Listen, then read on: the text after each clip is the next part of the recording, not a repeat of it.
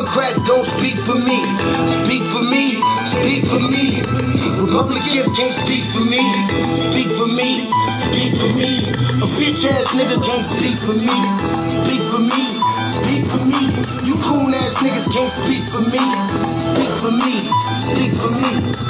Listen here, this is a fact of life. I be rapping like Nat Turner came back to life. Grab Donald Trump by the pussy, he ain't acting right. I never run from a conflict, I be glad to fight. It's a very cold world that we living in. Somebody please tell Elizabeth you're not an Indian. You just trying to con them people to get the benefit. Just another immigrant stealing from the Indians. That's some punk ass shit and that's too lame. Now we finna step over to Andrew Yang. And you a sucker, you could never speak for black folks. Fake ass pandering, trying to get the black votes. The Democrats don't speak for me. Speak for me, speak for me. Republicans can't speak for me. Speak for me, speak for me. A bitch ass nigga can't speak for me. Speak for me, speak for me. You coon ass niggas can't speak for me. Speak for me, speak for me. You know your boy be high off sativa. Kamala wasn't popping, so we said bye, Felicia. She ain't had a right policy. We ain't trying to meet her. Y'all can take Biden too. Bye, we don't need him. We don't need Roland Martin or that coon Al Sharpton. Didn't need Cory Booker from the start, man. I don't fuck with police and no snitch. You know I'm coming with the heat when I spit it. The Democrats don't speak for me. Speak for me, speak for me. Republicans can't speak for me. Speak for me, speak for me. A bitch ass nigga can't speak for me.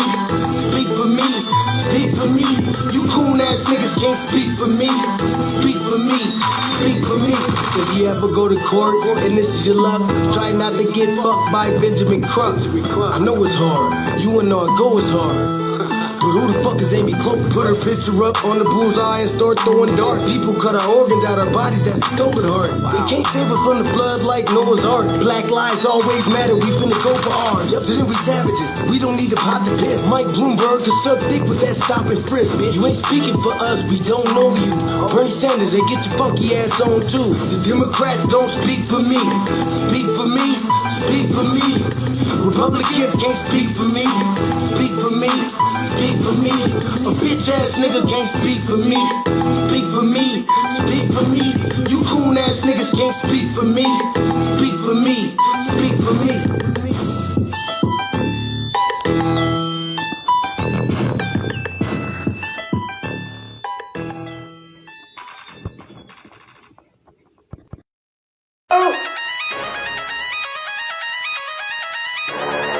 I'm talking about shout it going crazy. People going crazy in them motherfuckers. Run that shit back, man. But it's nothing. Nothing. Got a woman on the day.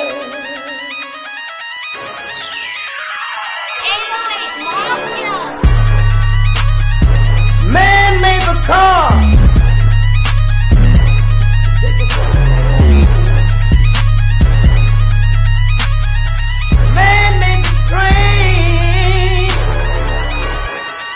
Carry the heavy load.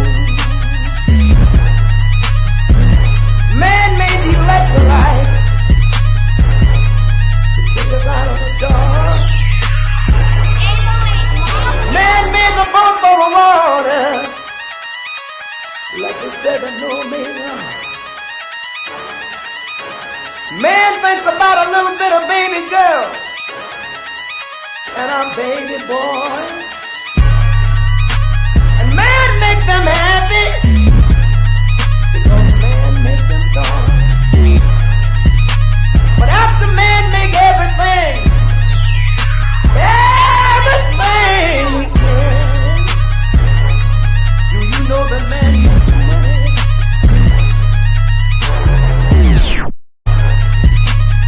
To buy from other men. This is a man's world.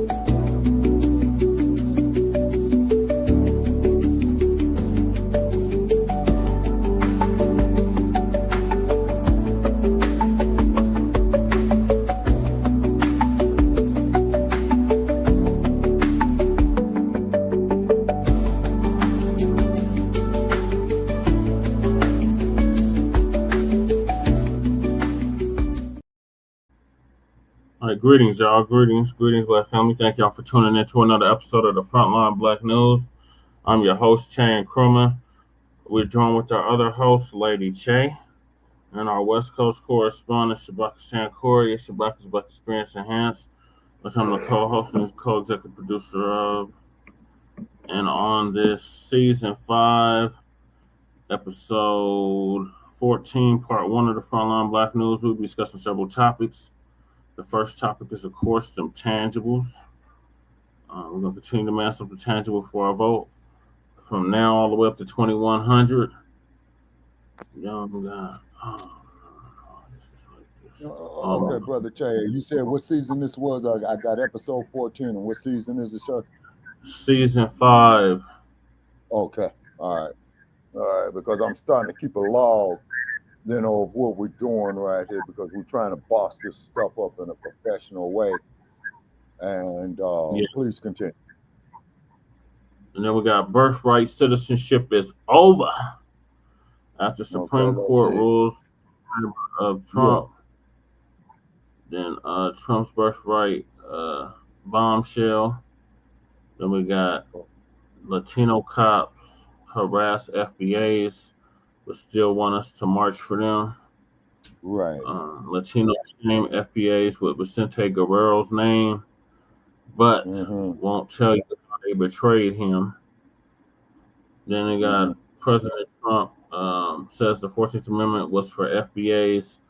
John Leguizamo is upset, and Ebro wanted to unify. We got unity fatigue. Trump budget targets immigrants sending money abroad. Africa's presidents are going military. Captain Ibrahim Traore's effect is spreading. And if we have time, me and Che speaking on reparations here in Colorado at the Colorado State Capitol building this past Wednesday. Please join us on StreamYard, YouTube, Frontline Black News. The links to all of our channels are in the description, as well as Jay Militants and Cool Keezy's, who does our intro track, and also support the GoFundMe. And we got the copyright disclaimer in there as well. And if you do not understand racism, white supremacy, what it is and how it works, everything else you think you understand will only confuse you in all 9 areas of human activity, which is entertainment. Hold on, Shabaka. It was just economics, education, entertainment, labor, law, politics, sex, war, and religion, and some say health and nutrition, in all 10 areas of human activity. RIP to Nellie Fuller Jr. He passed this past February. And then also we got racism, white supremacy as conscious and subconscious behavior to maintain white genetic survival to prevent white genetic annihilation. And that was great Dr. Frances Cress Wilson, who passed away here in Colorado in 2016. Oh, she passed away in Colorado? Yes, Shabaka. I didn't know that. I thought she had passed away in Southern Cal. My bad. No, she was here. Okay. All righty. Okay. Also I'm sorry. Thank y'all for tuning. Make sure y'all like to subscribe. We got Leonard the Judah in here. Shout out to Leonard. Okay, B1. We got Twin Pyramid. The Twin, yeah, keep it up, Twin. Keep it up. Twin, put in a friend's request to me, man. We got Mac 285 in the building. Okay, Yoda. Okay, Mac 285. All right. Got the wrench, got the rich. Knock him in the head. Okay. Peace to you, Twin. Okay. And Twin. You know, we got Crew. Crew is also in the building. Salute to Crew. What's up, Crew? What's up, Chi-Town? I have to give the regards to the Chi, the place where I picked my first breath. And supports, yes. Yes. So I'm gonna read the description about the tangibles like I've been doing for the past 5 years. actually 6 years now. Yeah. So back in 2019, our good brother Tariq Nasheed came up with the hashtag Tangibles 2020. And in it, he was detailing everything that we, meaning the foundation of Black Americans, were going to demand from the two-party system. So nothing has changed except the year. Everything else remains the same. So instead of 2020, it's 2025 for the local, like New York City, for instance, has an election this year. 2026 is the midterms. Yeah, the mayoral election. Yes. 2026 is the midterms, and then Denver's next election is in 2027. And then the presidential election is in 2020. So all those elections are coming up, and foundational Black Americans are going to reject the 50-year-old plus malign neglect policy that has been implemented by the political system. This malign neglect policy mandates that Black Americans should be ignored and only mentioned in vague and non-specific terms, lumping foundational Black Americans into groups with minorities, immigrants, people of color, BIPOC, marginalized, downtrodden, underserved, underprivileged, distressed, vulnerable, etc., has only hindered the progress of Black Americans as a group while providing tangible benefits for other groups. In this election cycle, Black Americans are going to insist that our needs are specifically met by politicians who are seeking our vote. Foundational Black Americans want tangible benefits specifically for us. We do not want trickle-down secondary benefits that are provided for every group. Every group has not been systematically marginalized and disenfranchised in every area of society as foundational Black Americans. So we refuse to be lumped in with groups who often assist in the exploitation and disenfranchisement of Black Americans. So politicians must offer tangibles, specifically the foundational Black Americans, or we simply will not vote for them. Be sure to spread this message far and wide on social media using the hashtag Tangibles2020. And for the past 5 years, that's exactly what we've been doing. And since it's 2025 now, it's Tangibles 2025. And next year, like I said, when the midterms are, it'll be Tangibles 2026. And so on and so forth. 2027 for the local, for Denver, 2028 for the presidential, and all the way up to 2100. So we're going to continue to man something tangible for our vote. We're not letting up. Like we said from the very beginning, this is going to be a marathon, not a sprint. And we're in it for the long haul. All right. Lady Che, what are your thoughts on the tangibles? I think everybody should have listened to TBA tonight. That pretty much summed it up. Yeah.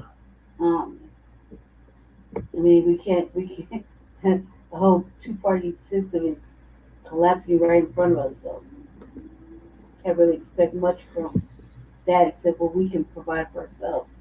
And that's, for what we're doing. Oh, we got Brother Man to you and building salute. Brother Man. So we got who's from Dr. D's state of New Jersey. Yeah, the Garden State. We have to be serious. Yeah. You know what I mean? It's not a game. We're in a slow pressure cook, so we're moving along nicely. Yet, we're trying. Motherfuckers trying to get our attention. We should just continue what we're doing and ignoring them and focus on the task at hand, which is I'm reading the tangibles. First down, tangibles 2020. That's the goal. Reparations. Yes. Stay on code, cut the check. Correct. All right, Shabaka, what are your thoughts on the tangibles? Cut the damn check, you know what I'm saying? With interest on it. That's accumulating every day. You know what I mean? And then we built a goddamn country, you know what I'm saying? And then all these other clowns is coming up here reaping the benefits off of our debt, our sweat, our labor, genetic engineering put on us, experimentation put on us, But we supposed to sit up there and say, you the bow, zip dee dee da, zip dee day. Later for that bullshit. Yeah, I agree, brother man. To you, said almost every time they try to include other groups or not give us our just due. This needs to stop. Period. No, Yeah. oh, absolutely, brother, man, absolutely. And what it is that, and like Bear said, man, we can't be going out here caping for these other groups. Right. Again, yes, is because ain't nobody been brutalized in this country like black people do. You see what I'm saying? I don't give a damn about no indentured servant. I don't give a damn about some trick coming up to talking about he's looking for freedom. We just care about our people. Because that's all these other groups is doing. But they want it to be at our expense. These other groups want us to go out there and care more about their situations than us. Something not right. Something not right. Exactly. Okay. So what is the tangibles? That's something real or something with substance. Salute, Sab. Appreciate you chopping in. Okay. So what's the tangibles? Sab loans. Yeah, that's our Chicano homeboy. Our Crip homie. Oh, okay. All right. He's tapping in. He's more power to you. What was I gonna say? Yeah, so something tangible. That's something real, something with substance, something you can count, measure, feel with your own hand, i.e. a check, i.e. reparations, i.e. an anti-black hate bill, i.e. land, i.e. and qualified immunity in all 50 states. No, that's direct lineage cash payments. Yes. Not symbolism, not symbolic gestures, not what we've been getting from the Democrats for the past 60 years. Yeah. So that's and what the Democrats, talking about. Man, you know, they've been saying that same song for the last 60 damn years that I know of, man. You know, vote Democrat, vote Democrat, vote Democrat, vote Democrat. Now, if you put a bunch of Democrats in a box and put one piece of cheese in that box and it's stacked on top of it, and Democrats is stacked on top of each other, what they gonna do? They're gonna kill each other. Just precisely like my point. He promises assistance or help and then screws us over afterwards. But they don't even promise us nothing. We get nothing burgers from Democrats. And they still expect us to go out and vote for them. Right. And then too, brother man, to you, is that they know what they're doing, okay? And then as we discussed earlier this moment where the Supreme Court did something unprecedented, where they had limited the power of the federal appellate court. And keep in mind, if you got a case, we're about to get to that here shortly. That's literally our next topic. So let's stick to the tangibles. Well, that's the final thoughts on the tangibles. And what is the amount that's owed now, Shabaki? About 126 billion. But where do we start off at? Okay, I think we started off, man. Wasn't it 5 trillion? No, it was 100 trillion. Yes, sir, 100 trillion. I stand corrected. You know. And it's compounded interest. So now, exactly. You know, just like a mob boss. You know what I'm saying? Parlayed. Explain to the people. Explain to those that don't understand why it's so high of a number. Okay. How we got to that number. Okay, because we built the country through our sweat, blood, loss of loved one. Okay. Forced labor, stealing our intellectual property, like all the patents. So, you know, when I say intellectual property, I'm talking about like all the patents. Oh, we got Michael Penn in the building. Salute, Michael. Oh, okay. Hey, Michael, long time no hear from. How you doing? Man, you said I do appreciate all of you, and we need to continue to support each other and stick together so we can get what is ours and keep it, right? That's right, brother. And then Michael said, start off at least 100 trillion. Exactly, that's exactly where we started off at. For payment reparations and force politicians to negotiate with American freedmen of chattel slavery. That's right, Michael.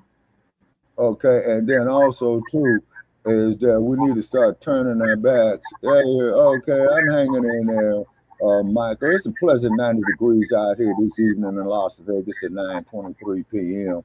You know, and then if I feel to it, you know, about midnight, I'm gonna try to go out here and get some photographs of the lights of Las Vegas, you know, for some more promotional publication. You know, that'd be dope if you could get your Buckets Black experience enhanced on the spear. Oh no, that shit probably that'd 10 racks at least.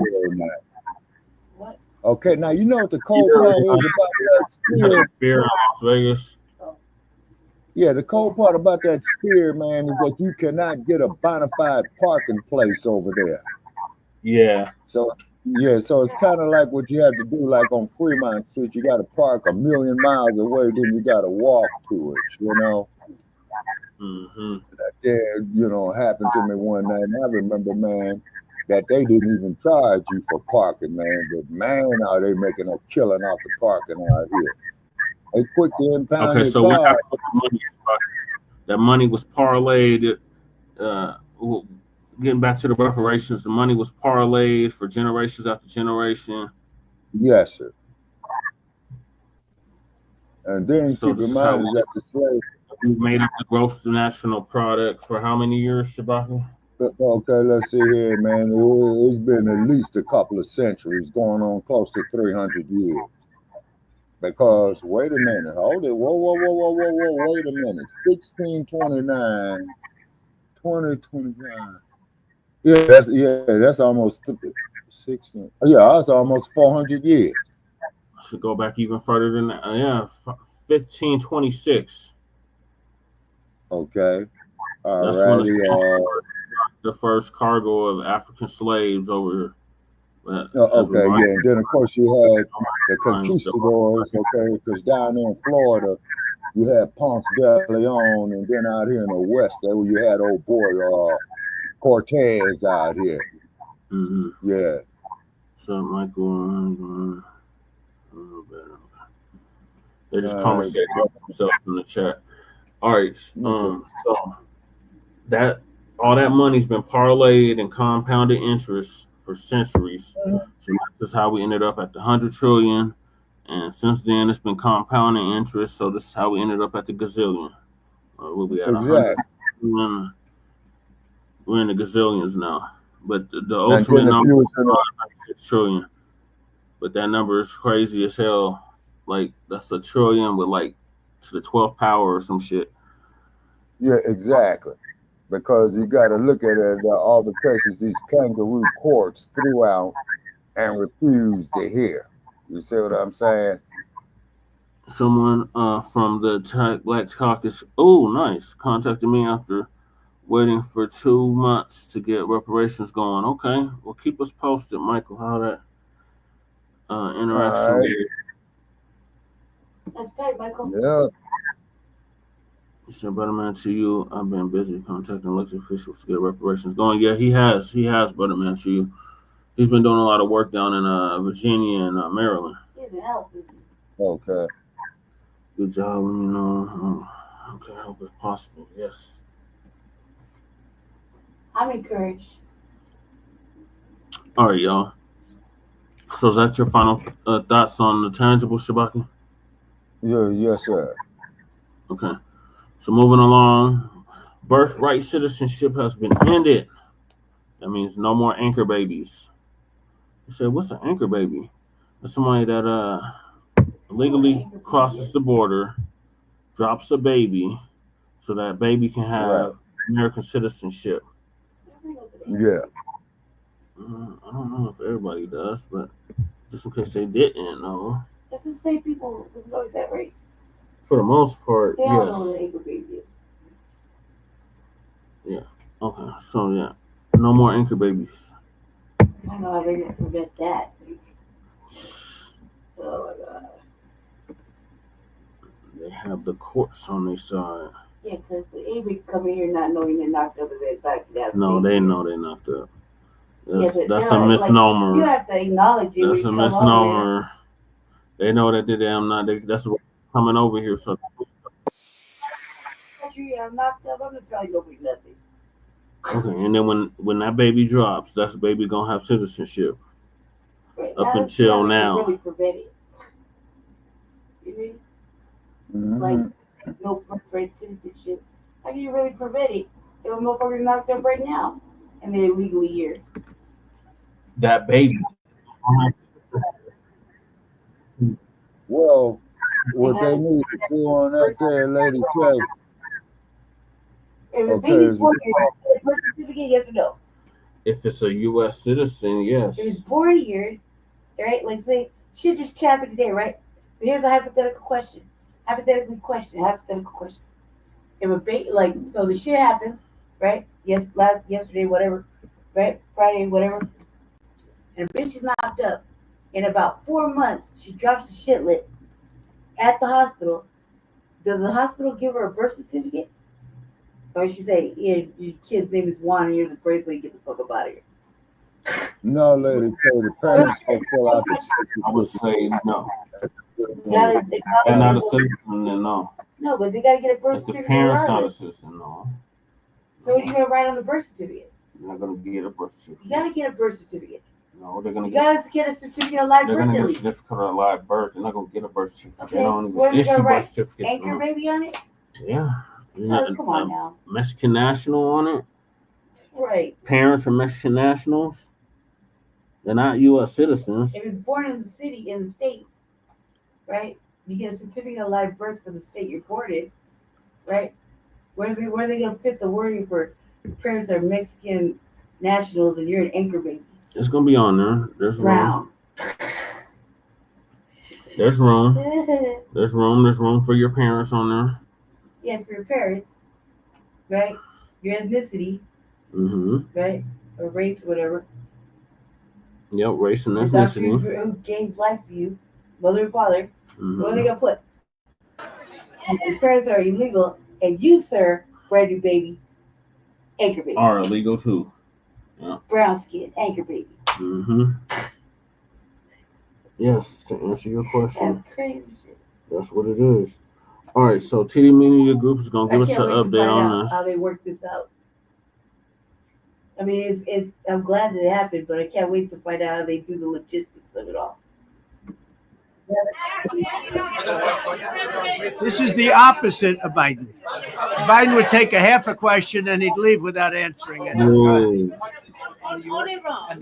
You tell me when it gets boring. asylum. Y'all for joining me today. If you haven't already, please make sure you hit the like button, subscribe to the channel if you're new to the channel, and most importantly, please make sure that you are following me on Telegram at TD Media Group to help circumvent social media censorship and shadow banning. With the introduction out of the way, let's get into today's news. And today we have to discuss probably the greatest victory of the Supreme Court in Donald Trump's favor that has DNC lunatics scrambling right now. They have officially put an end to the judicial tyranny that Trump has been dealing with as it pertains to nationwide injunctions. And that comes off of the back of Donald Trump's original executive order on ending birthright citizenship. So what does that all mean? Well, that means this. Right now, as we speak and as I record in this moment, technically speaking, yes, birthright citizenship has 100% been stripped. It is no more in this moment. And today is a great day. All these DNC lunatics are scrambling because they cannot participate in judicial tyranny anymore. They can't do it, meaning those states that didn't challenge Trump's executive order on ending birthright citizenship are now free to implement it, effectively ending birthright citizenship in their state. But then that creates a new conflict that we're going to try to unpack a little bit more as we move forward. You see, because in a place like California, where they're obviously challenging it, if an illegal immigrant child is born here and receives his citizenship, does that citizenship transfer over to, let's say, a state like Texas?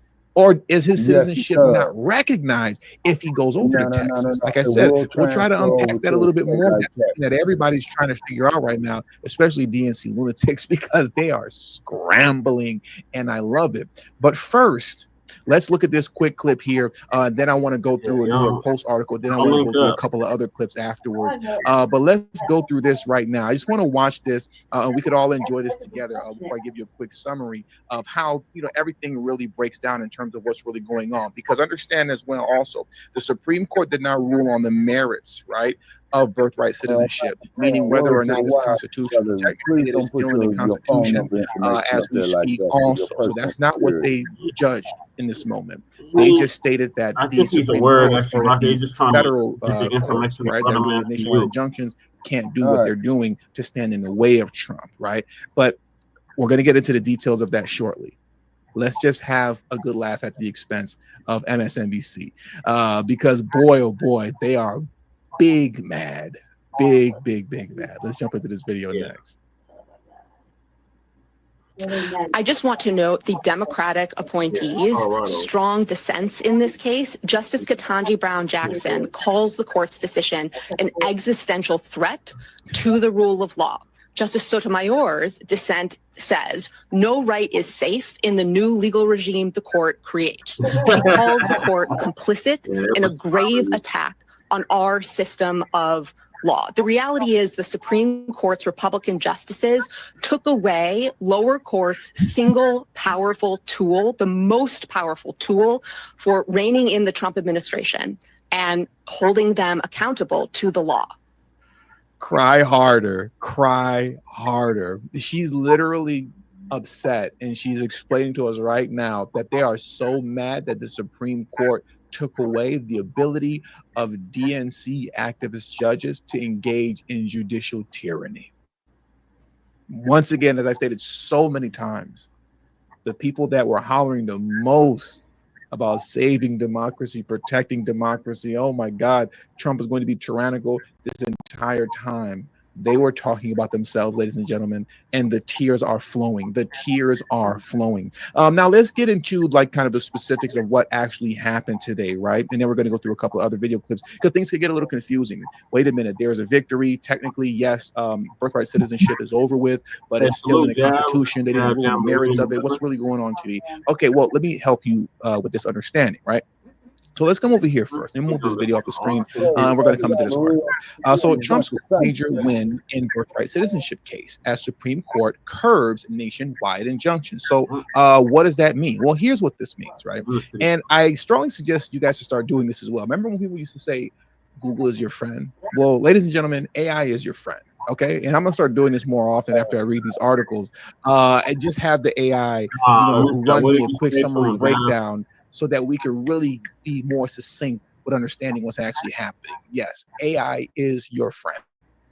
So here are the key takeaways. Supreme Court 6-3. The court decided that lower federal courts likely lack authority to issue nationwide injunctions to block executive actions across the board, marking a significant win for President Trump. Case at issue. The ruling stems from legal challenges to Trump's executive order 14160 issued January 20th of 2025, which redefined birthright citizenship, restricting it to children born to at least one U.S. citizen or permanent resident. Multiple district courts had blocked that order nationwide. Can somebody please explain to me what's wrong with that? That just sounds like common sense. He said at least one of the parents has to be a citizen. How is that a bad thing? How is that a negative thing?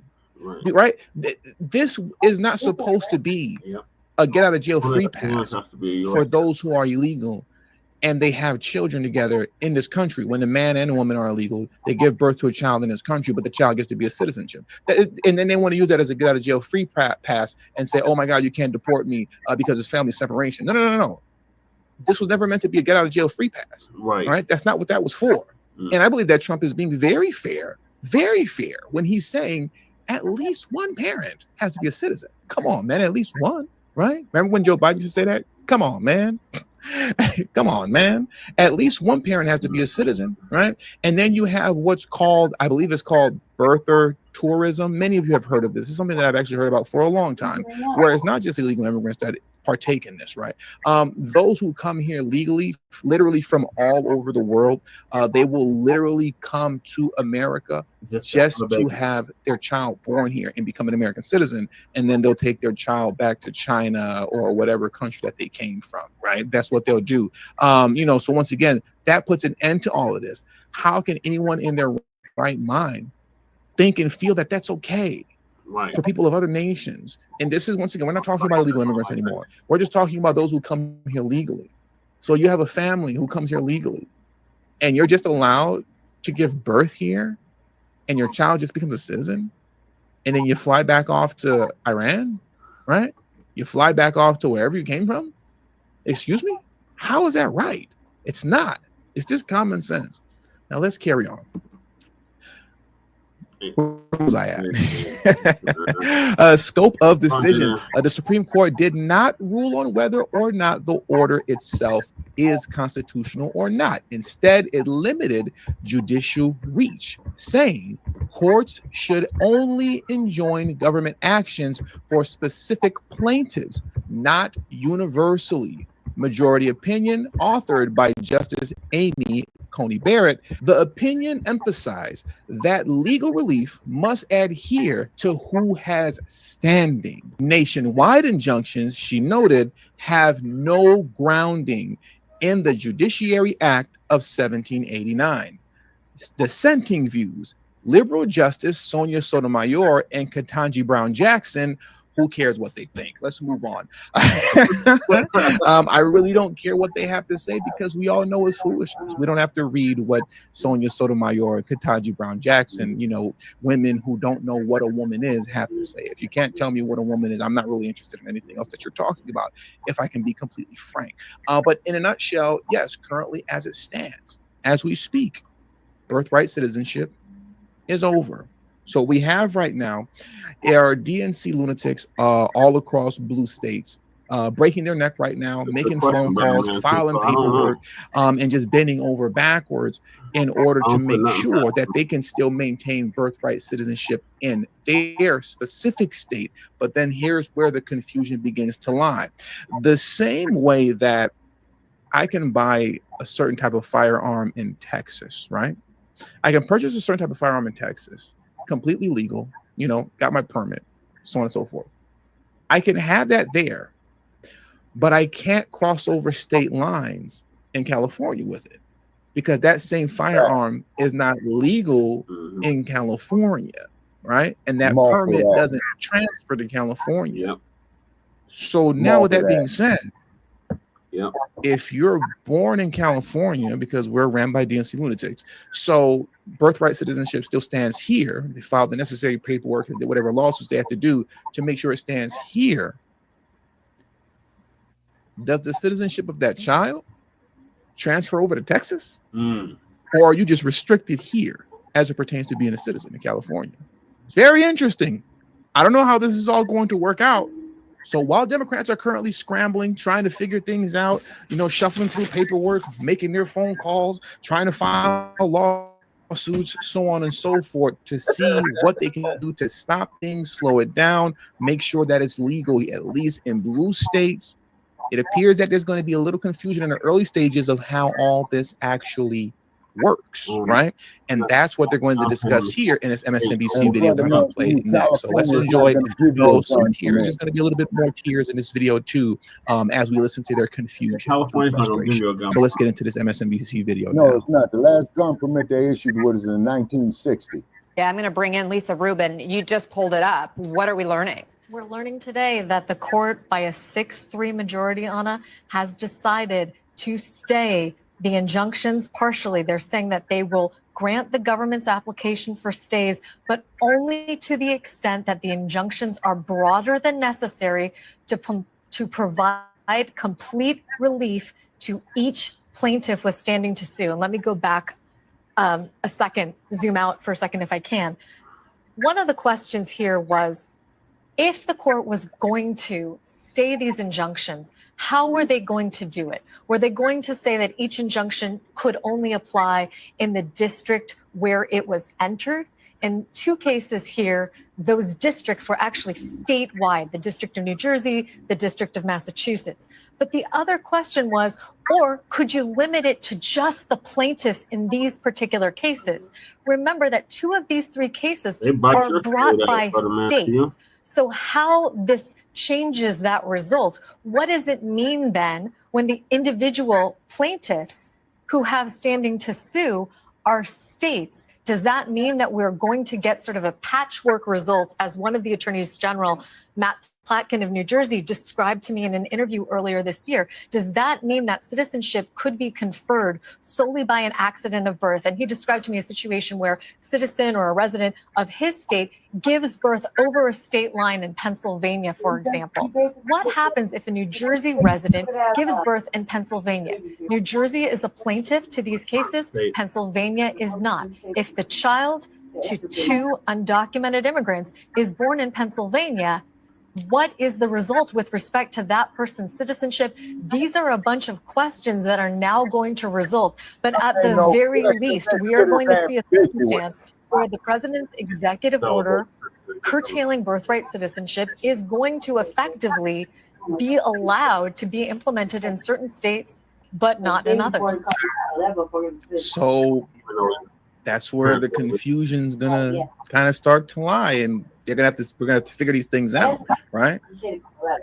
Just like I can't cross state lines with certain firearms that I might buy in Texas and bring them here to California.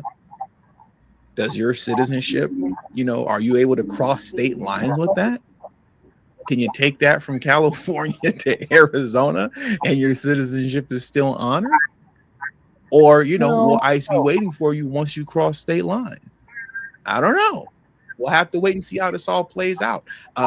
Things are going to get most likely a lot more confusing too. But the only thing that matters is that right now in this moment, birthright citizenship is over. But I mean, once again, Trump's being reasoned. That just makes logical sense. Let's get into what Trump had to say next. I want to play this clip where Trump took a moment to speak on this monumental, groundbreaking decision that came out from the Supreme Court. And shout out to the Supreme Court for doing the right thing. Some of the cases we're talking about would be ending birthright citizenship, which now comes to the fore. That was meant for the babies of slaves. It wasn't meant for people trying to scam the system and come into the country on a vacation. This was, in fact, it was the same date, the exact same date, the end of the Civil War. It was meant for the babies of slaves, and it's so clean and so obvious.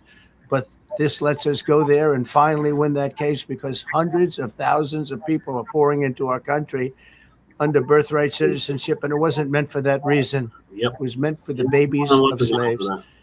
So thanks to this decision, we can now properly file to proceed with these numerous policies, and those have been wronged on a nationwide basis, including birthright citizenship, ending sanctuary city funding, suspending refugee resettlement, freezing unnecessary funding, stopping federal taxpayers from paying for transgender surgeries, and numerous other priorities of the American people. We have so many of them. I have a whole list. I'm not going to bore you, and I'm going to have Pam get up and important to say. Once again, this isn't just a ruling, right? Let me take this down and put this back on screen. That's just kind of in favor of birthright citizenship. But when you unpack it, let me zoom in here. We're talking about ending birthright citizenship, ending funding for sanctuary cities, suspending refugee resettlement, freezing unnecessary federal funding, stopping taxpayer funds for trans surgeries. So I want to highlight that area right here, ending funding for sanctuary cities. Exactly. the people that keep bringing over here. Democrats are scrambling right now. Scrambling. Exactly, So now as we close this video out, I just want to put a little icing on this cake here. Right? Okay, thank you, Michael. I want to put a little icing on this cake. TD, what do you mean by that? No, did you guys hear about this? Look at this. Slaves. Give me just a second. Of the refugees. Boom. We know they're here. Guess who's going to the Sudan? Yeah, refugees are not the same. Guess who's going to the Sudan?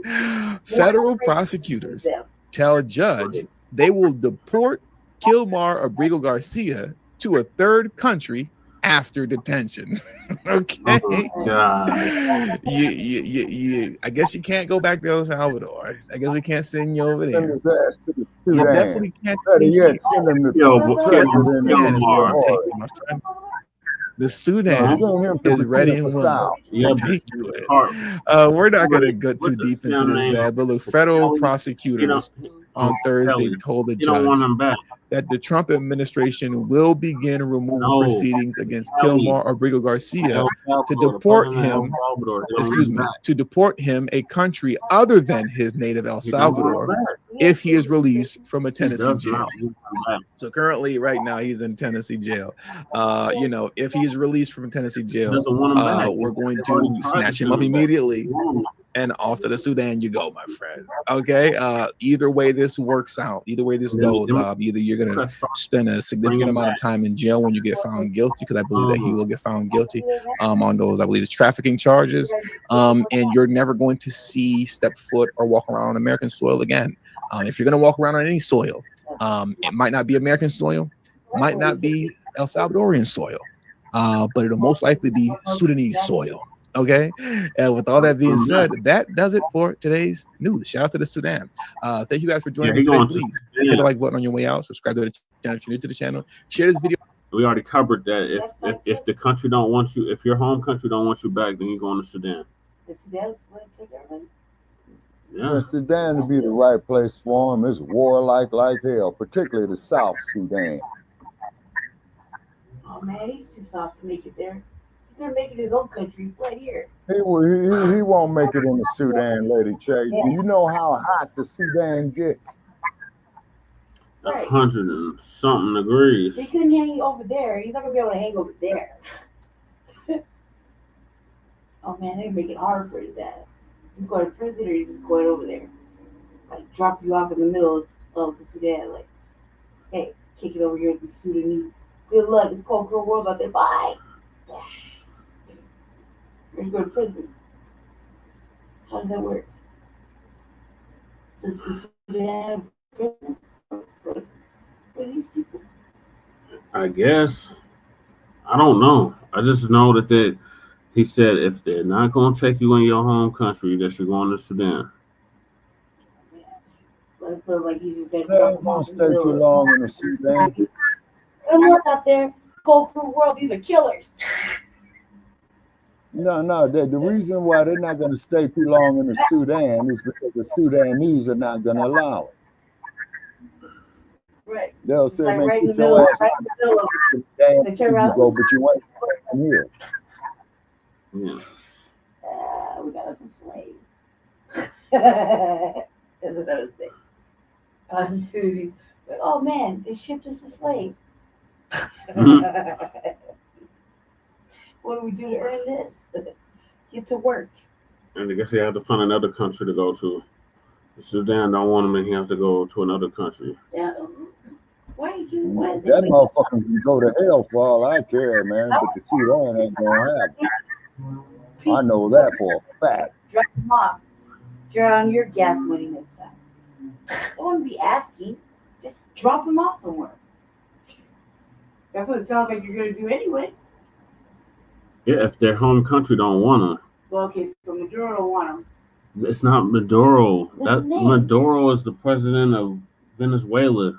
Oh, okay. Well, what the fuck is old boy's name? Bekele. Bekele don't want to take him in his massive fucking prison that holds everybody in the goddamn mama. No, he don't want him back. One motherfucker you don't want back. Was he that much of a problem? Yes. Of all the fucking MS-13s there, he was the problem. That's what they're saying. That doesn't make sense. You got like real serious killers there. You like burn your bitch in your house, fatal killers there. Terrorize whole neighborhoods all day, every day. Same neighborhood. Real killers. You got the soft trafficker, he's the problem. The soft woman beating trafficker. Soft woman beating trafficker. If he's the problem. Yeah. Like, out of sight, out of mind. Shave his head, give him a fucking tank top, some white shit, socks, and ass to cheek, man. Head to ass, like he does with all the other ones. I mean, they all look the I same. guess technically he is, but Shabaki gonna argue to the death about that, brother, man. After he shaves him, gives him a white t-shirt, some white shirts and socks, you look like everybody else. They're here in the United States to give free goodies and giveaways. Man. Unearned free goodies and giveaways. Oh, the take. Yeah, the take. African immigrants and deport white Europeans back to Europe. In a perfect world, Michael. They should do that, but this ain't that. Unfortunately. No, man, what they need to do is take those white Europeans in South Africa and throw their asses out there in the middle of the Kalahari Desert. They'll be all right. Hell no, must ain't no goddamn African, man, and he ain't no U.S. citizen. He is a goddamn Boer. That's son of a bitch. No African. That nobody punishes. So. He's a Boer, but technically he's a South African national. He ain't no goddamn South African. Ask Mary McKeever. I didn't say he was a Shabaka. I'm not saying that he's an indigenous South African. I'm saying his paperwork says that he was. His passport says that he is. All his documentation says he's South African. He's a rich homeless dude. Okay, well, tell his ass to come out here and sit out here with me in this goddamn sun, man. It's going to be 116 degrees tomorrow. Jumping around showing his fat son. Yeah, it was born. Was he born in South Africa? I thought he was born in Canada. Who cares?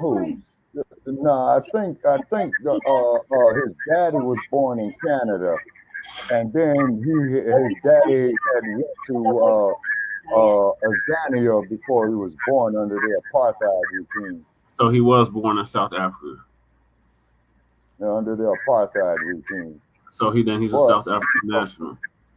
Right. No, he's a fucking Boer national. He is a Caucasoid. Okay. I didn't say he was African, Shabaka. I'm just saying his nationality would be South African. Not his race, Shabaka. Not his race. Not his ethnicity.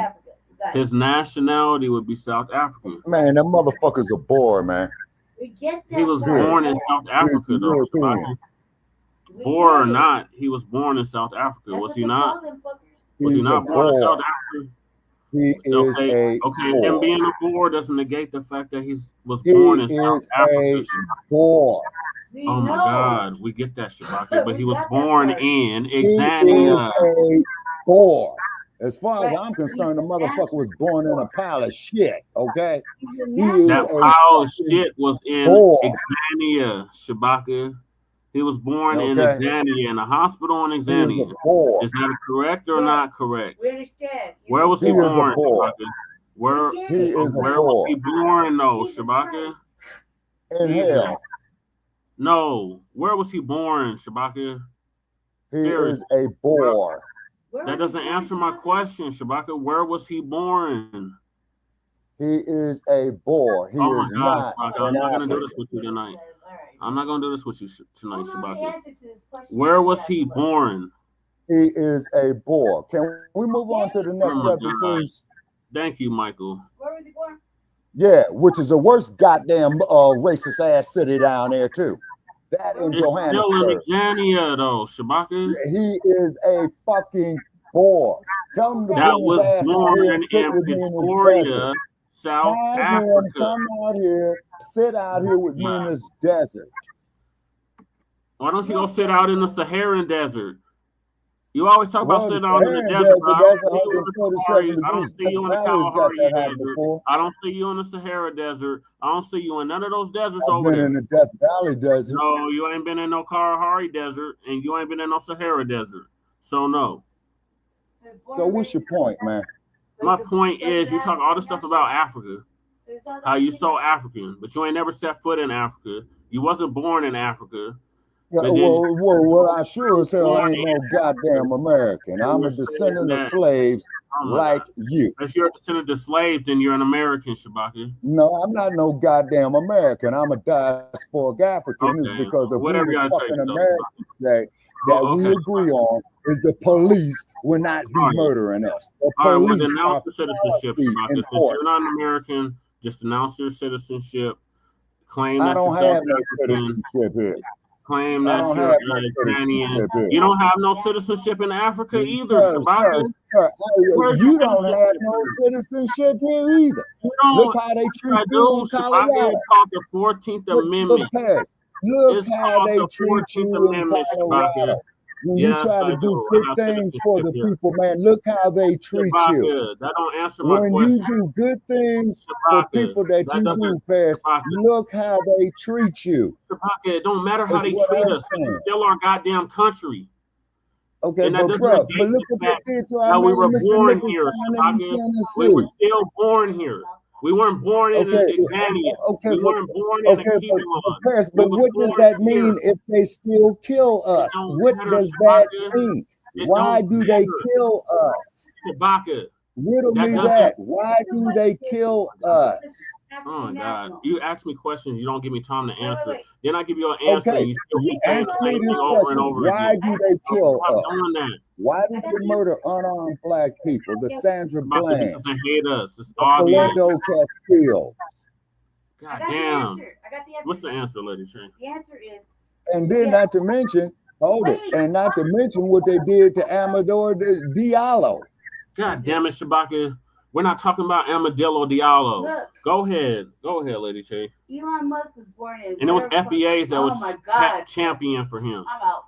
It wasn't diasporic Africans. It was FBAs that was out on the streets protesting the injustice that was brought against him. Can I answer the question? Go ahead. George Floyd. Look what they did to Ezell Ford, man. Stop asking that. Stop looking at this. Let Lady Che get her thought out. Go ahead, Lady Che. Jesus fucking Christ. All right. The question was, is Elon Musk a South African national, right? Yes. Okay. He's a goddamn fool. Shabaka, stop interrupting. Stop. The answer is yes. Elon Musk was born in. That's your opinion. Stop. It's not I'm not. I'm reading. That's literally a fact. I'm reading a fact. It's not an opinion. It's a fact, Shabaka. It's a fact. I'm reading it. Jesus. South African, or Pretoria, South Africa. His father, Errol Musk, is South African national, and his mother, May Musk, is a Canadian. He also has Canadian citizenship through his mother. Okay, so he is a South African national too. Okay, he has three citizenships or national, whatever the fuck. You mean nationalities? Yeah. 3. He's naturalized here in the United States, as well as Canada, and born and raised in South Africa as a South African national. That's where he starts, right? And he holds 3 citizenships. So he can maneuver wherever the fuck he wants to go. Okay? So the answer to the question was yes. Yes. South African national first. Then, by way of Canada, Canadian national. Then United States nationalized in the United States. All right, thank you, Lady Che. You're welcome. Can we move forward now? Yeah.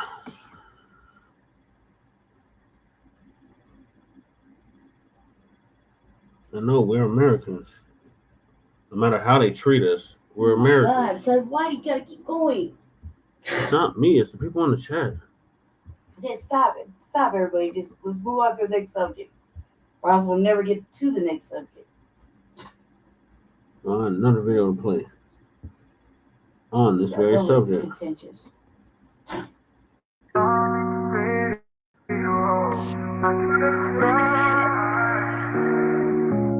Rose, the lovely Rashonda in the building. We got 444-215 Lil. We got Precise Flow Arts in the building. Our good brother Marcel. They have a dope podcast together. But I saw this on her Facebook page. So let's listen to this part that Donald Trump has to say. Because I saw this conference. I saw like the first 30 minutes of this conference. I missed this part. So I'm glad she was able to see it. Listen to this right here. These that have been wrongly enjoined on a nationwide basis. And some of the cases we're talking about would be ending birthright citizenship, which now comes to the fore. That was meant for the babies of slaves. It wasn't meant for people trying to scam the system and come into the country on a vacation. This was, in fact, it was the same date, the exact same date, the end of the Civil War. It was meant for the babies of slaves, and it's so clean and so obvious. But this lets us go there and finally win that case, because hundreds of thousands of people are pouring into our country under birthright citizenship, and it wasn't meant for that reason. It was meant for the babies of slaves. So thanks to this decision, we can now properly file to proceed with these numerous policies and those that have been wrongly enjoined on a nationwide basis, including birthright citizenship, ending sanctuary city funding, suspending refugee resettlement, freezing unnecessary funding, stopping federal taxpayers from paying for transgender surgeries, and numerous other priorities of the American people. We have so many of them. I have a whole list. I'm not going to bore you, and I'm going to have Pam get up and say a few words, but there's really, she can talk as long as she wants, because this is a very important decision. This is a decision that covers a tremendous amount of territory. But I want to just thank again the Supreme Court for this ruling. It's a giant. It's a giant. And they should be very proud, and our country should be very proud of the Supreme Court. We can now promptly file to proceed with numerous policies that have been. So that was it. Now we're gonna go back through. That was that part I wanted to play it all the way through. Now I'm about to play it again, and we about to break it down part by part. All right. Wrongly enjoined on a nationwide basis, and some of the cases we're talking about would be ending birthright citizenship, which now comes to the fore. That was meant for the babies of slaves. It wasn't meant for people trying to scam the system and come into the country. So he's here right there. The 14th Amendment was for the babies of slaves. Let's break that down. This is why this is such a monumental decision. Well, not so much the decision.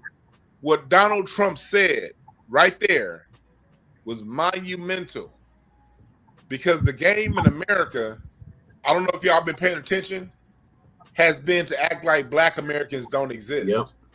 And our only existence is to help for the plight of others. Have y'all noticed that? Yep. Myron Magnus, appreciate the super chat. He said, God bless the Supreme Court. Y'all notice that it's been all about wiping our existence out as a people, yep, and not acknowledging us. Oh, he's making it worse, but what did I tell y'all at the beginning of the year? When Kendrick Lamar did this Super Bowl performance, it was all about nationalism. Did I not say that on this very channel? You did. This channel talks about what's going to happen, and not just when I pull out the cards. I didn't need the cards for that one. We go esoteric and we go niggateric too at the same time over here on this channel. We go esoteric and niggateric, nigga, terrestrial. What we just see in front of us without the cards. We go both. The Super Bowl is always telling you what the agenda for the year is. And it was very important this year with Donald Trump coming into the presidency. It was very, very, very, very important that people know what the agenda is for the year. And the agenda is nationalism. Nationalism is the agenda. That's what it is. That's why you saw all those flags, those American flags, the stage set up as an American flag during the Super Bowl.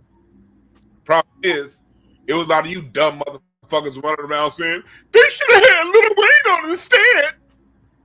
Instead of just watching the fucking message. They were trying to show you a message, nigga. Right. This is what this country's coming to right now. Straight up nationalistic. And this ruling by the Supreme Court and this Trump what he's about is all nationalism. If we do. Then Lil Wayne turned out and released his album, and that shit was that Lil Wayne's album was donkey shit. Yeah, it was. That shit was. I'd rather smell a donkey and an ox shit than listen to Lil Wayne's album any more again ever in life. Yeah, I feel you on that. That's okay. Trash. Y'all missed the whole point.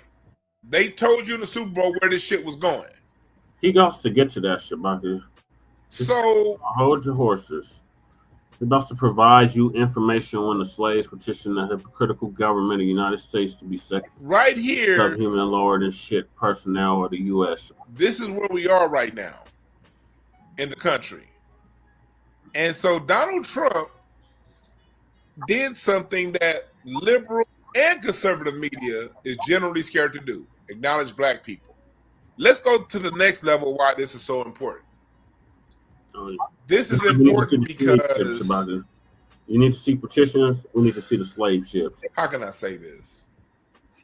Where we're headed, where we are right now with the birthright citizenship. Yep. America has a lot of people in. It's all about getting people on code with Americana. And that takes a while. That takes a couple decades for it to happen. And another reason why it's important that Donald Trump mentioned that is for blacks is because every civil rights move that this United States has made, going back to the original civil rights legislations, 1866, 67 to 68, 74, they were, for the most part, one by one rolled back. Or the aim was taken off of black people and put on everyone else. The 14th Amendment, birthright citizenship, was for us. Right. They ended up using it for the Chinese. They ended up using it for because it's not just now with the Mexicans and no.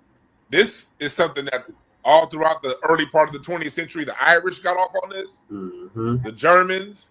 All the former roaming tribes of Europe, all those Vandals, all those Visigoths, all those Huns, all those Vikings and Anglos and Saxons, they all came over here too. Nasty, filthy savages. A lot were here, but the majority came after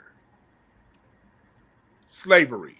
The majority, remember that, people, the majority of the people in this country came after slavery. And they all benefited from this birthright citizenship too. Everything that this country has done for us ends up going to everybody. It's like, look, we can go down the list. Let me just give you a few examples. Let me give you a few examples of legislation meant for us that the Supreme Court ended up switching over for us. And what they didn't help us. First off, the 13th Amendment was the official abolishment of slavery, unless you got into a crime. See, the Supreme Court didn't touch that one. They didn't say, oh, no, that's unconstitutional. Slavery is slavery. Let's not have it at all. They let that one be. But when the 14th Amendment was also come out when it said guaranteed equal protection under the law. So due process for U.S.-born people. So I'm pretty sure he's been. There were the slaughterhouse cases of 1873. So your point is kind of, and it narrowed the interpretation. I would work on some of privileges in California. immunities. California, and it weakened protections from states abusing this. Basically, what they did was, black folks was in these streets. We was making way, and white folks was jealous. They was hella just jealous. But you can ask him next time he does a show. You want to call in and ask him that. And so what they would do, the Klan and other networks of white supremacists, they would go around and hurt black people. They would harm black people. And the 14th Amendment was put in to protect black people nationally. Man, so you appreciate you stopping by. But what happened was the Louisiana law argued that privileges or immunities clause of the 14th Amendment only protected rights that came directly from the United States federal citizenship, not from state citizenship. So basically said, okay, you're federally citizens, but in this state, we don't see it that way. So we can control you how we want to control you. And the Supreme Court agreed with the state of Louisiana. So that's why to this day, when you see, remember, all history is a current event. That's why to this day, when you see Tamir Rice, Black American, Walter Scott, not Walter Scott.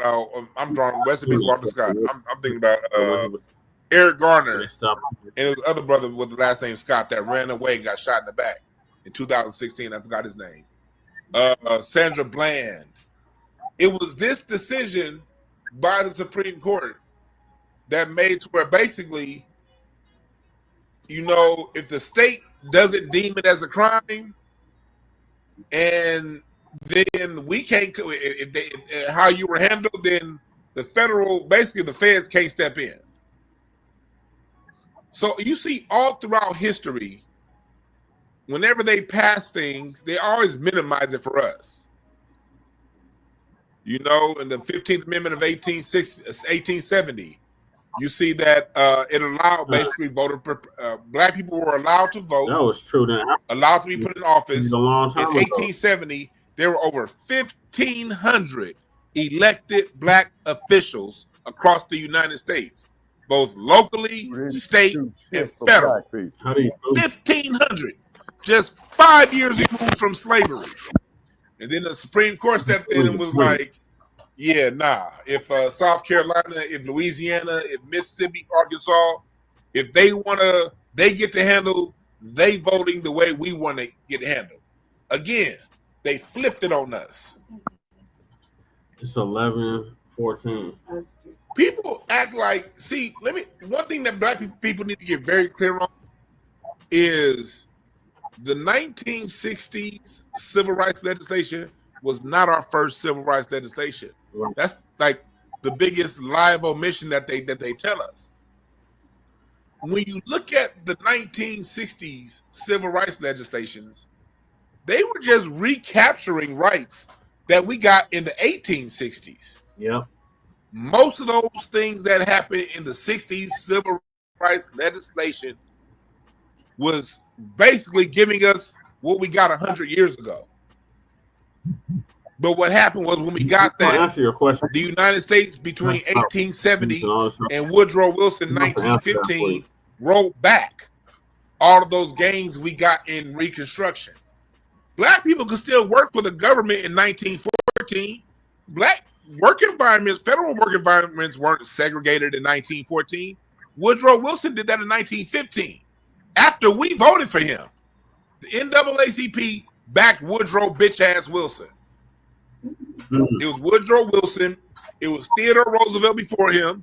It was McKinley, the one that got shot and killed. But he's a historian. President McKinley, the person that got shot and killed, I think it was 1901, if my memory serves me correctly. It was at the World's Fair in Minnesota. I wasn't Chat room, check my record. I don't know if it was 1901 or 1902. When William McKinley got shot and killed at the World's Fair in Minnesota. But he was one of the few presidents that was trying to preserve whatever was left over from Reconstruction rights for black folks. His ass ended up dead. Like he was a grown man in the 1960s. So yeah, you might have lived. But from Rutherford B. Hayes on, Rutherford B. Hayes is who ended Reconstruction. From Rutherford B. Hayes to Woodrow Wilson, every president minus, and I only want to give McKinley a full pass, but for the most part, other than McKinley, they were trying to roll back the protections that we got, and they did. Okay. So we went from 1915, and then you got Red Summer 1919 when all those black cities got burned down, black towns on Red Summer 1919. Then you had Black Wall Street in 1922. 1921. Don't ever just talk about Black Wall Street.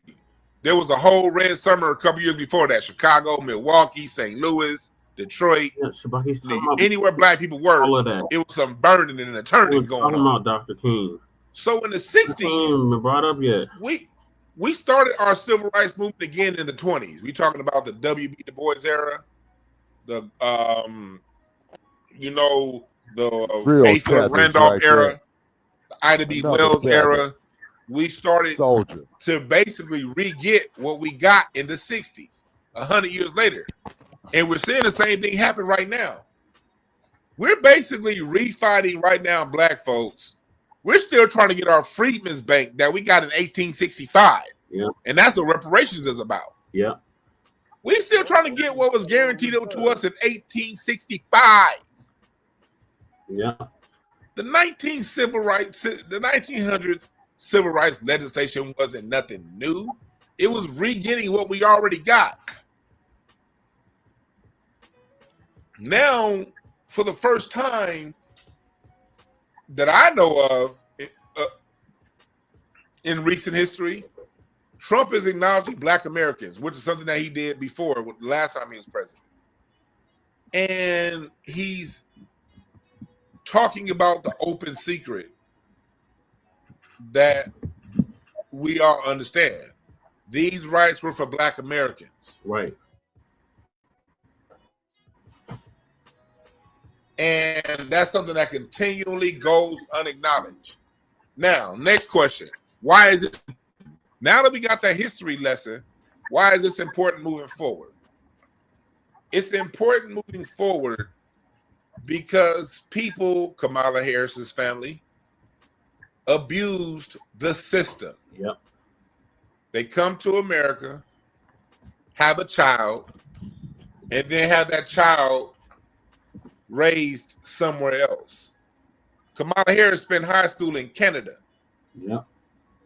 A lot with the game here in LA, and I'm from LA, so I got Mexican homies, so I know the game. This isn't something that they print in newspapers, but this is something that happens 60, probably 70% of the time. They're born here, and then they still get sent back home to Mexico or somewhere else our house to go to school, to live their life, know their family, know their heritage. Then they come back to America to work. Born here, raised in Mexico, educated in Mexico, come back here, probably sometime around high school, go back home, come back for college, and they're put into the American workforce. And you get people who, although they were born here, anchored here, they were still raised somewhere else. And here in LA, they become your police officers, they become your court clerks, they become your labor class, not just the cherry picking labor class, but the six-figure labor class that can make enough money to afford to buy a home and pay rent in an expensive city like LA. You want to know how black folks got gentrified out of Compton? You want to know how black folks got gentrified out of South Central by Mexicans? It wasn't by the Mexicans that was picking cherries. It was by their anchored children who now get the best jobs. We're talking about, I showed y'all that picture the other day. Let me see if I still have those pictures up here. These y'all, let me see if I still got them photos over here. Let me see if I found out right here. These y'all, I told y'all I was walking my dog, and this is a tree trimming service. They're paying the city is paying whoever this company is a lot of money as contractors to trim the trees. These jobs pay 70, 80, 90,000 a year, 100,000 a year. The supervisors 120, 130, 140,000 a year. These aren't people that just want to come to work. And they do want to come to work. But how many people born and raised here in the United States of America can use these jobs that pay 70, 80, 90,000 a year? Right. Because when they get the contracts, they hire each other. That's why this is so important. Yeah, they were born here. Yeah, they're citizens. But when they grow up and they get city contracts, look at who they hire. They're not hiring Americans. And no, you cannot call yourself an American if you're waving the flag of another nation. I don't give a fuck where you was born. That's highly offensive. You're not an American if you're waving a Mexican flag. No. Now, my Mexican homies that wave American flags that was born here, yeah, y'all American too. You proud of the United States of America, and we don't have to agree politically. We can disagree on a lot of things, but if you waving that red, white, and blue, and you was born here, I ain't got no issue with you. I could care the fuck. The laws are the laws. The laws are the laws. And this law looks like it's going to be law moving forward. If you were already born here and your parents weren't, then you good. But when Trump, whenever, and it looks as if what Trump is aiming towards, when I heard him talk more about it, he's aiming towards your parents got to at least be documented. They may not be fully naturalized, but they got to at least be on record here, invested in the United States of America before you become a citizen. A couple of things. And I'm in agreement with that. Trump is also making it to where when you pay when they send money to other countries, they're going to have to pay a tax on sending money outside of this country. And that's another thing that happens. When people that aren't born here aren't vested in the United States, what do? Whether they're Mexican or whether they're Nigerian, or whether they're Turkish, whatever they are, what do y'all do? You send money back to the old country. How does that help Americans? They say, oh, we pay taxes, and you send the money right back to Honduras. How does that help us? It doesn't. Trump is now talking about putting a tax on that money, which is a good thing. Because again, I'm not a Trump fan. I'm not a Hillary fan. I'm not an Obama fan. I'm not a Democrat. I'm not a Republican. But I'm for damn sure an American. That's for damn sure. I'm not aligned with either political party. But I am aligned with what's the best interest for the United States of America. Because I have nowhere else I can go. I believe in reciprocity, for real. My favorite city is reciprocity. I like that city more than I like LA. I like reciprocity more than I like Inglewood, more than I like New York, Miami, Vegas. Nigga, reciprocity, that's my favorite city, goddammit. And if I can't go to where you are and anchor a child and get resources from the government, hey, same. Dominoes, nigga. You don't put that. Don't let it be a 5 on this edge, a 5 on that edge, and you go for 10. You over here like 10, nigga. I got big 10 in my hand. 15, motherfucker. And don't let a 6 on one end be there, a 4 on the other end, nigga, and a 5 on this end. And nigga, what? Duh, bitch. I play dominoes, nigga. Right. What's good for you is good for me. Follow that train. 6'4". Mexico is beautiful. I've been down there a few times. 10. You mean tell me I can't go down to Mexico and It's set up shop and get government benefits? That's what I just said. Oh, then you can't get them here. It's simple. He said, So you can get benefits here in the United States. Go back to Mexico, and since your parents were born in Mexico, you can still get Mexican benefits. So you can double dip. Mm-hmm. You can go back to Dominican, Puerto Rico, United States. You can go back to the Dominican. You're patriotic. You can go back to Honduras or Colombia. Every time somebody that's black, you get double patriotic, you benefits. Call them Uncle Sambo. You can go back to Persia. No, I think this is what he's saying. Place and get double benefits. Called Fulton. I can't. San Quentin and Soledad. Yes, those places are in California. No, Shabaka, I just noticed a pattern. That's my thing. Reciprocity. Black. It ain't about racism. Colleges, they're it ain't about none of that. Their nationality. It's about if there's a rule, let that be the rule. Call them my Uncle Sambo. Now, if other countries start lighting up their borders and saying, "Hey, you Americans can come here, and you guys can set up shop, and we have money to help you Americans set up shop," then I'll be like, "Hey, America, man, that's cool. Shit, oh, y'all want to bring some people here? All right, I'll go over there and set up shop, but I can't do it."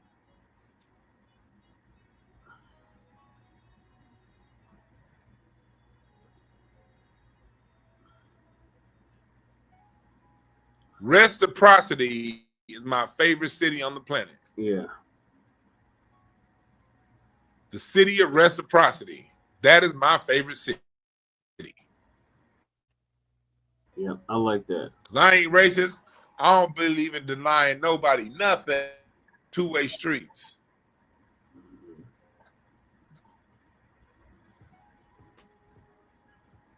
I don't like one-way streets. The Moments told you. I don't want to end up like the Moments. You know what I mean? The Moments told you. On a lonely highway, love is only on a two-way street. The Moments told you. You dig? You dig? Yeah.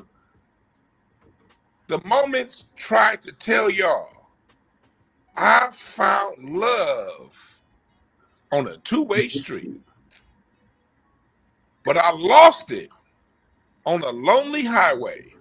You lose love when it's not a two-way street. That's why there's no love here in America now. The love is not on a two-way street.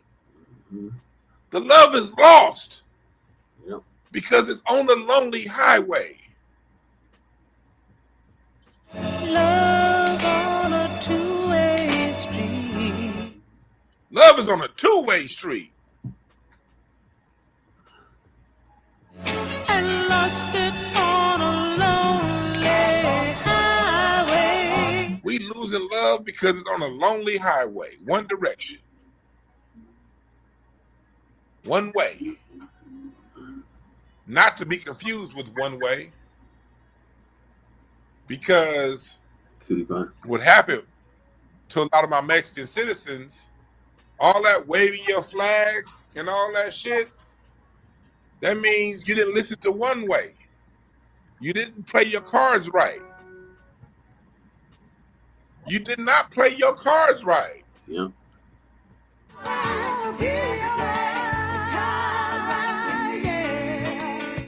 If you play your cards right,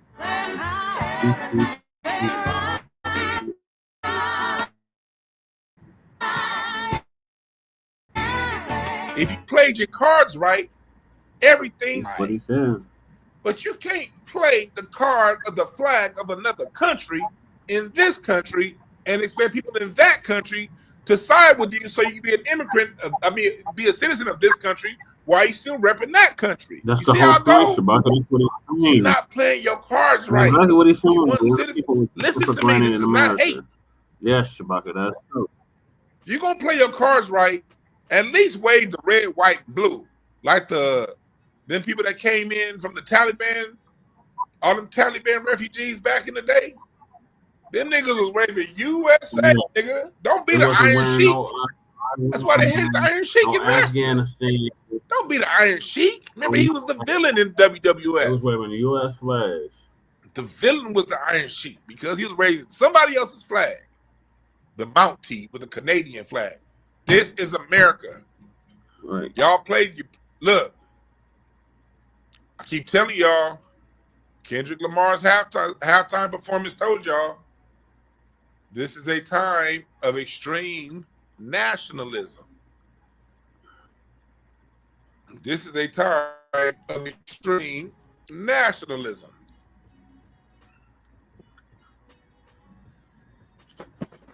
And you're not going to get the sympathy of the nationals with a foreign flag. You need this flag for that to pop off. Let's go even further. Before I go further, I will open up the phone line a little bit.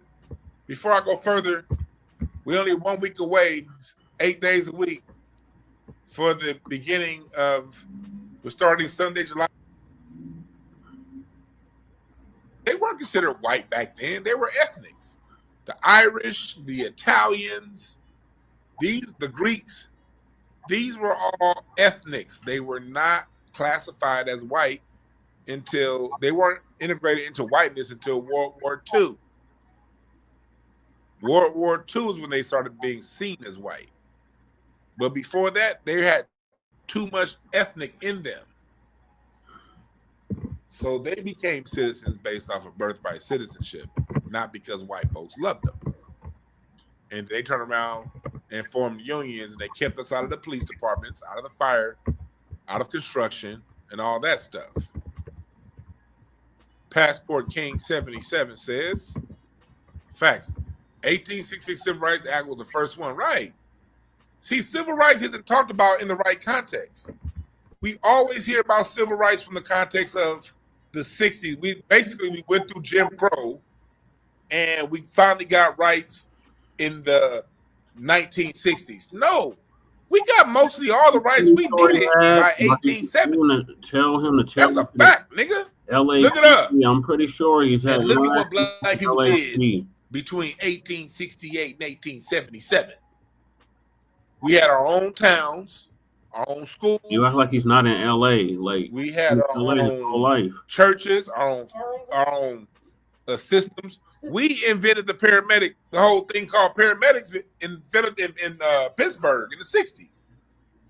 We were fine. Like my family, before Reconstruction, my family had 900 acres during Reconstruction in Indiana. And part of the reason why a lot of my family had to start moving and into Michigan and into Chicago and other places was because of the white resentment during and after Reconstruction. Their businesses that they had, those farms that they had, white folks got together and stopped buying from the black merchants. And my family was never, this particular line of my family was free during slavery. They were never enslaved. So they were handling commerce in the 1830s, 1840s, 1850s, 1860s, 1870s. They were doing their shit, man. But it was during Reconstruction and post-Reconstruction that resentment towards black wealth, they stopped. The citizens got on code with each other, the white citizens, and stopped dealing with black merchants, even the ones who weren't enslaved. And the government got on code and rolled our shit back. And then people got to come to the United States of America. When we got all of our provisions rolled back, these laws were passed for us.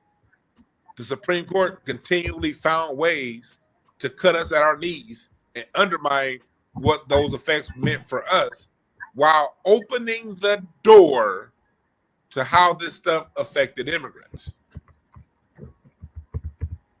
That's it. So remember, at this channel, we don't talk hate, we don't talk racism, we don't talk divisiveness, we just talk turkey. And if the real is divisive, then God damn it, you should have done something before it got this bad. Okay? If the real is divisive to you, where was you at? Where was your antennas when black folks were screaming this shit out loud? Where was you at? If you weren't doing shit before things got this bad, then shut it up. It's that simple. Shut up.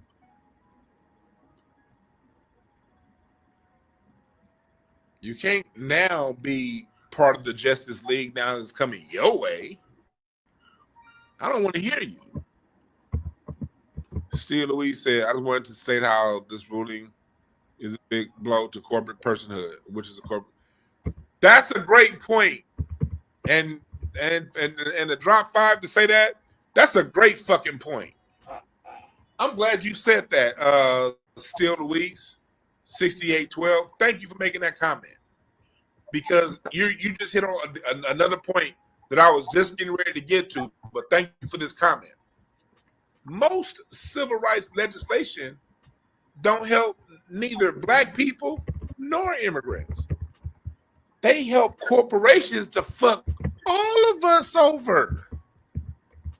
Especially what this comment just said, corporate personhood. Most civil rights legislation, both in the 1860s civil rights legislation and also in the 1960s civil rights legislation, most of that legislation helps corporations more than people.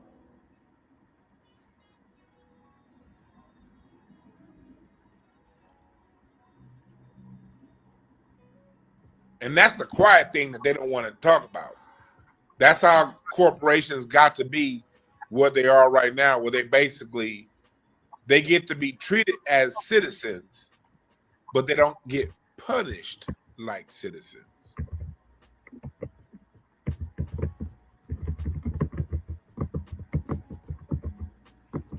Let me give you an example. Let's go back to the 14th Amendment and how this is blow to corporations if Democrats or Republicans decide to in the future move on corporations. It says, the 14th Amendment says, no state shall deprive any person of life, liberty, or pursuit or property without process of law, due process of law, equal protection. This is how that helps corporations. In 1886, Santa Clara County versus Southern Pacific Railroad, the Supreme Court accepted, without formally ruling, that corporations are persons under the 14th Amendment. The result, corporations have been using the 14th Amendment to challenge taxes, regulations, and state laws. So that's one way that, a state passed a particular law, like here in California. A lot of your state laws towards emissions or whatever, when it comes to different things, Donald Trump's been able to strike a lot of that stuff down. The due process law in 1905, Lochner versus New York, it struck down a law limiting bakery workers to 60 hours a week. The court ruled that it violated employers' rights to contact. It's basically talking about saying that corporations, I believe it. They can basically violate you because they're not a corporation, they're a person. See, a person can't do these.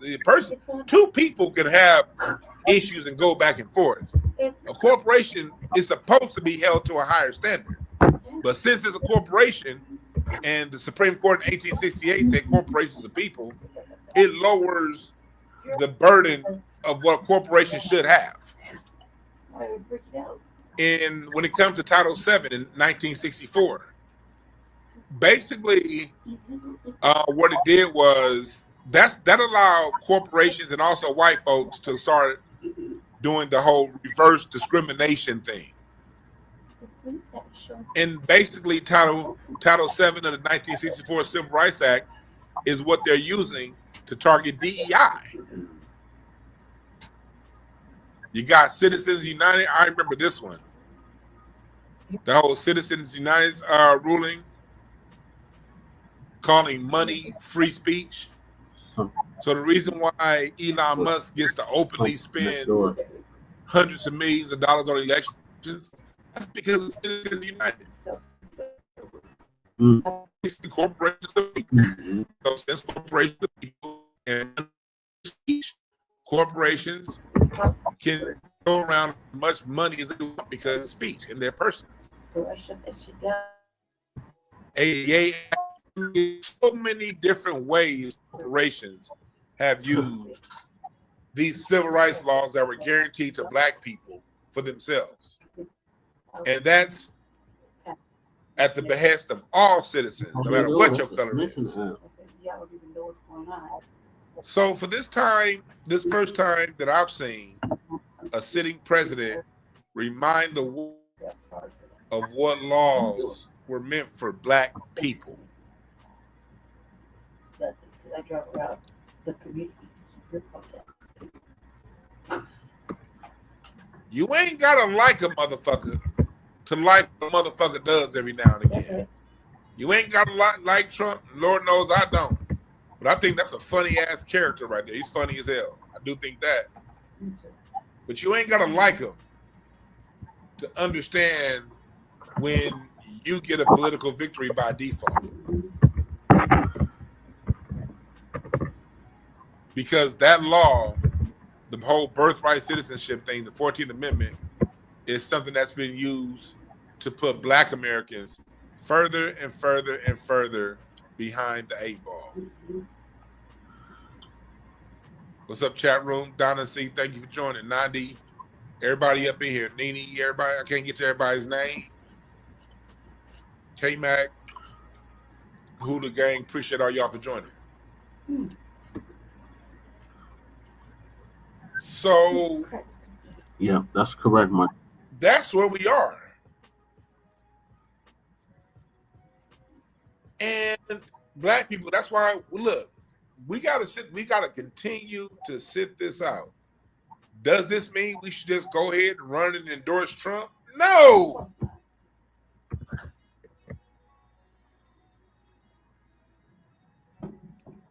We got a de facto win just shutting the fuck up.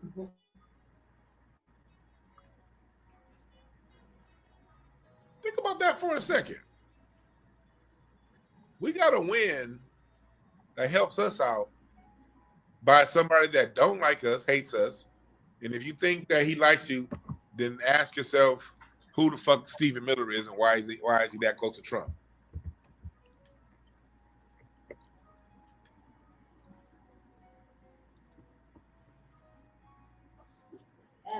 If you don't think Trump is racist, then just look up Stephen Miller. He's the right-hand man to Trump. The most extreme, vile racist. This motherfucker's a Bull Connor level racist. But it doesn't matter. Because racists do things all the time that can be beneficial to us. It don't matter that I don't like him. It don't matter that he's a racist. It don't matter none of that stuff. And because the other thing Black folks try to do is, well, he did something good for us. That means he ain't a racist. Shut up. God damn, y'all niggas sound like the people, my master plantation bigger than your master plantation. That's who he is. He did something nice for us. That means he ain't racist. No, nigga. He did something that benefits his political agenda. Political American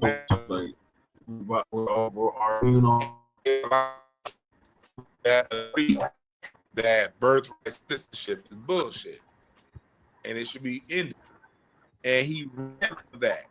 He got all them white votes that Trump got. A part of the birthright citizenship. That's what I do got to give him. This is what he said he wanted to do, right? This is what Trump said he wanted to do. So this is one more thing that he gets that he set forward on his campaign. This is what his people wanted. This is what they voted him in for. This was part of his mandate. Because it's a lot of disenfranchised white people who are now looking at immigrants as the people that took something from them. That's why we got to just shut the fuck up, back up, and let them fight. He's on the course, but he does have a. This is a default. What happens in the court? If you don't show up, a default judgment. Oh, Dana Dursey, I appreciate the cash app. This issue for your goddamn arrest. This is what they call a default judgment in our favor. How many more default judgments can we get if we just shut the fuck up? Tons. Williams, I appreciate the cash app. Chubby, appreciate the cash app, my brother.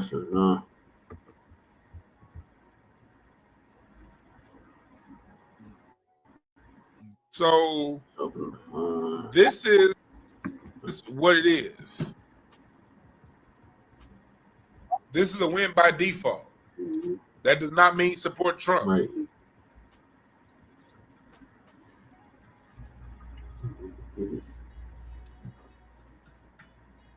What it does mean is shut the fuck up. Right. And see how many more of these default judgments we can get. Right. Y'all want to call in? I'm open the phone line real quick. 323-744-7425. I'll take just a couple calls. 323-744-7425. Don't take too long to call in because I will shut this shit down if I don't get a call. Huh? He's in Baldwin Hills. I can tell by his prefix. You think he's in Baldwin Hills? Said he's in Inglewood. He knows people in Baldwin Hills, but I don't think he's in Baldwin Hills. Yeah, but they're right next door to each other. You know, it's like Aurora and Denver. Yeah. Baldwin Hills and Inglewood. Because as soon as you leave Baldwin Hills, you're in Inglewood. Yeah. Yeah. Well, my brother and aunt live there. Yeah, both of you and Lady Ch have people that live there. I never called out. I've been to that house. All right. What are your thoughts, Lady Ch, on the Supreme Court clears path for Trump to end birthright citizenship? Well, What's next? It's good for other states, but it's like we still get the fucking we still get people that will probably come here, have their children still be citizens. It doesn't matter from the article that I was reading said after January 20th. Well, we're already in fucking damn near. But we're already in July, damn near. You know what I mean? So of their lives.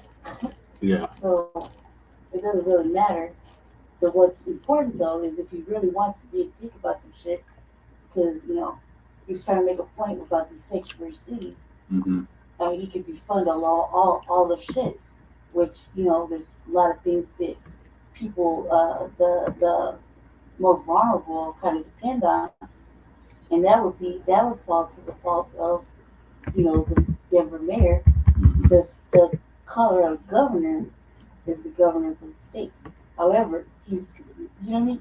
The mayor is the one that has the one that put the sanctuary city suggestion on previously.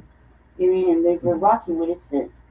And even though Polis is kind of like, yeah, I don't want no problems, you know, with the fucking Republican president. Yeah, he's secretly cooperating with ICE. He's cooperating, right? Whereas the Denver mayor is still bucking the system, and then you got protesters, activists out there contributing to the nonsense. But you got city council that's holding the person that runs the nonsense. So he's complicit in not, you know, just abiding by the motherfucking the rules and just saying, oh, well, you know, we're in Colorado, we're welcoming the state. It's good to be welcoming to everybody and their motherfucking mama, but you can't be welcoming to the motherfucking people that you officially allowed to be fucking neglected, stepped on, gentrified, pushed over, denied fucking services. You know what I mean?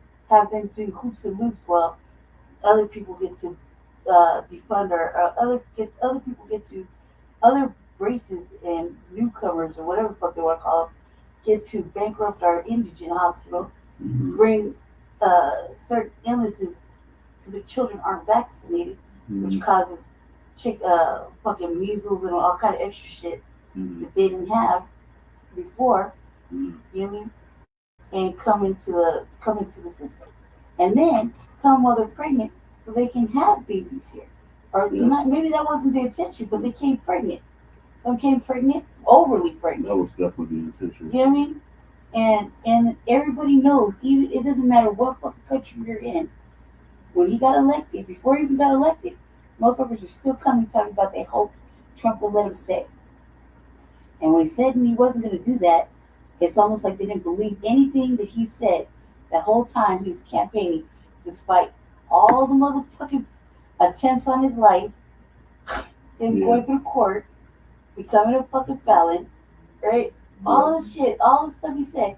It's So I was like, nobody believed the fucking thing he said he was gonna do, or that he wanted to do. It's all fun and games until he got in there, got the little black book and said, fuck it, this is what I'm gonna do.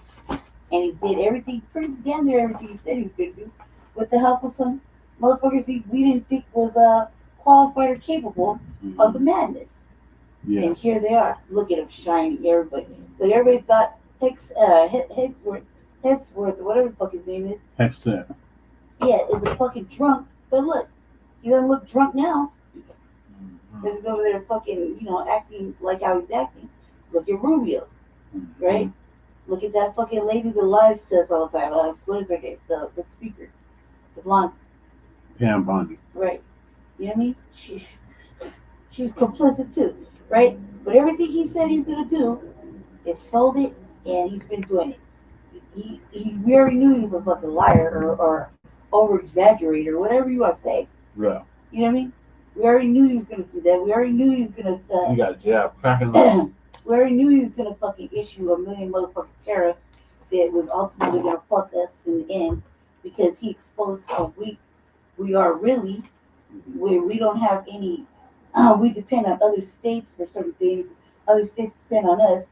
Infrastructure is all separated and amongst, like, some people got power grids that send power to other states further away from their own state. Some people, how much water do we send out? Water from us. We supply Shabaka with energy. Right. In the whole state of California, especially Southern California. Right. We do water. We got water to what? How many states? 4? Yeah, at least 7. 7. Right. Water. Okay. Right. Yep. Electricity. Steals the water from the Colorado River. We supply y'all with water. We supply y'all with water. Amongst other states. Right. Yep. If we run out of water, you run out of water. It deals just with that, with the water. If you can't, if we run out of water, you don't get no water. If there's no snow up in them hills, Shabaka, you run out of water too. Yeah, all the states that get water from the Colorado fucking river will run out. We don't get it, you don't get it. Yeah. We don't have it, you don't have it. Yep. We can't just give everything away, but we will watch. You know what I mean? To our detriment. Just like other states that have the the fund electric, like what was Canada? Yeah. He said, I don't give a fuck, we'll just shut off the lights to other states. Yep. You hear me? Do your worst. Something like that. It was Canada, right? Yeah. Right. It's the country of Canada, yeah. Right. And what do you say? I'm going to issue tariffs. I'm going to do this. I'm going to do that. Him threatening fucking Mexico. Him doing all this extra shit. They want to play peacemaker in the Middle East or whatever it's called. Yeah. Right? Because it's not the Middle East. Whatever it's called over there. Right? Mm-hmm. And then trying to, allowing fucking Russia to talk about what they can do over there in that section of the world. And this motherfucker got an active war going on in his own country. Mm-hmm. Right? That he's not even fucking trying to be peaceful in. He's blowing up motherfucking kindergartens and shit. He don't give a fuck about people. Mm-hmm. You see what I'm saying? Whereas these one whole fucking area is starving to death. Right? They can't even get food or whatever. It doesn't even fucking matter. But everyone wants to be peacemakers when it suits them, only if it benefits him. Yeah. Right? All the shit he does has to be of a benefit to him. Look at the fucking plane from Qatar. Yeah. Right? As a gift. I thought that was illegal. Yeah. I thought that was a form of bribery. Mm-hmm. Right? Look at all the money fucking stupid face Musk put into him. Yeah. Isn't that bribery too on some level? He bought a fucking whole election. Yeah. Right? Because according to him, he wouldn't have won if it wasn't for all that money. Yep. And everybody knows money wins elections, right? It's very true, Michael. He said America has been involved in more foreign conflicts since 2001. Right. It isn't money that places people. It isn't what money that places people in power, right? That's what wins the elections. You got whoever raises the most money gets the most recognition. Yeah. They get the most airtime. Bam, they're in position. Yeah. Right? He said he was going to do it. If you don't remember the first time what happened, they put him in office again, and everybody's acting like, oh my god, Trump's gonna take this, and that. Trump's taking everything. Who's gonna do it? Yeah. You made a whole motherfucking team to allegedly cut. What are you doing, Shabaka? You know what I mean? But what did it end up cutting? Jobs, services, FEMA, fucking I don't know what else. How's these people really making it through these hurricanes and tornadoes and shit without FEMA? They're not. They was out there just redoing it. Like FEMA didn't never happen. Right? They just let that go, right? They give them $750. But they don't even give them that. It doesn't even exist. It's gone. Yeah, it's bankrupt. You know what I mean? It's gone. You can't get shit. They don't answer the phone no more. Because he said so. Right? Yeah. It's a wrap. Then, you know, we live in a state where all this shit is, all these atrocities and fucking ideations and lifestyles and fucking whatever is an acceptable thing, right? Yeah. Well, they'll welcome any and everybody to breach the motherfucking borders and come into our area without asking permission or not even knowing that they're coming, right? Just get dropped off and shit. They get food, fucking a nicer apartment than I got. Yeah. Right? They don't even have fucking data for where they put them at. Yep. They got sponsored. They got the fast track system and nobody knows where they went. Even though they know exactly where the fuck they put them because they gave them money cards and they get money every month and a place to live. Okay? Without all the shit that a motherfucker like me has to do just to turn on $200 a month. They're getting way more than what a motherfucker like me has to get. What did it start out like, Jesse? Like what, $800 a month or some shit? Initially over here? Yeah, when they were getting it and place to live, right? Yeah. Something like that? Yeah. Right? Brand new people. Right? They were afraid to be cold. Because they come from tropical places. Yeah. The cold was gonna kill them. Remember? Yeah. You can't be outside. And yet they're outside fucking letting their young daughters prostitute themselves to do whatever to the unhoused that's, you know, perverted or whatever. Some of them motherfuckers just do whatever, right? They don't give a fuck that the little girl's like 12. Yeah. She walking like she's 16, 18, 30. That's how they doing their home. You see what I'm saying? Like you got little kids out there begging for fucking dollars. Yeah. And you got a motherfucker like me, like, go ask your motherfucking mama. Right. Do you have a Americans dollar? pay taxes Where's to the your government. dollar? Can I have it? And they don't get free health care. Exactly. You did? They live in better apartments, like across the street. Like when I went to go try to find out what was going on with the apartments across the street, like I went to the work. Yeah. Because they're brand new, right? And all the field mice came over to our buy section. So I was kind of curious. And what they say, looked at me exactly, said I couldn't afford it. Yeah. Yet, they right around in the back of the motherfucking complex, there's whole shitloads of fucking Venezuelans living 7 deep and comfortably in 2-bedroom apartments that you gotta have $3,800 for 3 months, right? $38,000 just to qualify your bank account. That's that for 3 months, just a social story, right? Yeah. So for that to happen, in my mind, it's robbing season. Where the fuck did you get that? Because you're not from here, right? Y'all motherfuckers really too comfortable, pregnant, chilling on a couch, clean carpet, washer and dryer, fucking access in your apartment. You know what I mean? You just over there chilling, everybody's fucking half dressed and kicking it. Driving trucks, but you know goddamn well they didn't have them. They got here 2 months ago. 18 months ago when I first came here. Yeah. Right? But let me ask them about it. No. We don't have people. We don't have illegal immigrants living here. Fucking yes, you do. I'll take you right there, show you.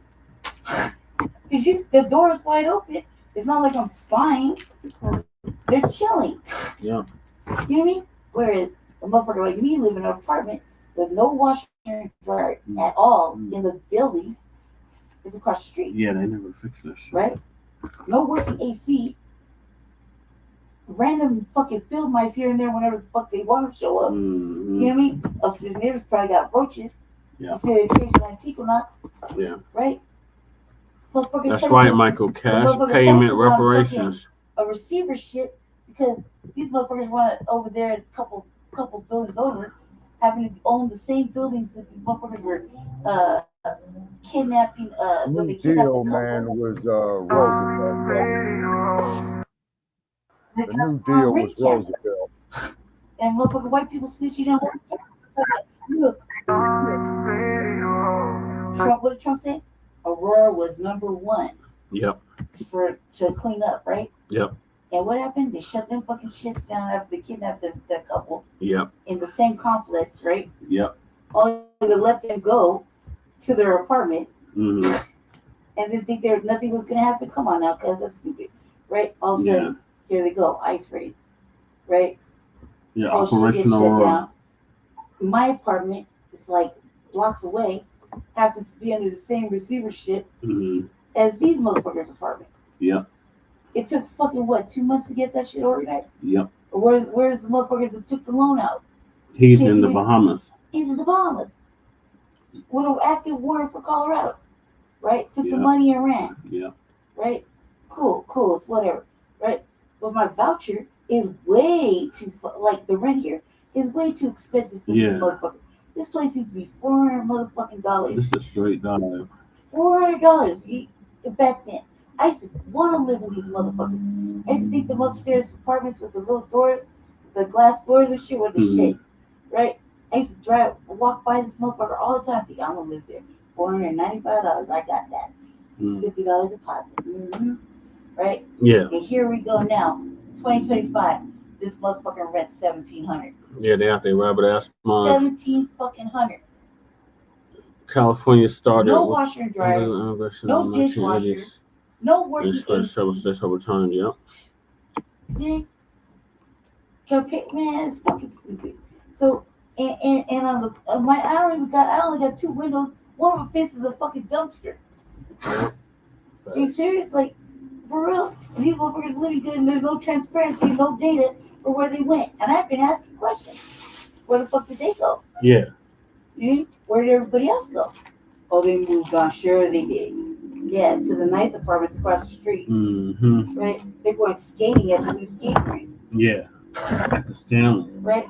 The same individuals get on the bus and act ignorant when they see me and they won't move because they're pregnant and got fucking 4 kids with them.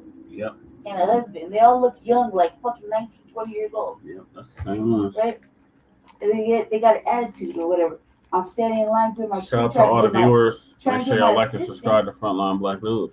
I stand in line trying to get my assistance. What happens? They go and talk over me. They don't see black people. Yes. All they see is them. They're rude as fuck. They don't give a fuck. And they feel entitled. So when they get fucking caught up, they want to cry and be like, oh, my feelings are separated. Hey, man, come home and say you can go. And if you love them so much and you're worried about motherfuckers getting deported, check it out. You can get on the bus with them when they get arrested. There's plenty of space for everybody in the jail. Yeah. Get a corner. Hold hands. Go with them to their country, to your fucking actual country. Build that motherfucker back up and in a consulate later. Right? If you love your family so much or you're so concerned about the family breakup, go with them. They'll deport you too. You can't live without your mommy and daddy. It's understandable. Go to jail with them, get on the plane, go to the country, build your shit up or don't. But that's your choice. Don't be like, I'm fighting for them to get out of jail. You've tried it your way. No, they need to go back and do it the right way. You fucked up, you committed a fucking crime or a felony or something here. You're not coming back. That's your fault. You shouldn't have came here and did fuck shit. You know what I mean? Yeah. We got, and look, you got young fucking Latin teenagers doing the most. Like, I looked at the paper today, and 2 are going to jail for murder. They're like barely 19 years old. Yeah. Shooting a motherfucker in the park, shooting a motherfucker like 2 months ago, stealing cars, whatever. Finally getting picked up, right? And then you got our young black children over there taking out their rage on each other in the park. Well, these motherfuckers are stealing cars, breaking into apartments, you know what I mean? And clearly getting in trouble for it. Yeah. Because their faces are all over the media, in the newspaper. Yeah.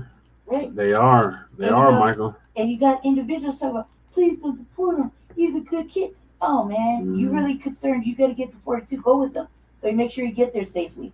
I mean, he was on board with it, so I just remind him what he had on his website originally. Ultimately, too, he got compromised.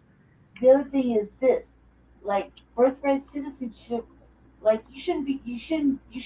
Yeah, I don't like that he says that shit. Look, my white brothers and sisters, the fuck out of here with that dumb shit. With people coming in and having babies, right? But there's people that had like how Juan B said, it was second and third generation that caused this fucking problem, right? Mm-hmm. They can't. Some of these people are well over 30, 50 years old and still don't speak English, barely read it and write it, and expect you to conform to that. When here we shouldn't have to. But now, if you look at it, everybody speaks a little Spanish. Mm-hmm. Well, the dump man. Because why?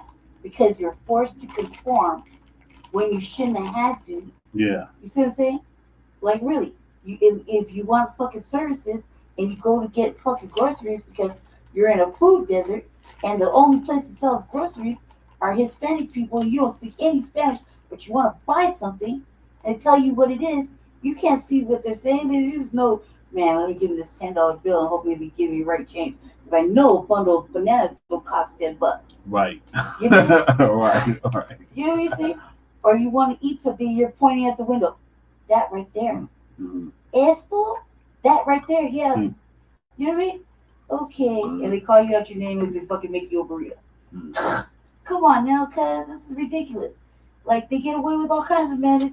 And we're just supposed to. No, you don't want to do what the Democrats do. Everybody's just supposed to. That's what the Democrats do. Just yell at you. Everybody's supposed to accept it, except black people, right? Yep. Black people are and don't get uppity and get upset about it, because then you're doing too much. Yeah. Then you're a villain. Then you're not. You don't care about people. You're a racist. Yeah. All this you're xenophobic. You got phobias that you don't even know about, right? You won't call nobody by their pronouns. Because you're fucking Generation X and you're like, look, he's presenting as a man, but he wants me to call him her. Right. Right? Got a full fucking mustache and beard. Right? Mm-hmm. But he wants me to call him her. Yeah. Like, I fucked up the other day, right? Mm-hmm. We were on the train. I was looking at this thing because I thought it was a broad. I wasn't really paying attention. I was listening to my music. Mm-hmm. And they had a little phone mount on the bike, and I said, man, I really could use a phone mount for my shit, right? Yeah. I'm tired of sticking in my fucking bra on my phone, right? Yeah.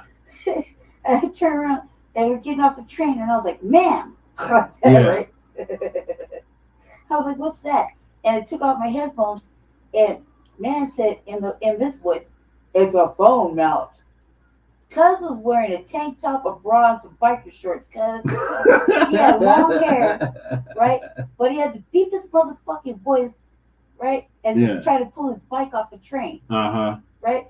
And I'm telling Jesse, like you were thinking about South Central, and I was like, Bob is a man. Yeah. I was thinking, he's a man, cuz. Right.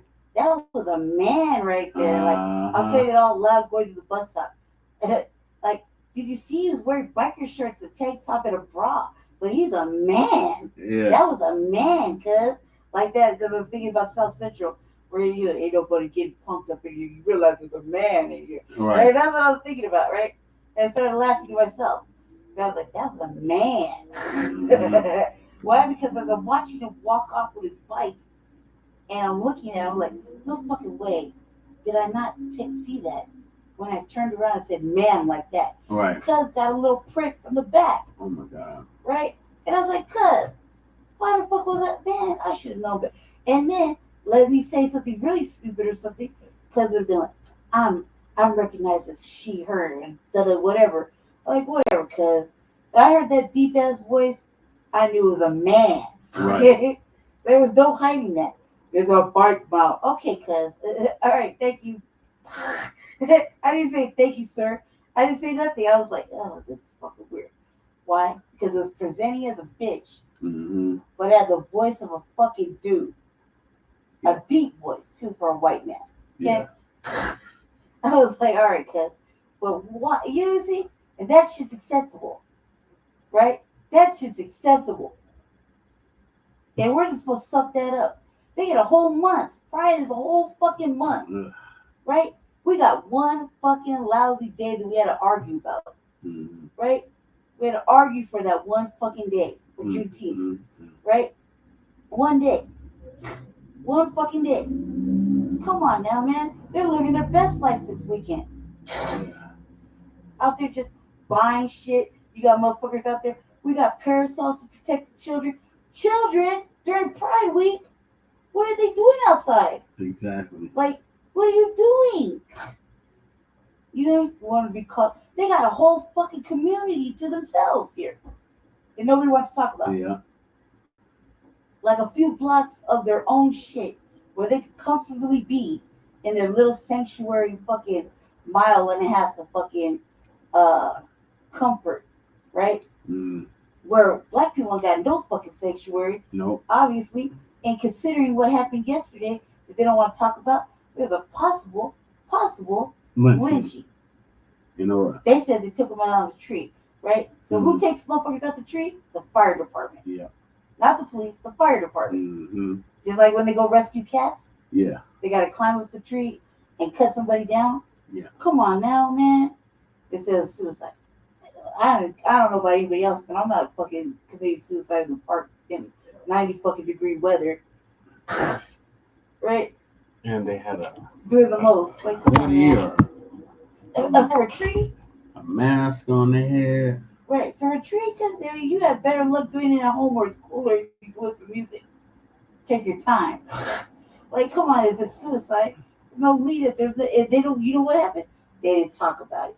No. And when a motherfucker asked about it, because, they're in their own neighborhood, fucking what do white people, for the respect of the person, we shouldn't ask questions to assume it was a lynch. Well, what else do you assume it is? White person? All right.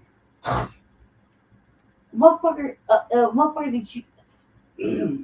Come on, cuz. Strange fruit shit type situations is down our park. Right? And motherfucker decided they want to go make a whole video under the hanging tree. Right? But I'm the asshole. I'm the asshole because I'm asking questions because I want to be of service to my motherfucking community. Right? But do you think anybody else gives a fuck? No. White people get to do what the fuck they want. It's I'm white and I say so. These motherfuckers came, they breached the border, they had children under the purpose of being close to the proximity of whiteness. And motherfucking Trump has been saying he's gonna do this, and this. And however he went about it, cuz is on a roll now. And if you weren't on vacation before, you better be on it now. Don't go outside unless it's fucking serious. He's on a rampage. He's on a roll. Right? He's on a roll. You think he's doing amazing things where like, yes, I'm watching television now. This shit's getting out of hand. You can't be upset about shit you don't have.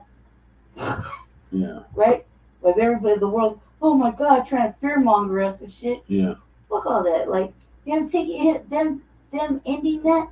I wish it would have happened here, but instead we still get to keep the propaganda going. Yeah. You know what I mean? And this will be another 2-3 generations of people later on arguing, there's my mama you deported.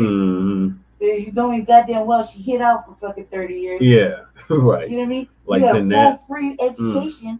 You got a quality education that even motherfuckers that are from the United States can't get. And if it's case in point, Job Corps. Yeah. Job Corps is gone. Yeah. Shut that shit down, right? Yeah. But people that come here and have children here can get a quality, standard, regular public education for free, eat lunch, do homework, make friends, socialize, and live their best lives. Grow up, get a scholarship, get a job, join the military. Do all that shit. They've been doing that. They've been doing that since damn Jim Crow, right. If not since slavery. Right. So, case in point, American children get kicked out of Job Corps, got to come home and be unhoused. Yeah, Michael said most white police officers force the medical examiners to say it's a suicide because the police don't want to hold their own people accountable to American freedmen of child slavery. And they don't even want to talk about it. There's like no talking about it. It's like, shh, didn't happen, but motherfuckers know it happened. They know it happened, and then God forbid a motherfucker that works on the public safety task force want to be of service to the community How dare details. you? How dare I? How dare I? Instead, somebody try to be judgmental and tell me I'm being disrespectful. I was like, you're being disrespectful by sitting in your house snitching. Right. And acting like you know something when you don't know shit. That's how they doing next The door. motherfucker that I found out for actually physically know the person. And allegedly, no matter what I think, is a vouched for individual. Yeah. Clearly. Can do whatever the fuck she wants to do, no matter what I think about her or how I feel about her, whether she's a fucking mammy or not. As the motherfucker is a mixed mammy at that. Yeah. Confusion of the highest order, right? Confusion, dual alliances to the highest order. We've talked about this many times on the RBA. Yeah. Or white and black side, okay? Oh my god. Right? Yeah. But she has the fucking no wherewithal and fucking clout to get the vital information from all the fucking pertinence. So yeah, I was asking the right question. There's a what proof? I don't need any proof. That motherfucker, that part, no matter how I feel about the mammy, that's part of Jeff's crew. no matter how I feel about her, cuz, no matter what I think about her, no matter how disrespectful or rude she is, right, to you, but not to me, because I don't allow that shit to happen. No matter what I think, Not in person. no matter what I fucking think, cuz, she had more detailed information, was able to get it, whether she shared more of it with us or not. At least we knew that it really happened. Versus fucking they said there's a big police presence, but no, man, they pulled somebody out of a tree, look like T. That was about it, and then they go on and judge you for fucking you being a community service member, person service to the community, legitimately. Yeah. And you just happen to live in the area. This looks like a lynching. Right? An area that you live in that's only like blocks away from me. And just because I do work in the city of Denver does not mean I don't live in Aurora near this motherfucking spot. Yeah. And I don't patrol this motherfucking area to keep the whites safe from whatever. Or us safe from the whites. That's what I said. Yeah. I patrol your neighborhood to keep you safe. Yeah. I'm not going to apologize, bitch. Like, Right. seriously. You're not gonna apologize for fucking wanting to figure it out, because ultimately, whoever it was, somebody loved them. Yeah. Somebody cared for that person, Right. even if it was one motherfucker. Right. Somebody cared for him, right? Yeah. They didn't just leave when nobody gave a fuck about him. And you could be the worst motherfucker, but one person loves you somewhere. Somewhere. You did? And so even if that's the case, that motherfucker don't deserve a little bit of fucking acknowledgement. Maybe a little fucking some flowers placed by the tree or some shit. I'm pretty sure they're gonna have a memorial there. You did? No, they're not gonna, Jesse, because they don't want to acknowledge that it even happened. Just like with the news. They took that motherfucker down and everybody knew that it was there. They even had a picture and everything. I'm saying the ambulance chasers, they're gonna have a memorial there. First of all, they probably would. They probably would, but they fucked up city council for Aurora, so we'll never know on the political theater. Yeah. Right? What I was saying was not political theater. It was a reality. It was a real thing. Yeah, I said, brothers and sisters, please leave California. Well, Shabaka got the memo. Shabaka left California a couple years ago. And come to because Latinos and other immigrants have shown their true colors. What is your advice to Phil? There. And he's frustrated. Like, I've been to Texas. There's Latinos there too. I have to repeat what Shabaka says. Get by the foothill or any of the rampart, any of the damn divisions of the LAPD, and tell me if you want to still live in California. Doesn't matter. Like, everywhere you go, there's illegal people that were dropped off of the bus. And whether they live there or not, it doesn't fucking matter. What matters is that they're pushing us out somewhere else and not to the south. You really look at it. No, a lot of people are going to Texas. They are going to, some people are going to South by train, but they're not really being pushed that way. And really look at where the people are being pushed to. They're being pushed here. They're being pushed to Nevada. They're being pushed to cities that are like empty. Yeah. You know what I mean? Like, and not necessarily in the south. You did? So they're like repopulating. What they call Nevada, Shabaka, the Mississippi of the West. What's that one? Completely empty where they said the Haitians were eating animals. But there was hardly anybody there. Yeah. Remember? Yeah, they sent them to Dakotas. No, what was the city where Trump said they were eating animals and they weren't? Oh, Ohio. That's Springfield. Right. But motherfucker was over there doing a whole fucking video. They're eating the dogs. They're eating the cats. They were empty over there. It was empty. There was nobody there. Mm-hmm. Like hardly anybody moving around. Those fucking streets were empty. Houses were empty. You barely had anybody living there. Maybe they got the memo before the video was taken. I don't know that conversation. Anyway, that's my thoughts. I can't keep going on because nobody's listening. So I give up. All right, I'm gonna move us to the next topic because we've been on this topic for too damn long. You're welcome, Brady. Thank you, Lady Cherry. Moving along. Speaking of these Latinos, the Latinos are trying to shame FBAs with Vicente Guerrero's name and won't tell you how they betrayed him. Now, for those that don't know, Vicente Guerrero was the first Black president of Mexico. He ended slavery in Mexico. In the same year he ended slavery in Mexico, they killed him. So Uncle Phil's going to give us an update on that. Okay, and I'm going to check out after Uncle Phil. Okay, that sounds good, Shabaka. Thank you. This evening, it is Wednesday, June 25th. I hope everyone is doing well. We've got about 5 more days left in the month. With this implementation of AI, I'm going to tell you this. This is not the time to half step on your job. This is not the time to be lazy or anything like that.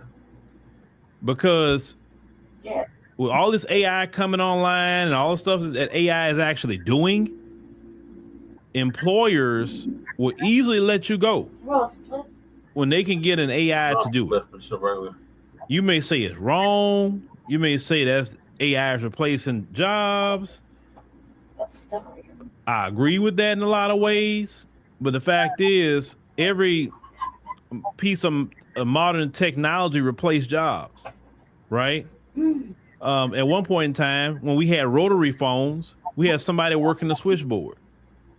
Well, when these cell phones came out, we didn't need that person no more. Home phones literally didn't went out. People don't even have a home phone no more. That was people's job to be selling home phones or businesses selling phones for your house. People don't really have that no more. People mostly have cell phones or some sort of device like that now. People got multiple cell phones.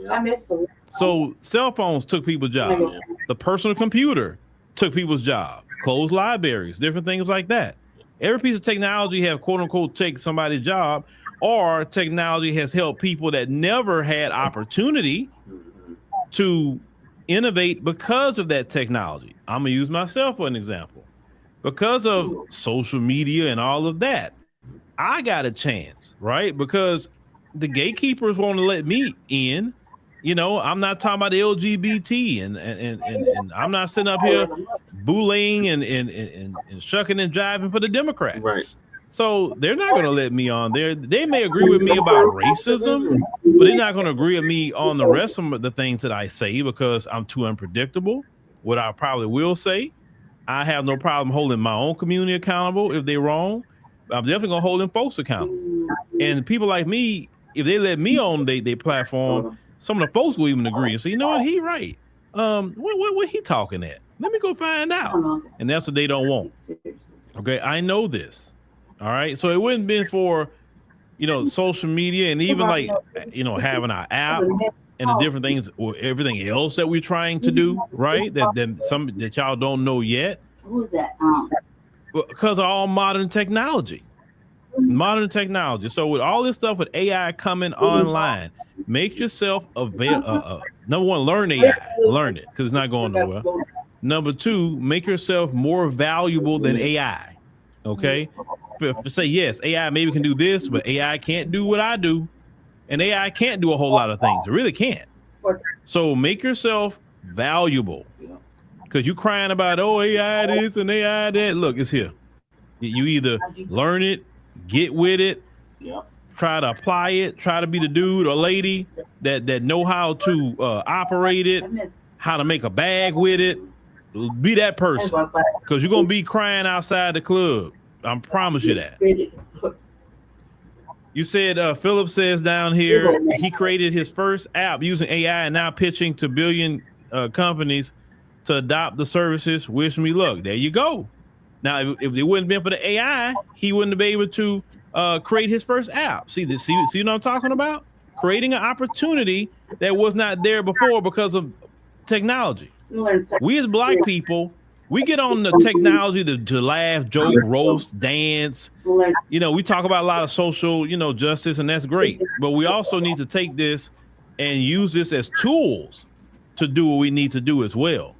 You understand? Now, every time I do something, most people don't understand it in the beginning. That's what my experience. But down the line, they're like, oh, wow, okay. I'm starting to get it. Like, so I'm looking at the comments on AfroWire. I'm watching them. And, I'm seeing people like, man, I can't believe this is, like, yeah, this is what's going on. This is what's being said. Like, for instance, AfroWire is a tool in my arsenal. There's a lot of things that maybe I have to be careful about that AfroWire and LaSherica and the rest of them could say.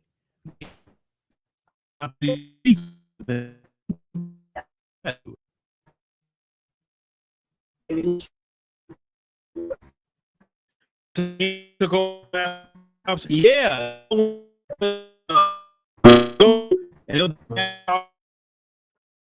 Oh man. So make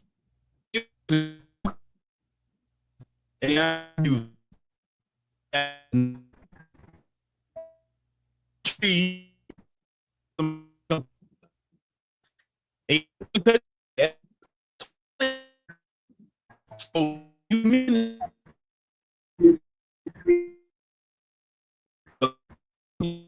go to sleep in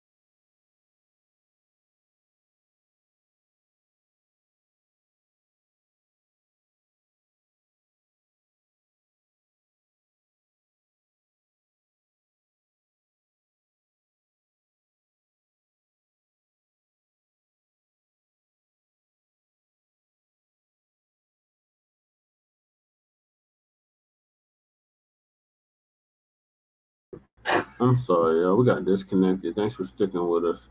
Look like Shabaka left. Thank you for joining us, Shabaka. He just said he was going to leave after this clip. So. Check it effect. Check it effect. Pretty much summed it up. He wants to know, Michael wants to know, how can we convince Dr.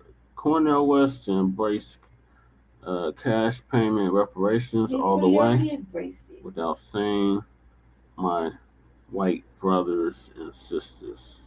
If you ever listen to Cornel West is black first.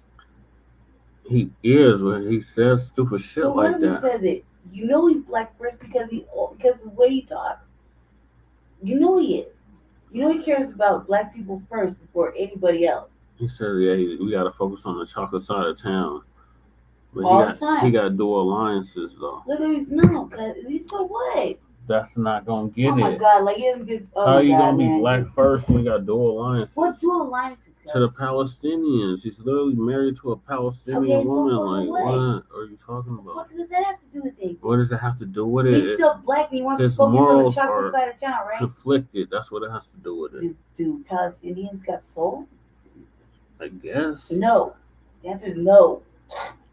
Not like us, because is Cornel West a soulful individual? Yes. Yes. Does it radiate? Yes. Right. It is black soul, right? Yes. Right? Does black things? Yes. Aside from, protesting what? Everybody and their mother is protesting right now? We're not protesting this shit. No, we're not, but other people are, right? Yeah. Okay, so, and he happens to be married to a Palestinian lady, right? Yes. For how long? Like 30 years. 30 years, right? So you want him to give up the wife for what? He already embraced for reparations. He's all for it. No, you just want him to change the language. Yeah, because he fucked up. He didn't fuck up. Yes, he did. He's just being himself. No, he fucked up. No, he didn't. No, yes, he did. No, he didn't. He's yes, just he being did. himself. No. You want him to say what you want. Well, he's not going to get our vote. He's not going to get the support that he needs. Because he's himself? Yeah, him being himself is not going to give him the support he's always he been needs. Himself, though. Well, he's just going to keep losing. Right? Okay, well, that's so what? But he's always been himself. You want him to be somebody else. I want him Isn't to that get pandering? on fucking code. He is on code. No, he's not. Yes, he is. How are you on code and you sit If you're on code and you believe in reparations, you know that's what it is. He knows exactly what it is. He believes in reparations. No, you know that he knows. But he didn't even have a dollar amount on the damn website. That's what fucked him up. Because. That's why TBA and the rest of the new black media didn't take him serious. When you're running for president, don't you gotta, We're the only ones that get told that nonsense. No, really. If you know you're advocating for black people first, right? Mm-hmm. Okay, what about the rest of the people that are gonna vote? What about them? What about them, cuz? What about them? So you want him just to focus on one particular thing. Yes. And not if you're black first. No, you're running for president. If you're black first, he's running for president, cuz. It don't matter what office he's running for. It's only black politicians that get this nonsense. No, you can't do nothing specifically for black people. Anybody can You have to do for everybody. But he does. You're elected by everybody. All right, look, you're not just elected by black people. It's very simple. You just want to say what you want to say, right? You don't want him to be himself. Look, Michael, ask a damn question. Right? No, I'm being serious. Let's be serious about this. Yes, we know he's a damn hippie. We know he's a black first hippie. Right? That's you know he's with Nina fucking Turner doing this little show, right? She's it's black first. Still right? on a Democratic plantation. She is, but she puts black people first, right? She's still a Democrat though. But she still puts black people first. She's still a Democrat though. Still doing black people things, right? Still a Democratic shield though. Fuck, cause man, there's no winning with you fuckers. Y'all are stupid and one-sided. Okay? I'm stupid and one-sided. Right? Yes, you're stupid and one-sided. Look, this is a one-sided conversation. They're black first. How? Everybody else is still how are they black first? Right? How are they black How first? are they not? How are they? Just because you pick a fucking party that's fucking align They're yourself party with, first. That's stupid. They're not black first. Shit, you listen to that motherfucking radio show every goddamn time it comes on. Listen to it this week, but yeah. Every time it comes on, right? Yes or no? Usually, not this week. No, not this week. Don't be semantical. It's not semantical. Every time it comes on. It's not every single time. And you listen to the whole thing, right? Because it came on this week, and I didn't watch it. You listen to the whole thing, yes or no? Usually, yes. Do you listen to the whole thing? Usually. Right? Usually. Okay. So. But I didn't watch it this week. So okay, but this you watched week it is an last week because exception. I was there last week. Yeah, but this is a whole nother week, right? Okay, but this is so what? Cause you could easily access it right now. If I wanted it's on to, YouTube, yes. right? Yes, if I wanted to, okay, yes. so you can catch up on one episode, If right? I wanted like to, you do yes. with Dominique, right? Yes, if I wanted to, right? I could. Right, okay, let's stop right there. I haven't listened to none of that shit this right week. there. That's a lie. No, it's not a lie. It's a lie. When did I listen to it? When? I don't know, man. Exactly. I don't You spend don't all day know. fucking thinking about You podcasts don't know. because it's stressful. We finally But agree on listen to something. what I'm You don't saying know. to you. Stop and listen to what I'm saying What to are you. you saying? Cornel This West? is a question that Oh Michael my God. asked. Okay, who asked the question? Michael, right? Michael. Without Jesse interrupting, Cornel West is already for lineage-based, cash-based reparations. Just because his language doesn't reflect that, he's a fucking hippie. And he's like an old fucking hippie, right? But he's just being himself. He puts black people first, and then everything else is secondary. If you really listen to him, he's talking black to us. Okay? his policy doesn't put black people first. Listen, stop interrupting, cuz. Listen to what I'm saying. What are you saying, cuz? He's not going to run for office again, right? He might. He might not. You don't know that. He's building a whole party, so he's going to run for office. Just because he's building a party. Why would you build a party if you're not going to run for office? Oh my God. Maybe you want to run other people. That doesn't make any sense. Maybe you want to run other people, cuz. Either way, cuz he's still going to be involved with politics. Okay, so fucking what? He's been that way his whole life. He's not been advocating and fighting the how many books does he have where he's advocating fighting? Yes. You didn't see him protesting? And who checked them? You don't see him Who checked them protesting? back in the day? Who checked them back in the day? Oh my God, dude. Who What is checked them wrong back in with the- you? What is wrong with you people? You. Y'all are one-sided. cuz. You don't even know You the don't damn act- history. You don't act like you don't fucking Look, know what he is about. Cornel West got I checked explained it to you, right? on a few Donahue show God, by Sister Soldier. Long time ago, Exactly. right? How long ago was that? 1991. 1991, Yes. right? I was 11 years old. In other words, he's compromised. How He's not so, black cuz? first. He's not uncompromised. How is he? Okay, because how is he compromised? How? Because he married somebody else? That's one. Okay. You can't sleep. You can't. What is the saying? No, well, you then in can't that live case, black in and that sleep case- white. In that case, keep So that how is same- he black first? I think you're not saying No, energy. go ahead, no, go ahead. You're go ahead. black. So how So, am I not keeping that no, energy? because it doesn't matter. I No, spell I'm not keeping multiracial. that energy. cuz. So by all that means, You're by still what black you're saying, first, though, right? look how ambiguous I look. You're still black Look first, how right? ambiguous I look. You're cuz. still black By first, all though, means, right? keep that same You're energy. still black first, though, right? Obviously, but Yeah, it wouldn't exactly. matter what I was. Look how I look. I'm light, You're still black first, though, right? ambiguous, right? Doesn't matter what the fuck I You're look. black What the first, fuck I though, am. right? What I look like, right? You're black first, though. Right. We know that, but Yeah. what do I look like, right? You don't Ambiguous look like a black first, motherfucker, right? But you're black first. Right? Because you asked me, right, what happens if I get picked up with the other motherfucker, right? Mm-hmm. I didn't realize that was a real thing, right? But until I had to think about it, oh yeah, I do kind of ambiguously look like these fuckers right now, right? Isn't that a thing? Keep that same energy. The motherfuckers say that there's no dual alliances because you're biggity black and I'm biggity black on the inside, but fucking ambiguous on the outside. Because that's the fucking stupidest shit ever. But at the end of the day, I know I'm black first, and I do know that if I was running for fucking president and I have to deal with geopolitics, finances, fucking political issues that affect other people as well, right? Because I'm gonna need their votes too, especially if I'm a third party candidate. That's a build. I think I'm gonna So you're have just to gonna do put more of the black same. people first and still go chase the other votes. So you're just gonna do more of the same. Oh my God! How did you think he was gonna do it? You could have galvanized the black vote. Right. You could have got Remember, more of a black vote we're right the here in swing Colorado, vote. right? We're the swing vote. What about in Colorado? We're still the swing vote. What about in Colorado? We're the swing vote. We're in Colorado, It don't matter. We're still the swing right? vote. But how hard was it to convince black people here? Because they're still Democrats. Oh my God! Mainly freaking I Democrats. had to convince you. Yeah, because I had to convince you. I Shabaka. wasn't convinced because he's talking about my white brothers and sisters He's and a all fucking that hippie, bullshit. says it's Okay, on you're just gonna drugs. keep giving excuses for him. No, All right, I'm not. Michael, I've seen did we him get for answer who your he is, question? cuz. You don't see him? He's black. Yes, Brandy. I met him 4 times. Okay, you don't see him? He's black first, right? Yes. You don't hear how he talks? You don't speak black to your inner black soul. Does his policy reflect that, bro? Does he speak to your black does soul? Does his policy reflect that? Do you hear this blackness come out of him? No, does his policy reflect that? No, it does not. Cuz, are you serious? This policy did not reflect. What was the policies, cuz? He's not running for office anymore. When he was running for office, what was his policy? Well, I had to convince you of that, right? What was his policy? I gotta look at it. What was his slogan? I have to look at it. You literally have a sign right here right outside there, your window. Jesse. You can read it. So what was his slogan? Cuz? Don't be stupid. Don't fucking do that. What's the name of his party? Don't treat me like that, cuz. What's the name of the Don't party? treat me like that. I was the one who convinced you. Yeah, and what's the name of the party? Stop it, Jesse. You're an ass. Jay Militant. It doesn't fucking matter. It doesn't matter. You're treating me like a fucking ignorant when I had to convince you of somebody speaking black to us. And his website and his right? policy and I had to convince everybody else that the only black candidates were running. Right? But y'all failed to understand that they because weren't black God forbid you fucking protest with everybody else. Not black first. Right? Well, neither was motherfucking that bitch from the Green Party, right? She was. Neither was that brought her from the Green Party, right? Never said she was. No, but she had a fucking what? She had Bush wear, right? Yeah, never said right? she No, was. No, right?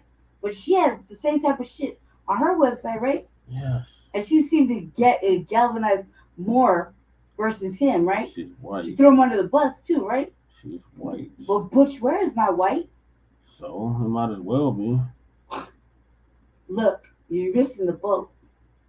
Butch Ware wasn't even talking black to us. No. She wasn't either. She was pandering to us. Yeah. He was actually being sincere. He was talking about all the gangsterism and all the corruption and shit that's going on all over the motherfucking world. No, he wasn't. Yes, he was. You don't listen. I don't. You only listen to what you want to hear. You're not listening. What black specific policy was he talking about? Oh my God, cuz what black specific policy did he have? You're right, I'm wrong. Shut up, cuz. It doesn't matter. You're right, I'm wrong. I had to convince you of it.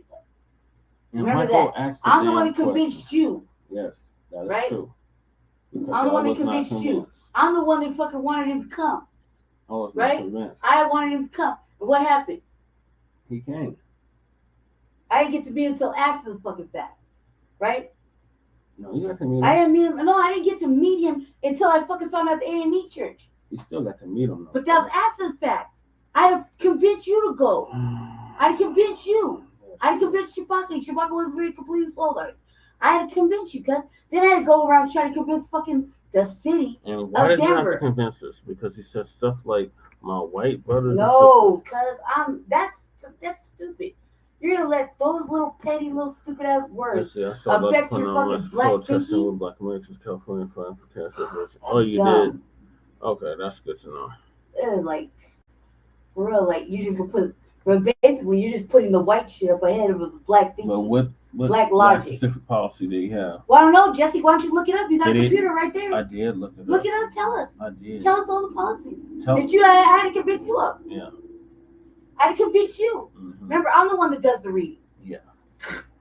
You do the skimming. You don't do no reading. I skim now because I'm bored and I want to go through reading. It. You let Chat GPT does the reading for you. No, that's a lie. Stop the cap. I actually read. Yeah. I got more PDFs than if you read, then you would know. I he didn't have know. no damn I don't have to answer on the damn Jesse. website. I actually do read, You're not and we showed y'all here on the front line Black News the all of the candidates' websites. Did you read anything? Yes, I read all of it. I read all of it. We saw you read it. Yes, I read it live on the air. No. Or was it on the RBA? It was on both the RBA and the Frontline Black News. No, Jesse, you're wrong. Yes, it was. No, Jesse, you're wrong. Go back to season 3. Yeah, you go back to season 3. No, I'm telling the viewers, go back to season 3. Yeah, where Jesse was reading. And all these all the shows. Was talking about either my campaign for mayor, right? Where Jesse or the was reading candidates that was running for president. Shit. Show me, make me a motherfucker believer, because I can prove it on the RBA, where I read everybody's. You don't even know what season or episode it was. It doesn't matter. So I know I did it. How you gonna prove it? I have to prove it. I know I did it. No, you said you was gonna prove it, so prove it. I know I did it. Okay. And I know I read all the websites. I know I did it. I know I read the environmental racism, motherfucking reparations. That was on fucking old girl from the Green Party shit, which is all completely made by black women, black girls. It's not. about environment. Yeah, the whole thing. Wear the whole thing. And Jill right, Stein that they took from them, when right? discussing immigration. Wait. It was on their shit. They were talking about environmental reparations, because it was on their shit. And no amount. There was no amount listed. It was made by black girls. There was no amount listed. Amount what? How you gonna talk reparations? She didn't have a She didn't have it either. No Nobody did. You don't have. Yes, he did. Cornel West initially did. Cornel West initially Yes, he did. Okay. Yes, he what did. What happened, Jesse? He changed his damn website. Why?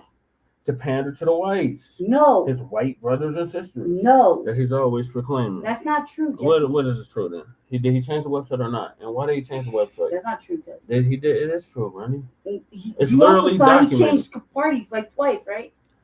Yes, Randy. Okay. Why though? Why? Because they were not supporting him. That's why. Any more questions? Right. And the fact of reparations, because really do need economists, right? Yes or no? Yes. Right. There's plenty of black. Right. So you can't just write on a website and not really know the actual numbers to every single foundation of Black American. Yes, he can. No, you're just speculating. Sandy Darity already did the damn study. That's not okay. Look, what are you talking about? It's the black economy. What about the rest of the shit? You fact, when was that study done, cuz? In 2022. 2022, we're in 2025. Okay. That's 3 motherfucking years now of extra fucking tax and principal. Okay. So what's the amount now, buddy?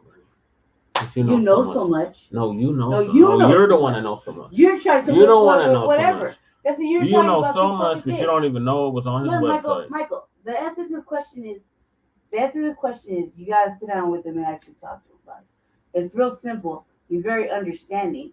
If you sit down and tell him this is what the language you would like him to use. Clown. Very simple. You know, you can't expect him to change a whole fucking 70-year-old personality overnight, Jesse. But you can't be reasonable and tell him, look, we would like, this is how we see you winning by saying these things in this manner. Are you with it or are you not? Simple as Y'all that. don't believe me? Just go back and listen to Black Alpha Network's interview do your own Cornel work. West Talk about your work from last year. No, and it's y'all not see shit. he is not black first. Oh my God. He was not putting black people first. Oh my God, and he was trying to equate our shit with what the Palestinians was going through. That's not true. Yes, he was. Did you watch the interview? Yes, I watched the whole thing, Jesse. You watched the interview? Yes. With Black Alpha Network? Yes. What was he talking about? Yes. Black Alpha Network was asking the exact same questions. I was there with you. It was right here in this room. And what answers was he giving them? Because it doesn't fucking matter. It does matter. It doesn't matter. It's all words. Well, it's not going language based, cuz. Just like all he's these not bills. Gonna get the support that he all deserves. these bills have certain languages, right? Yes. That fuck us out of shit. It's called legalese. Yes or no? Yes, when it's called legalese. Right. So there's all these verbiages and shit, commas and stuff that fuck us out of legalese. things. Right? Look at me. Prime example. 1 comma fucked my whole shit up. Look at you. You No, can't even 1 punctuate comma, right. What are you talking No, about? when I was You playing don't even know how to write Stop proper talking, because fucking listen to what paragraphs I'm or saying. sentences. Stop talking and listen to what I'm saying. That's because I choose to. Listen to what I'm saying to you. Okay? When I was running for office, that day I told you, go turn this in, right? Right after it was all notarized? And you said that it was closed and you didn't even try the door? It was right? closed. Okay, listen. There was a little form on the thing, right? A little paper. You took a picture of it? Yep. Right? Okay. Now that little picture, all that little sentence goes to the email, right? Yes. It gives you the stipulations of when you're supposed to turn the shit in, right? Yes. It's 1 fucking comma. It changes the whole fucking dialogue. Right? It was 1 comma. That fucked my whole shit up. You understand? Language. Right? I misinterpreted by 1 comma. You see what I'm saying? When all I needed to do was tell you to call when you got to the door. But 1 comma, cuz, fucked my whole shit up. Right?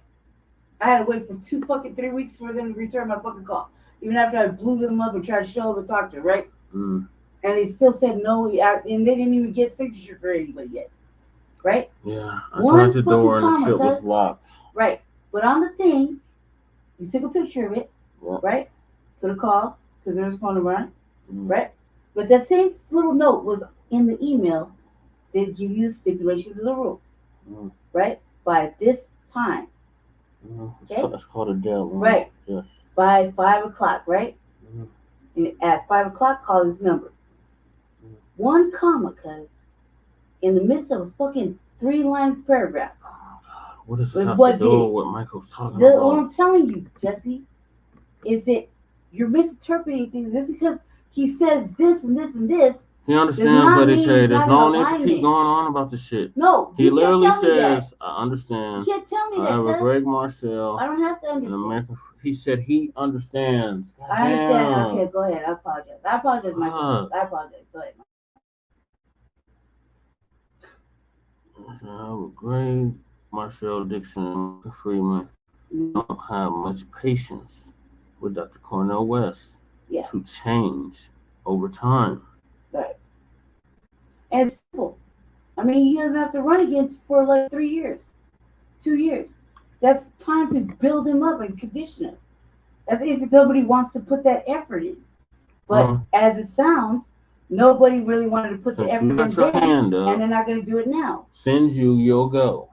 So that's what you want to do. You do it. Do what? What you just said. I was trying to do it. Blah, blah, blah. I tried to do it. Did I not? If you tried to do it, you would have joined the Unity Party. Jesse. You clearly didn't try to do that. I didn't have to. I got Unity Party privileges. Based off of me. Right.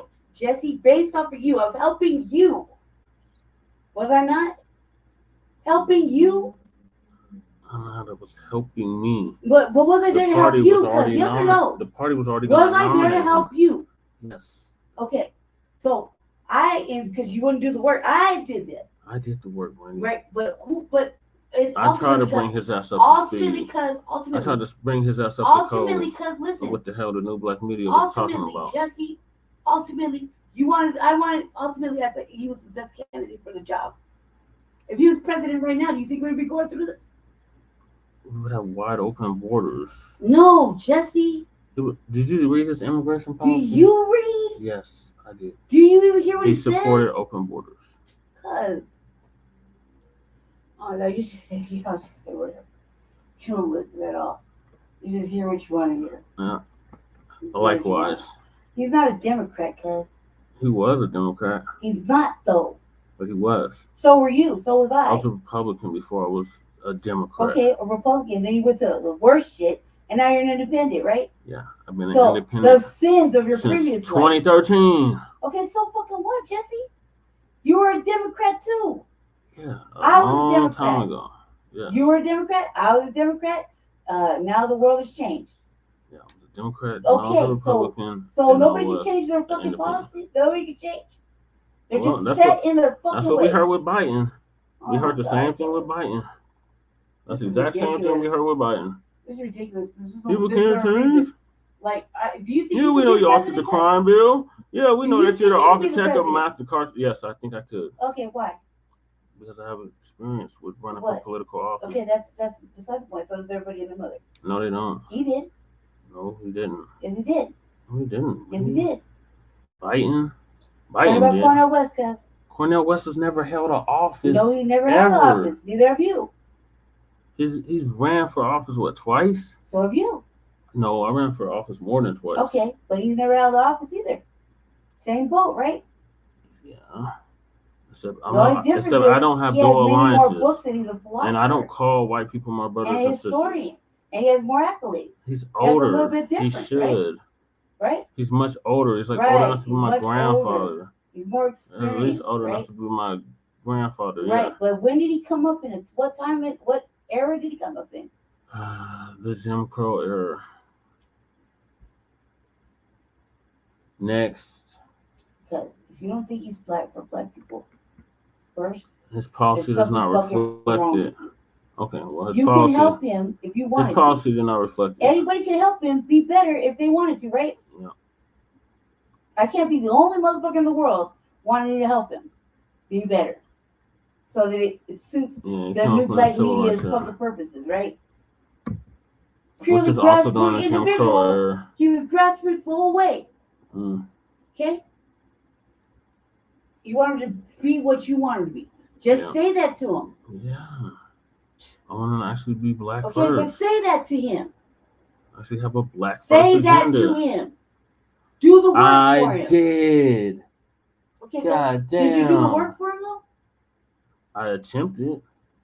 Yes. You were busy running your own campaign too. Yeah, but I still attempted though. And did we not promote him Remember, as well? I was supposed to be his vice president. Did we not promote Remember him that? as well? Did you hear about that? Him? Yes. Cornel West? I was supposed to be his vice president. You remember that? When? Because he already had a vice president. Before he even announced her. Either way, Jesse. Either way. Either way. I was gonna be his vice president. No, you didn't have to convince me of being his vice president. Because it's proven on the fucking show. Okay. It's proven. And it's proven on the show that he changed his website. No, it's proven that you weren't with him. Because he was not on code. You wouldn't have That's known why. that. I did know that. Listen to what he said. I did know that. He said one thing and did something completely different. What did he do that was different? Because he works at a school. Doesn't he work at a college? Yes, he's a He was professor. actively protesting? Yes, he's a college professor. Okay, so is it not like he wouldn't try to be supportive of the fucking students? He was mainly supportive of the guys and Okay, shit. so that green broad lady, right? Was she was on got that arrested same for shit clout, too. Right? Did she not get arrested for clout? Yes, she was on the same shit. Right, but did she not get arrested for clout? Yes. Was he peaceful? Yes. Okay, well, did he still put us first, though? Talking to us? Talking and policy are two different things. Well, you know what, Jesse? The Democrats, they talk. They say, I hear you, I see you, blah, blah, blah, and their policy reflects otherwise. If the Unity Party felt that way, they would help him too, right? They did. They barely want to fucking acknowledge. We literally got him on the ballot in the state of Colorado. Look how they acted when we brought up reparations. I remember that, but we still got him on the ballot here in the state of Colorado. Yes, so we did help him. Why though? How did that happen? Well, you couldn't have voted. You're not a member of the. You're not a voting member. Somebody wanted him to come here. I voted on it. Somebody wanted him to You didn't vote on it. Because you were already a member. You didn't vote on it though. I didn't have to vote. Yes, you did. I'm the one that convinced you to have him here. I'm the one that voted to get him on this shit. Because you're on the party, but I convinced you to bring him here. Yes, that is true. Jesus Christ, cuz. Because it was between him or RFK Jr. That part is true. If the Unity Party wanted to help him so badly, and you're so serious, then you would have did the right thing. Instead of me trying to do the right thing. The right thing. I was the right thing. I'm the one that told them to reach out to him in the first place. What the fuck are you talking about? So you did what I told you by the third party. You're like the middleman to the third party. Yeah, I was the middleman. It's my freaking party, Brandy. I understand. You're still not a member of the party. Idiot. I don't have to be. Okay. I don't have to be. All right. Well, you can't vote on nothing. So you didn't get him on the ballot. No, I did. I didn't get him on the ballot. But through the fact that you were running for office, I promoted his shit. Okay, you voted my shit too. Yes, cuz. But you didn't get me on the ballot either. So what is the point? Serious, cuz. Stop it. Stop it. Jesus. Stop it. You know how you got on the ballot. Stop it. You didn't nominate me? No, cuz. But it was easier because you had a party. Instead of doing it like that the first time. You didn't vote for me to be a nomination for the party. I wasn't meant to vote for you. I was just helping you fucking get your shit together. Okay, so I didn't have to vote for you. You're just doing the outside shit. Right. Got you. Isn't that what I was supposed to be doing? Yeah. That's that shit, right? Yeah. Isn't that what I was doing? Yes, Brandy. Okay, so where am I wrong? You're not I'm the wrong. one that convinced you about You're never wrong, Brandy. How am I You're wrong, always right. How am I wrong? You're never wrong. What was wrong about what I'm saying? Nothing, Brandy. Nothing. Now, can we please move on? Because you just keep going on and on and on and on and on. You do the same shit Shabaka do. No, I don't. Yes, you do. No, I don't. Yes, you do. No, all right. You can't just make your fucking point and move on from the shit. You just got to keep going on and on. We're at 3 hours, cuz.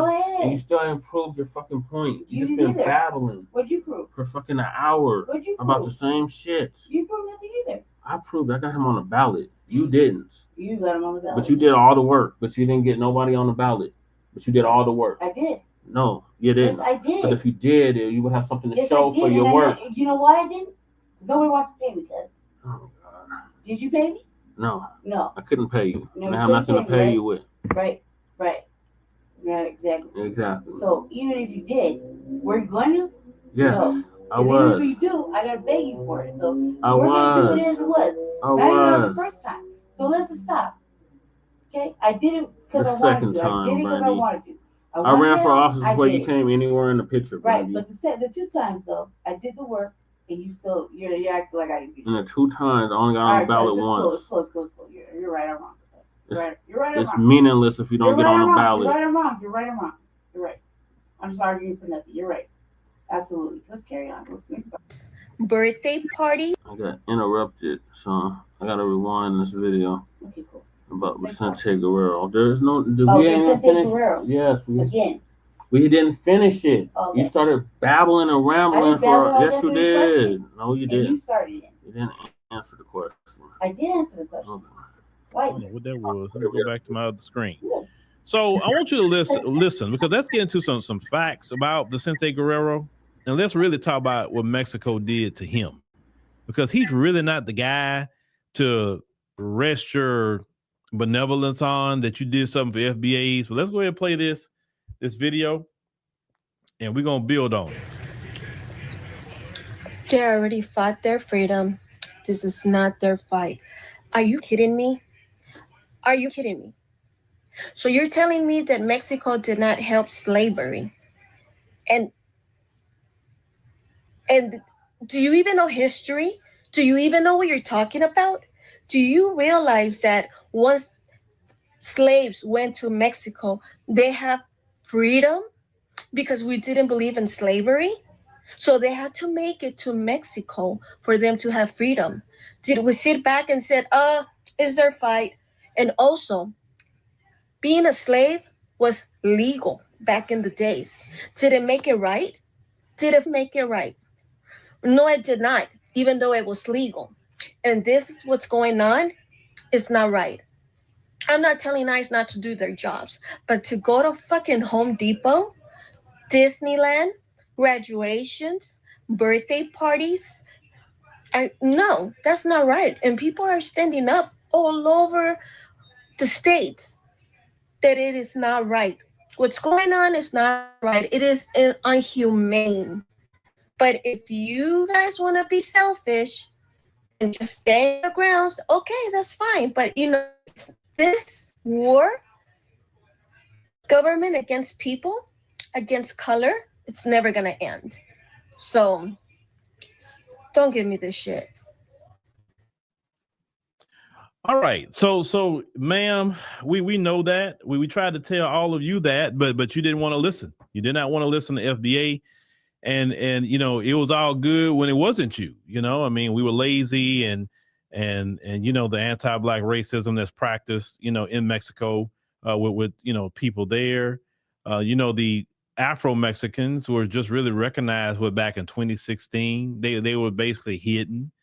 Mexico was a slave colony. It was not just this land, but Mexico was a slave colony. All those places in Latin America were slave colonies. Okay, everywhere them Europeans went, no matter what language they were speaking, whether they spoke Portuguese, whether they spoke Spanish, whether they spoke English, they brought this slavery with them. And Black folks were enslaved all in Latin America. The number one country that Black folks were in was slavery, and the slavery finished after our slavery was Brazil.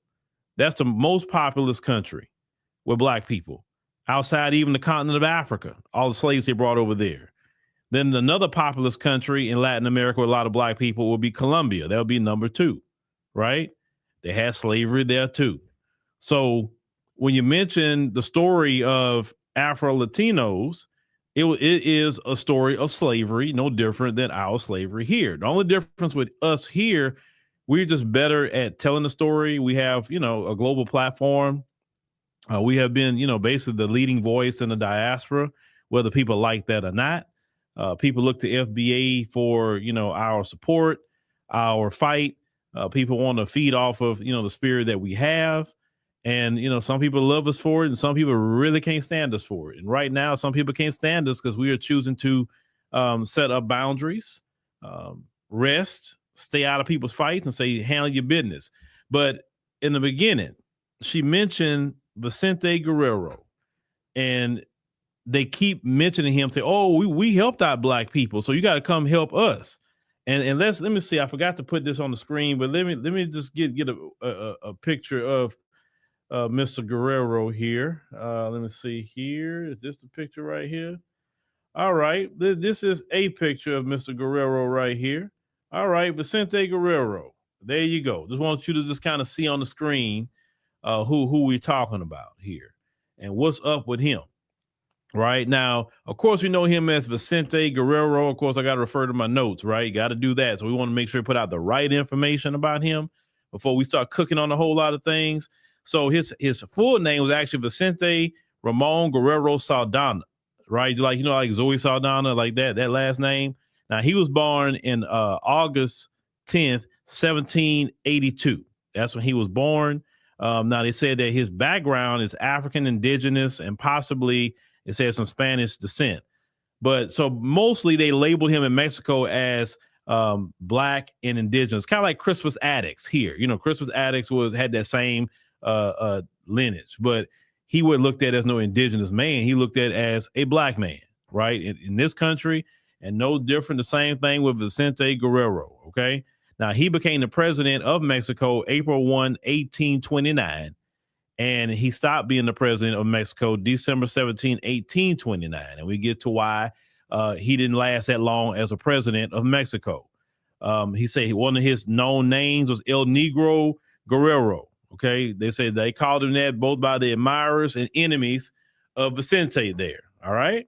So just want to give a small background of, this brother here. Yeah, we'll get to that, Incredible Jonathan. Now, Vicente Guerrero was a fierce abolitionist, okay? He really was focused on freedom. He was really focused on justice because he understood what the Black folks went through in Mexico with their slave master. You understand? So when you go to Latin America and you see Black folk, those are descendants of slaves too. All right? We aren't the only one, but we just got a bigger voice to let people know about ours.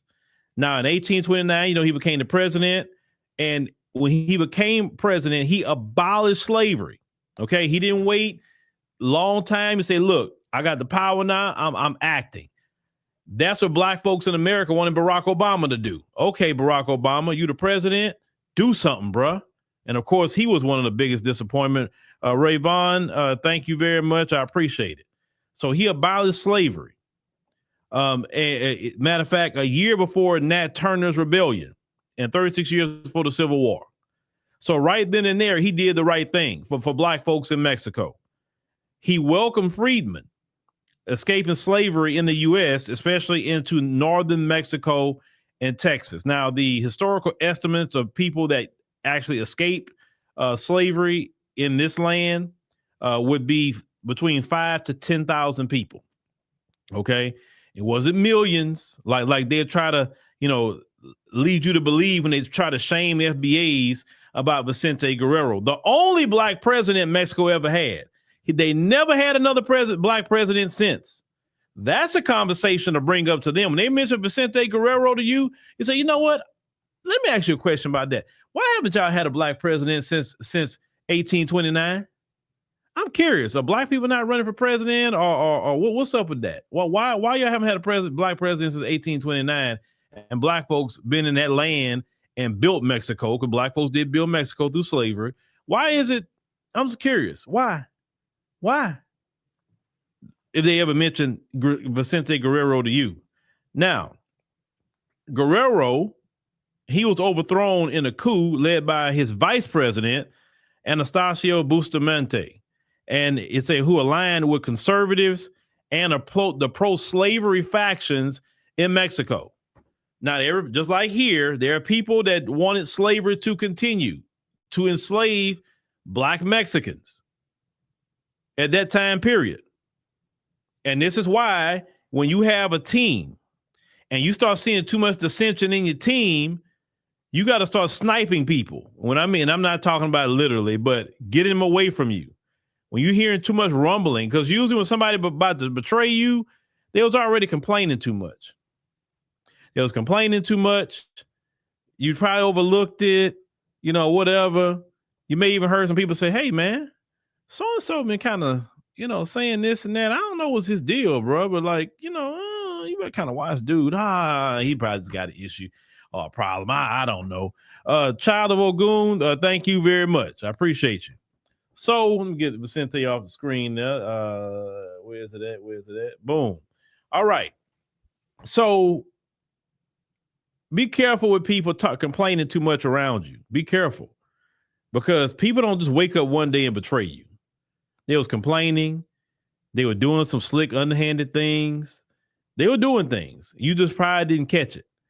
And you got to start developing a low tolerance to people complaining and all that around you too much, right? Especially if it's not nothing legitimate. Because I'm like, bro, you gonna do something. Because complaints and being what's the term I'm looking for? Dissatisfaction could turn into anger, but they won't come tell you about it. And then they look for a way to betray you. Okay, so just be careful with people like that. Now in 1831, because Vicente Guerrero was thrown out with a coup. In 1831, Guerrero was captured through treachery and lured by an Italian merchant, the folks. In an Italian merchant ship, under the false promise of negotiation, then handed over to the Mexican government. Okay, this is what they did to Vicente Guerrero. He was executed by a firing squad on February 14th, 1831. And despite massive public support, a lot of people supported him. He's seen by many as a martyr for racial and social justice. There's a lot of people, even to this day, they don't even mention Vicente Guerrero. They don't even mention him. They want to mention half the story about Vicente Guerrero, but they don't want to mention the full story about him. How in that short time period, he did more for black folks in Mexico than ever since he been gone. They don't want to talk about that. If you look at the Spanish TV, the Mexican TV, you would not think black folks exist, and if they do show them, they're domestic maids, they're low, everything they're low. They have a hierarchy of colorism, right? White supremacy, all of that, all through Latin America. Straight up. And I'm going to say in a lot of these other countries that practice that stuff, it's a little worse than the United States. This is why, because it hit me like a ton of bricks one day about Biden.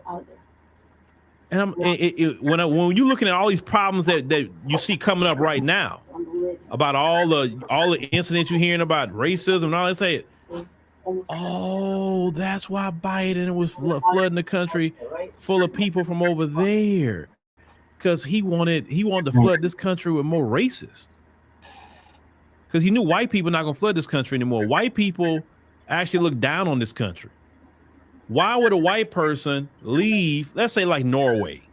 Why would a Norwegian leave Norway to come to America and pay for health care? Why? Why would a Norwegian or a Swedish person leave Sweden to come to America and deal with the horrible GMO food and all that? Why would they do it? They live in real great in Europe. They really are. They'll come visit America, but they're not flooding America like, oh, I don't like Europe, I'm coming to America. The white people don't want to be here.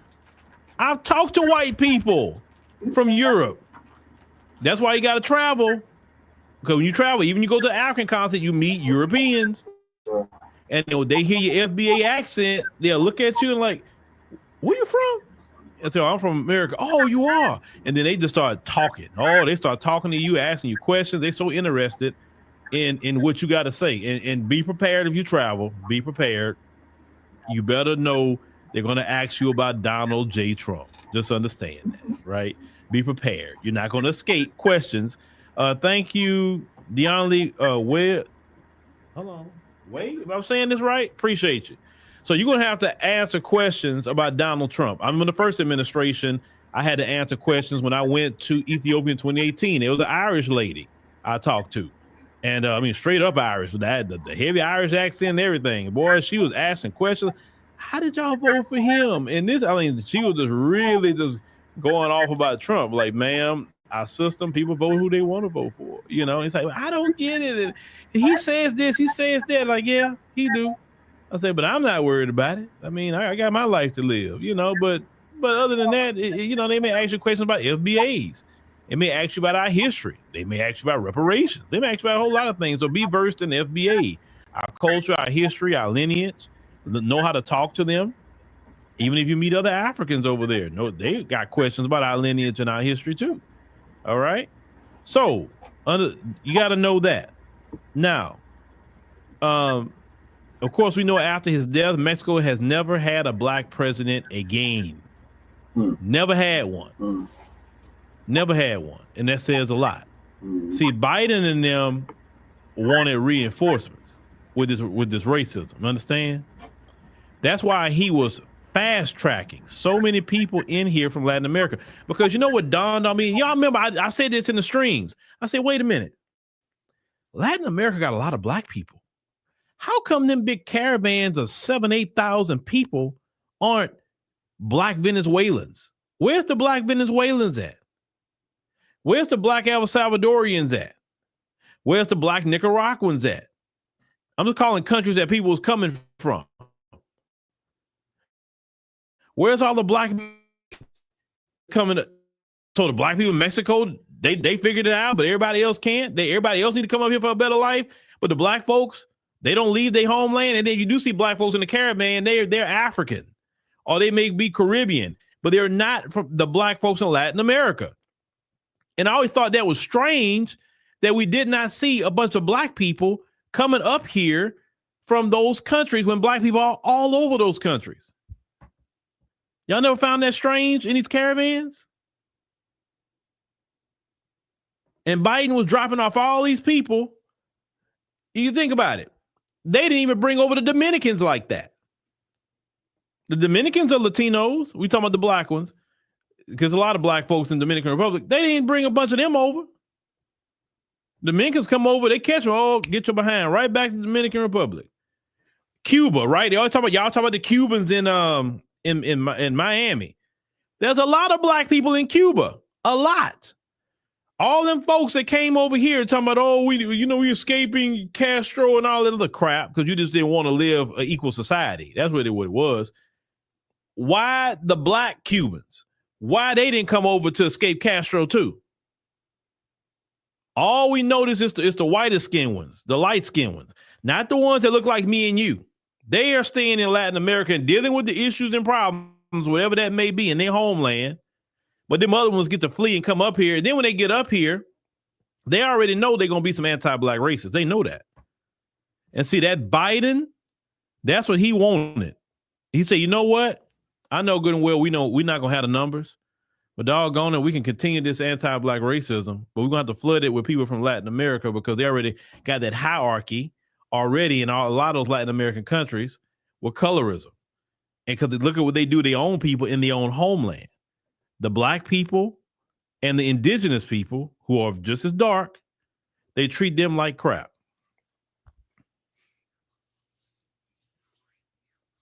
So they was already ready to come into the system of anti-black racism. Now, the problem that let's say the Republican wing is having, say, wait a minute. We see a pattern with them too. They don't want to stay a buffer class. They don't want to just be like, extra team members in the system. They want to take over. So we've seen when they get in cities like Los Angeles, when they get in cities like this and that and the third, now, yeah, we don't care what they do to the FBAs, but they feel like they got enough numbers to touch us. Okay, that's a problem. With the Republicans, they say they producing too fast. We can't trust other groups just to do our bidding because we know that particular group, when they get numbers, they get real uppity. And so we cool with them doing that to the black people, but they gonna do it to us too when they get their numbers up. So yeah, they gotta go. Because you can just tell that's a directive. If they look Latino, pull them over. That's a directive. It don't matter if they're American citizens or not. They look Latino, holler at them. See what they got going on. Okay, you say you lived in Guanajuato, Mexico in the 90s. You say you speaking 100% facts. I say, well, appreciate you verifying that.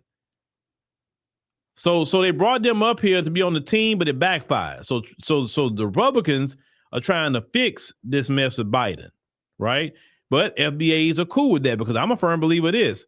Is if people are anti-Black racist, I'm not saying everybody's anti-Black racist. I'm not saying that. I'm not saying that. But when that's in the culture, in the homeland, it's kind of hard to escape your culture. Now, you can definitely learn and reform. And I've heard a lot of them say that they got a lot of ignorance in their culture. And, from what one guy was saying on TikTok, a Mexican guy, and shout out to him, he was saying that Univision, their news is like Fox News. And anytime they show something with Black people, whether it's Black people over there in Mexico or Black people here, it's something negative. It's never nothing positive. And he was saying, he was telling his grandparents about it. Like Black people aren't like that. He said, well, why are they showing this on the news? Why are they showing it on the news? And it's the same thing with Africans too, with this news stuff.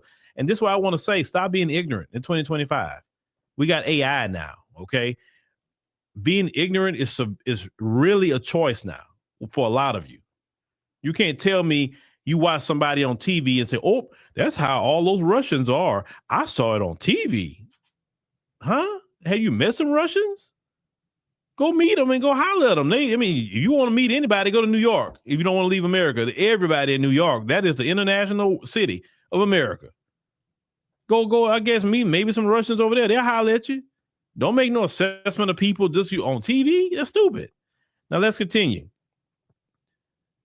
Now, a lot of them use Vicente Guerrero as a gotcha to say we help Black people.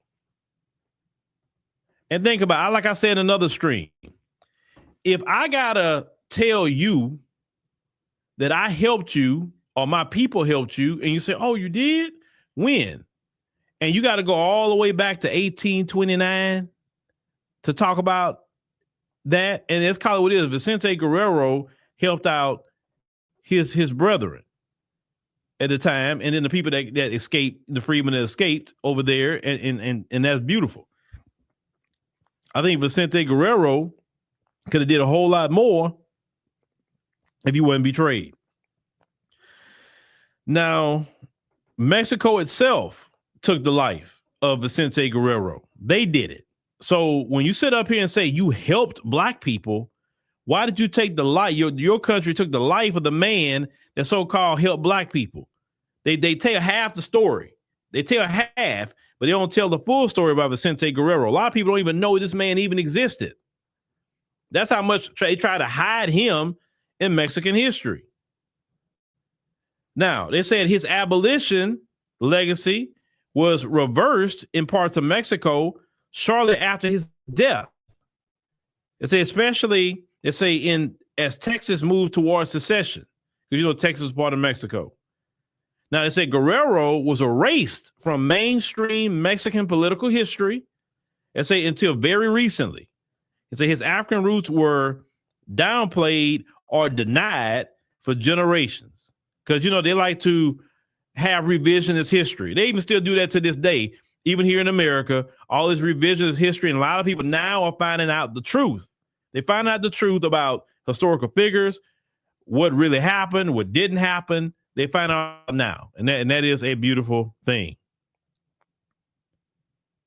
What did they say? What are y'all talking about? Okay, I don't know what y'all talking about. Y'all threw me off. Why y'all mentioning people in this chat? I'm just trying to figure that out. Y'all stay focused. Please stay focused. So let's continue.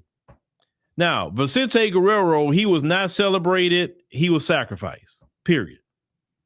So they cannot use Vicente Guerrero to shame you to get out your house, to go get involved with something that is not your fight. Sorry, you can't use him. Now, when they use his name to shame FBAs, they're repeating the same patterns, using Black bodies as for moral capital, then discarding the truth. So same thing. They want us to go out there in a protest. We need to get shot in the face with a rubber bullet. We need to get tear gassed. We need to get beat up with sticks and hands and feet. We need to go slam on the ground. We got to go to jail for them. No, you the one take the beating. That's your fight, right? It's like two boxers in the ring.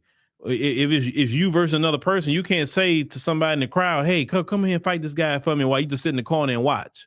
That's not the way a fight works. You fight your own battle, right? Same thing. Now, FBAs don't owe guilt. It said we remember who actually stood with us and who sold us out. And that's just bottom line. It's not one group. It's just about all these groups decided to get cozy up next to whiteness and be against FBA until whiteness turned on them, which we all told them it would happen. And say, hey, wait a minute, you're not white. Don't let that classification go to your head. You're not white. Then people don't like you. We hear what they say about you when you're not around. They'll try to tell us things about you too. Just like they're talking to you about us. They're talking to us about you. And that's why we come back and tell you, hey, they don't like you, man. They don't like you.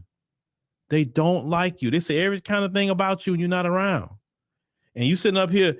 Have you ever told one of them before how them folks feel about them? Then they want to act like you lying. You're like, man, I'm trying to help you out on this job. Like, bro, stay away from them. And he's like, oh, you one of them. Okay. All right.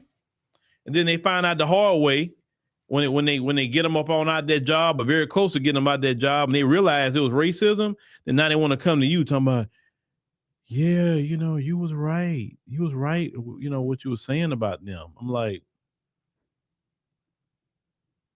oh, you waited till they actually, the snake bit you, huh? Now you want to come over here? Nah, I'm cool, man. I don't trust people like you. Stay over there. I think that's weak. You know what? I'm going to say that. All you immigrant groups that came into this country and want proximity to whiteness, it's just weakness. It's weakness. Why you want proximity to anybody? You ain't proud of yourself? Well, I guess not, because you ran from your homeland, I guess. I don't know. I don't know. I'm even feel that way about my own people, FBA. If they do that too, I feel that's weakness. Why are you bowing down to another man or another woman for? For what? What do you get out of that? And these people have always proved themselves to turn on you. It don't matter how much shucking and jiving you do for them. They're always going to turn on you. And so many of y'all haven't learned that lesson. How many people have found out the hard way how these folks are? Then when you find out, you like that movie Queen. You remember that movie Queen that Halle Berry played in? And after the folks threw her out, then she want to go show up with black folks sitting at church. They all looking at her. She come through the door.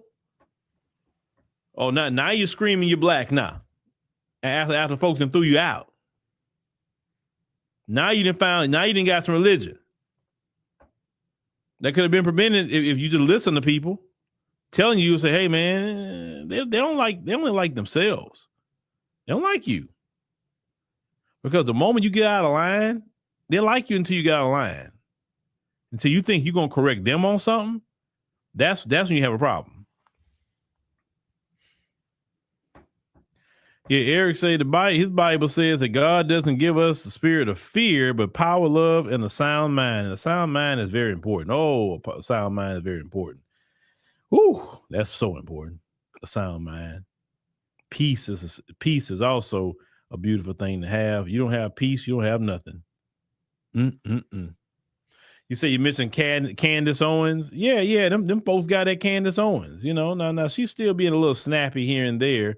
But Candace can be a little snappy if she got a dude that got money. So canceling her, I mean, that doesn't make her broke. But that's one thing they don't want is a black person to have access to money that they can't cancel. They don't like them kind of black people. And I know Candace Owens isn't the FBA, but I'm just talking in general. They don't like that. They don't. That's why they try to keep us away from like certain amounts of money. Like, could you imagine a person like myself getting into certain amounts of money? And I know you can't cancel me. I don't have to hold my tongue for nothing. I can just say whatever. I mean, nothing illegal or unlawful, but I have to say whatever because I'm not worried no more because you can't touch me. I know I didn't build up every infrastructure in which, with time I'm working on that every infrastructure that you can't, in other words, try to get to the point you can't be canceled. Oh, well, that's see, I'm telling you, only man I can think of in America who's been free that I could think of is Minister Louis Farrakhan. That's the only black man I've ever seen speak with freedom. That he not worried about much of nothing because the nation got him. Yeah, they say, well, they canceled him off of mainstream media. Did they really cancel him? Like, they no, because that didn't stop him. He traveled the world. He spoke to world leaders.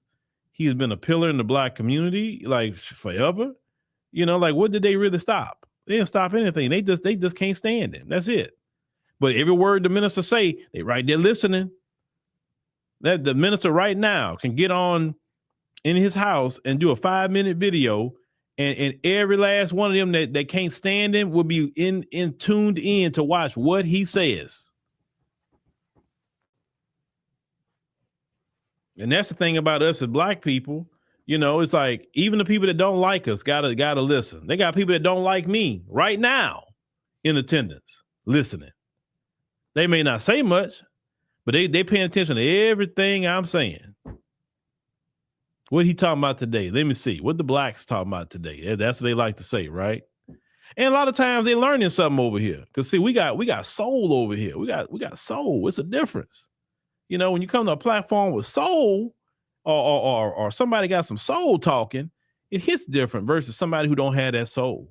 That's why they can't stay away from listening what we got to say, no matter what it is, even if it's negative, because even our negativity got some soul to it. Believe it or not, it do. You said Black people are retired. We are retiring from being the hero. Well, I don't think we should retire from being the hero. I just think we need to reapply our heroism, and we need to apply that to our own community. We need to apply that to our families. That's what we need to apply that to, because what you've been doing is fighting everybody else's battles. But instead of fighting your own, we have a lot of battles in Black America that we need to fight, that we have been neglecting for so long, because you're out there jumping out there talking about a POC coalition and BIPOC and everything else, and you haven't been fighting for Black people. So I think we shouldn't just throw our hands up in our community. No. We need to, I think, go 10 times harder in our own community and fix ourselves, because we got the capacity to fix us. They cannot stop us when we unified. Even God himself said about mankind, right? If they are unified, it's nothing if they all want, it's nothing they can't do. That's why even J. Edgar Hoover said the greatest threat to national security at that time period was, what did he say? Negro unity. That was the greatest threat, not Cuba, not Russia, the USSR, not that. Us being unified, being on one accord. And we are the most unified people within the diaspora. Africans would tell you that. I have been told that several times from Africans from several countries, that FBAs are the most unified people out of everybody they ever seen in the diaspora. Yes, we got our issues and problems, we do, but we are actually very unified as a people. Oh, yes, we are. We can argue one day and be at each other's throats, but when it's time for the get down, we throw all that mess aside and say, hey, man, we got to stand together on this. We got to stand 10 toes down. And that's what them folks always afraid of, because they're so unpredictable. Because one minute Black folks will be fighting each other, and next minute be like, man, throw that mess to the side, man. You my brother, you my sister. Come on, man. Let's fight this people. Let's stand together. That's so unpredictable how it happens, and they never can case when the unity is going to come. They didn't see delineation coming. They didn't see that, because they seen it. They already had a plan to stop it. You know what I'm saying? That's just what it is. So we are the culture. That's correct. And self-preservation is what we need to focus on. You're right. Self-preservation, because we have not been preserving ourselves. We've not been preserving our overall health. We have been preserving our mental health. We have been preserving our families. We have been preserving, our finances, our jobs, our careers. We've been worried about everything else and everybody else. And it's time for us to be selfish. They say, you Black people, you guys being selfish. We are. Just like you were. When we were dealing with the issues and problems, you were selfish. You were like, ain't got nothing to do with me. I'm over here to get a better life. Okay, cool. Well, we on that same energy. They ain't got nothing to do with me. We working on getting a better life for FBAs. mean, I think it's pretty cool, actually. Right? Have y'all noticed we ain't been as stressed? Like all these people walking around here stressed. We cool. You know, we watching Trump crash out. You know, we watching Trump saying, you know, laughing about people calling him daddy up there at NATO and saying that people look at him as a daddy to world leaders and all the things. Trump got something going on every day. We laughing at Trump. It's funny. It's comedy hour. I love to see Trump do press conferences. God, that jump be funny to me. Man, I'm like, that's why even during the time of pandemic, when Trump was getting up there every day and taking questions from the media, man, that was comedy gold. I hope Trump go back doing that again. God, that was funny. Every day. And then he always roasting CNN, more post CNN. They get roasted every chance he get.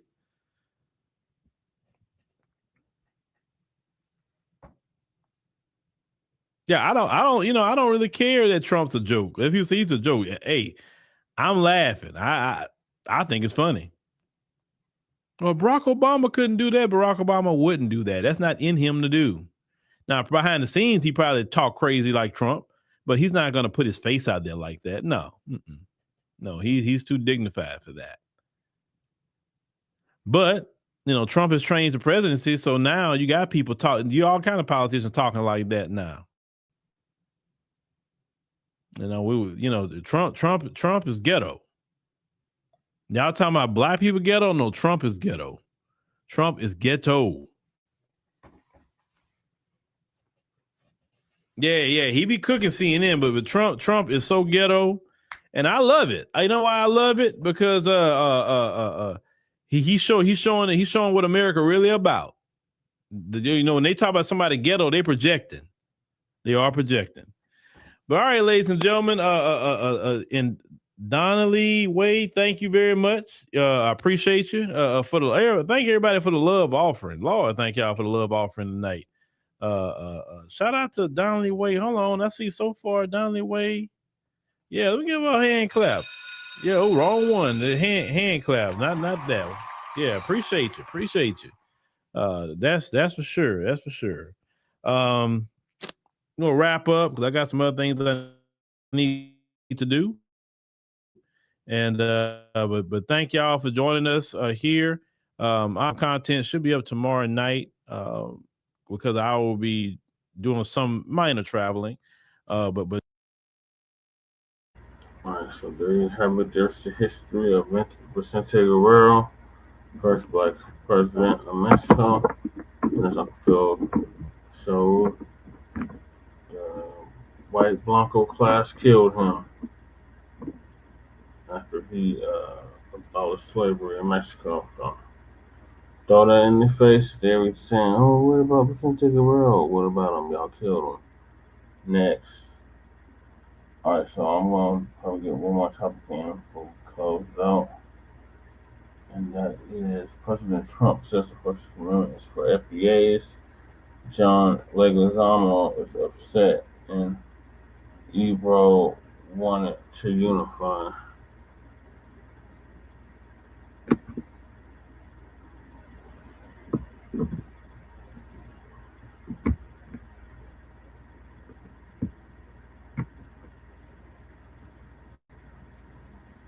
Are you a successful entrepreneur or one in training?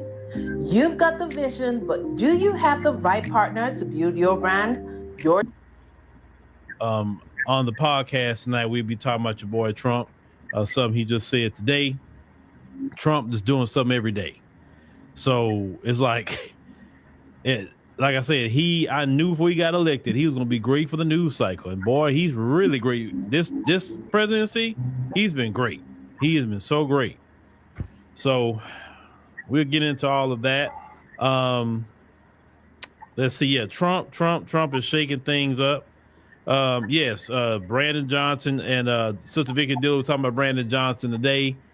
And yeah, Brandon Johnson, let's see if he go up there and talk to Congress. Let's just see.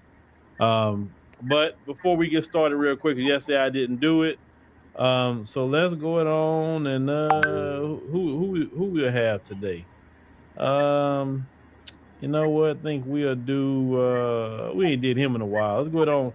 and do this, and then we're gonna come on and get started as people come on in the room. I'm just telling you, I'm gonna let you talk. Who you talking to? You gonna let the voters let me? I got voted in. Who you talking to? You gonna let me? I got seconds left. I want you to know. Ain't she crazy? How many seconds? Why you? I'm counting your time, Miss Galloway. I'm gonna rule you out of order. You keep talking so much. Do I have the floor? Do I? Yes, you do. Thank you very much. What a fool. We have got to help the city of Flint. We have got to move the city forward. We have got to vote yes on this. Thank you. Ms. Herkenroder, you the reason that I'm gonna vote the way I'm gonna vote, because you tried to put words in my mouth like I said you was a racist. You got to stop doing that. You got to stop doing that. Ms. Fields, please be very careful in that area. Please. All I said there was mediation and there were people in rooms. That's who not in what confidential. room and how many. But I am what. going to finish saying this. Oh, go ahead.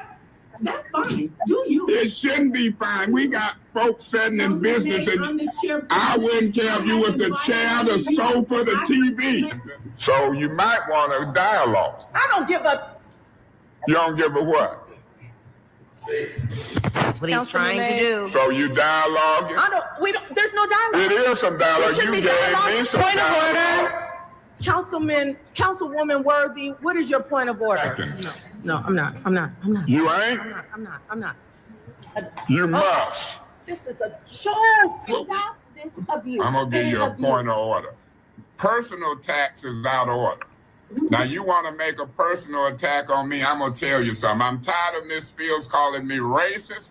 I'm tired of you calling me personal names as it relates to women. I'm tired of it. It's wrong. You're out of order. But you keep doing it. Because when I start blasting your butt like I'm doing, everybody already know it's coming from y'all. But don't get beside yourself, Mr. Chairman. If he gonna holler tell me to shut up, you better give him his warning. I gave you yours. Give him his. If you gonna discriminate, you gonna let the white man running for mayor holler across and tell this black man to shut up. I don't want to hear So when he get loud, I'm gonna get louder. When they go low, I go lower. All right, ladies and gentlemen, that was the great Eric Mays that passed on. Let me see. Somebody said something. I've been trying to join, but having a hard time. I keep trying. What are you having a hard time doing, Veronica? Because all you have to do is download it, and then hit create account, and then you can kind of select what you would want to do there. From what I've seen, it's very user friendly to do that. But if you have any kind of issues, just send us an email, and then we can get someone to help you with that. All right, ladies and gentlemen. All right, let's go on and get started. So on the first clip, let's go on and talk about President Trump. Let's go ahead and cue him up, and let's listen what Trump has to say about the 14th Amendment. And because there's a lot of people that want to ride the coattails of what we fought for. You gotta remember the 13th, 14th, and 15th Amendment is what Black Americans fought for. Nobody else fought for the 13th, 14th, and 15th Amendment. It was just us. So let's go on and get Trump on the screen here. And as we are fighting hard to get birthright citizenship or automatic citizenship for the children of illegal aliens, that's another way. It's automatic citizenship for children of illegal aliens. That's the other term that they use, which is actually more accurate, more understandable. And it's ridiculous. We're the only country that has it, and certainly the only country that has it to that extent. And it wasn't meant, if you look, it was really meant for children of slaves. This is when it happened. The children of slaves. It was not meant for everyone to come into our country by airplane or charging across the borders from all over the world and think they're going to become citizens. It's not meant for that. It wasn't meant for that. And hopefully at some point the courts will understand that without having to go through a whole big deal. This was meant for the children of slaves. And look at the timing of it and you'll see. And I hope judges will understand that. And it has to stop because it's really hurting our country very badly. All right, ladies and gentlemen, I was typing something here. I wanted to kind of get some information here real quick. Just give me a second. I'll get back on the screen while that's processing. So Trump says that the 14th Amendment was meant for us. 100% right. You have to think about it. Around the time of the 14th Amendment, you didn't have a bunch of mass migration from all these other countries into the United States. We was, emancipated. At the time, we could not be citizens prior to that, the Dred Scott decision, all of that. And they, ratified the 14th Amendment, which made our ancestors citizens of the United States. And that was the right thing to do. But the originators of the 14th Amendment did not put down the 14th Amendment so everybody and their mama could come over here, for instance. So if you have 1,000 women from China show up tomorrow that's 9 months pregnant, and you mean to tell me all 1,000 of those Chinese babies will be American citizens? Do you know they have a thing called birth tourism? Do you know about that? That there are women that's paying thousands of dollars to come over here to have anchor babies. This has been a budding business for a very long time. And it's not just, we're talking about people with money. Like you have Russians doing it, coming over here having anchor babies. You've had Ukrainians doing it. You definitely had, I saw one special on one of the main networks where you had a Chinese doctor over here. They had someone in LA, they were paying $40,000 to come over here and have their babies. So they're the doctor have them put up in these luxury hotels. And it's like this luxury hotels kind of set up almost like a hospital where he was having these babies at. And the Chinese doctor was having these having these babies. If they wasn't ready yet, they had to be close to being ready, inducing the labor and doing all the babies and all that mess right there. And so these women could have their anchor babies to have all access to America. That was not what the 14th Amendment was about. So when they say that, oh, well, they take away the 14th, if they take away birthright citizenship, that's going to affect FBAs too. No, it's not. No, it's not. It's not going to affect us. Not whatsoever. He's talking about people gaming the system to have a bunch of anchor babies so they can stay here and have access to everything that they didn't fight for. My ancestors not only built this country, but my ancestors fought in every war and every conflict this country has been through, okay? How you going to have a Johnny come lately come in here, drop off their anchor baby, now they're anchored in because of that baby in America, and now they're getting all the rights and privileges that my ancestors fought and died for? You understand what I'm saying? That isn't right. Just like it wouldn't be right for me to go to somebody else's country and doing the same thing. Now, let me see here what I was actually running on birthright citizenship. Let me see. Let me see. I'm glancing, of course, United States. America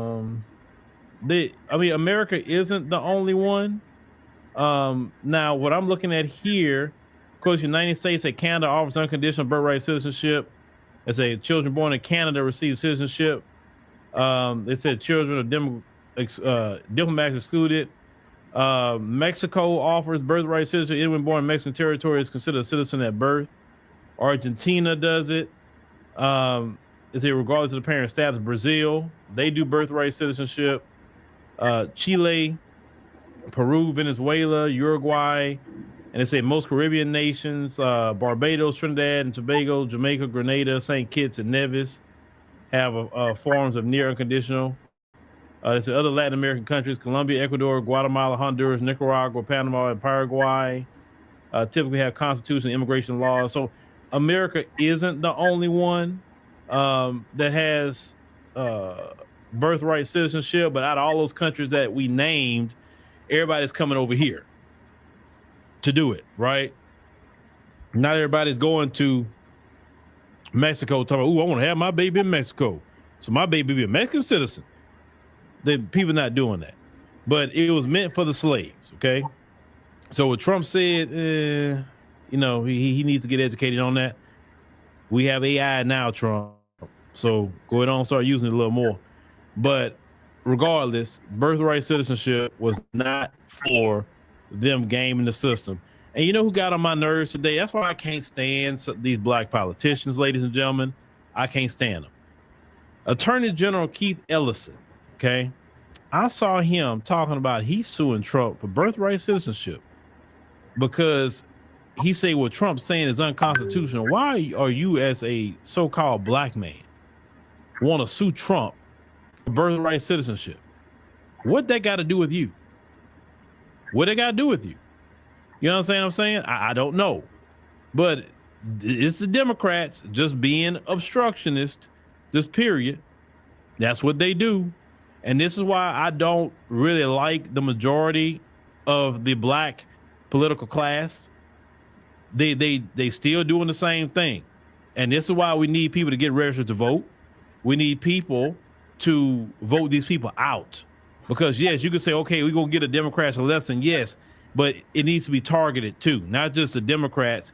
It needs to be targeted. Say, oh, Keith Ellison, you talking like that? Okay, well, FBAs in that state, I think Minnesota, I think it's Minnesota he's at. FBAs in that state need to say, okay, we're gonna vote for anybody outside of this dude. Because what we have to do now is FBAs. You see, FBAs have power in our vote, okay? If we set it out, that's power. If we vote a certain way, that's power too. You better understand that. The reason why the Democrats crash and burn in this election is because a lot of FBAs sat at home.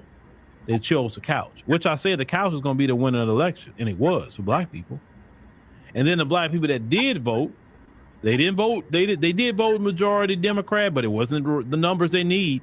Remember, we talked about this. The Democrats need 80% of the black vote, 80% of black men and women to win. Because remember, black women voted 92% for Kamala Harris. Black men voted, I think it was 77%, and then it was 21% that for Trump with black men. So she didn't get 80% on both sides. And then when people sitting it out, trust me, she lost Georgia because brothers and sisters sat it out. They didn't vote for her or Trump. And the Democrats got to learn, we don't care what Trump do at this point, because y'all, for a very long time, ignored us. You were hostile. All these other groups was hostile. I don't see people being hostile no more. That hostility went away, didn't it? Oh, I don't hear black people being called lazy no more. I'm not hearing a whole lot of things. Y'all have y'all noticed that? Boy, ever since Trump been in office, everybody's mouth has gotten real quiet talking crap about black Americans. Have y'all noticed that? Have y'all noticed? I have. Where's all that bass that was in some of y'all voice talking crap? See, you thought the Democrats was gonna save you. Listen, I told you on this microphone, the Democrats and the Republicans are together because both of them want to maintain white supremacy. I told y'all that. And part of maintaining white supremacy has nothing to do with any of you outside of themselves. The only way they cool with you, whether it's Democrat or Republican, is that you have to help them maintain the status quo. I told you, the white liberal is fine under Trump. They're fine. Nothing's going to happen to them. Sure, maybe some white women will lose some jobs off of DEI. Maybe white LGBT lose some jobs. Maybe they'll lose something. But for the most part, their privilege and everything they get with it is still intact. But the rest of you who thought you was in the club with them, those of you that try to say we lazy, we don't want to work, right? You don't need no reparations. Why y'all talking about racism so much? Y'all always talking about race.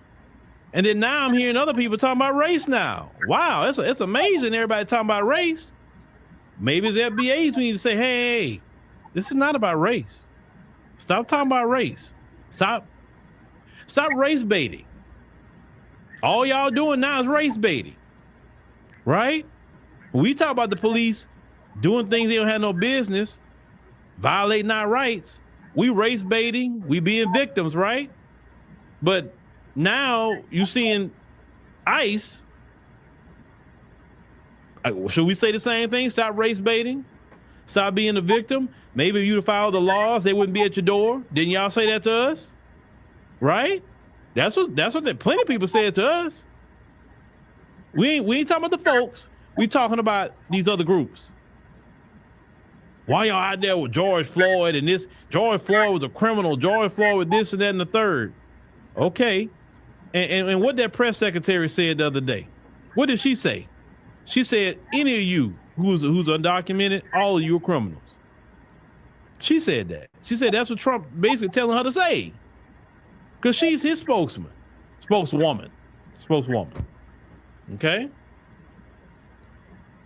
They tried to John Farrell gifted 10 memberships to people. Okay, John. I mean, you want to gift people, that's fine. I don't know who you gifted it to, but that's cool. They called us all kind of names, right? But now they are, like they say, FAFO. That's really what it is right now. Definitely 2025 and on gonna be FAFO. They're gonna say black people told us and we didn't listen. We did not listen to black people. We didn't listen. And I know the other day, Sister Vicky had reported on the Ukrainian women is pulling up on brothers and saying, hey, you know, let's go down there to the courthouse and get married. I'll break you off by $15,000. Now, let me go ahead and talk to some of you black men out there, because I know you. A lot of you are simps, okay? I know you. I'm a black man. I can talk about you.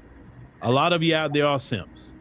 Some of these immigrant women gonna pull up on you and you gonna marry them because you can't get no attention to save your life.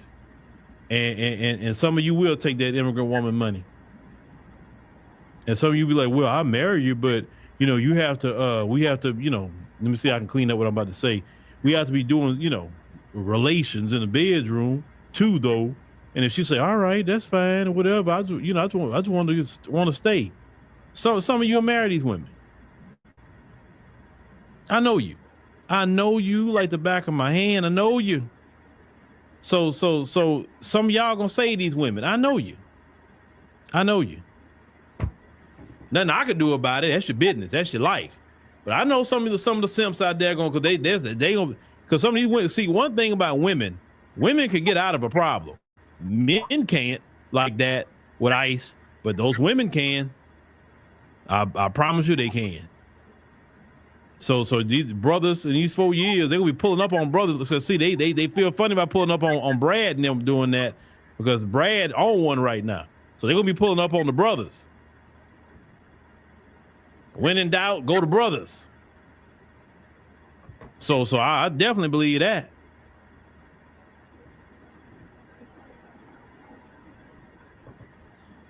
Now, what did you say in the chat? I'm ready, immigrant women. I'm pretty sure you are. Like I said, I know you. I know you. I know some of the men in our community. Not all that big talk some of y'all do online. Nuh-uh. Let a certain woman pull up in your face. Now let me tell y'all something. This I know how bad y'all are. I saw a video the other day. Tariq Nasheed posted. And shout out to Tariq. He posted an AI generated image of a Hispanic woman. And they had dudes in the chat asking what was her at. And this is clearly an AI generated woman. And I said, what is up with these simp dudes that you are thirsting over an AI generated image of an immigrant woman? So yeah, so immigrant women, if you want to stay, I'm letting you know ahead of time. I'm honest. Pull up on a lot of these brothers. They gonna marry you. Trust me. I'm just being real with it. They gonna marry you. All right. You know, hey, y'all get mad at me if you want, but I tell the truth. I'm not up here gonna tell you no lies. See, I'm not gonna be saying that mess that Umar say because Umar is silly. I know black men. I know what they gonna do. I know exactly what they gonna do. Now, let's get to the next thing I want to talk about here. We're gonna get to John Leguizamo, but I want to play at least one video of a deportation, and then we get to John Leguizamo because I want to respond to something that he's saying, just to ask him some questions, and maybe he can have some answers to it. So let's go ahead on and cue this up real quick. Hey, have a great day. All of you guys. I hope your families die. And your kids. Give us at least something. Where do we? Fuck. Se lo llevaron. Dice que lo van a interrogar.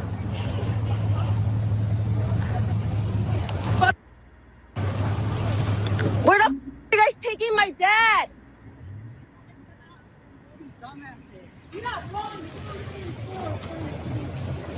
Ay, nomás para que vean por el puto presidente por el que votaron. Where are you guys taking him? My immigrant brothers and sisters, I know you're not felons. I know you're not criminals. I know you're not drug dealers. You're the hardest working people in America. You inspire me. And I feel pain for your plight. Nobody gets a joy of seeing you picked up and handcuffed. It breaks my heart to see Latin people, Latin bodies being treated this way. We're 70 million Latin people, United States citizens, 10 million immigrants. We need to stand up for each other. We need to stand up. You can't be quiet during this presidency. You need to act up, speak up, and fight. And do whatever powers we have, whatever tools we have to use them. I'm with you. I feel very offended by this attack on immigrants, and especially because the majority of them are Latin immigrants who look just like me, who could be my cousin, who could be my aunt, my uncle, my nephews. It's insulting and demeaning to our whole race as a people, as an ethnic group, and we cannot stand for it. It dehumanizes us. He calls us animals and criminals. It's disgusting and it's unacceptable, and we can't allow it. Even if we have to speak out and fight against this language and this dehumanization of our people. Yo, first of all, John Leguizamo, what's going on with you, my man? I mean, man, you look like you going through it. You know, last night it was Selena Gomez. Now it's you. Man, dude, like, go take a bath, get a good shave on, do something with your hair. Take a break, something. You look like you're really going through it, John. Now, John himself, he's a Colombian immigrant, you know. And John, what he tries to do now, he wants to be the spokesperson, you know, so bad for the Latino community. He's trying for a whole thing. I give him for an E for effort. I give him that much, right? He's trying. You know, you see him out here talking about they don't get representation. They're more in population. They don't get. He keeps bringing that up. You know, saying the representation we get, but they don't get it, and they are more in population. Like, well, do what we did, you get what we got. Okay, you go toe to toe with them folks. A lot of your folks gonna have to go to jail. A lot of your folks gonna have to lose their life in horrific ways to even get halfway of where we at. And y'all, and John, you're not willing to do it. Or those in your community, from just what I'm looking at, are not willing to do what we did to get what we have. And a lot of people don't want to go through what we have gone through, even what we go through today. Because see, as long as it was all on us, everybody else was cool. Hey, you know, hey man, at least I ain't them black people. Yeah, they may not treat me like, you know, the best, but hey, they don't treat me like them. And now what you're seeing is the folks are treating everybody like a ninja now. And that's the biggest thing they're having a problem with. Everybody getting treated like a ninja. And it don't feel good, do it. 12's run up in your house now. Like they ran up in our house, like in the crack epidemic and all that, how they kept running up in our houses, arresting people that didn't have nothing to do with it or barely. They doing the same thing to y'all. We told y'all about all that. We told y'all about mass incarceration. We told all you about how they get down. And none of y'all believed it because they treated you maybe just a little bit better. But now everybody's an N-word now. That's what y'all having a difficult time dealing with. All the crying, no, what the crying is, oh my God, they're treating us like the blacks. Oh my God, what has happened? That's really what the crying's about. That's what it's about. Now for us, this is nothing. Like they not doing nothing to y'all they ain't done to us. What are they doing? I still haven't seen them. They not running around. ICE is not running around like shooting y'all 19 times in the back. I ain't seen that. I ain't seen ICE not one time gun anybody down. I ain't seen no George Floyd knee on the neck. I haven't seen no beatings like Rodney King happen to any of these people. I haven't seen nobody get gunned down like Michael Brown. I haven't seen nobody choked out and lost their life like Eric Garner. I didn't see none of y'all where they run up in y'all house and take y'all life in front of y'all child like Corin Gaines. I ain't seen none of them videos come out. They actually just arresting y'all like police supposed to. They're not even treating y'all like that. So even in the midst of this, y'all still getting treated better than black people have been treated over the years. Am I telling the truth or am I lying about it? I have not seen one video of them treating them exactly like us. The only thing they doing now is run up on them and get them on out of here. But they haven't really got that brutality treatment. You understand? But now, John Leguizamo, let me play a video for you. I want to remind you of something, John. Listen, watch. John, explain this video, John. I will vote for Donald Trump.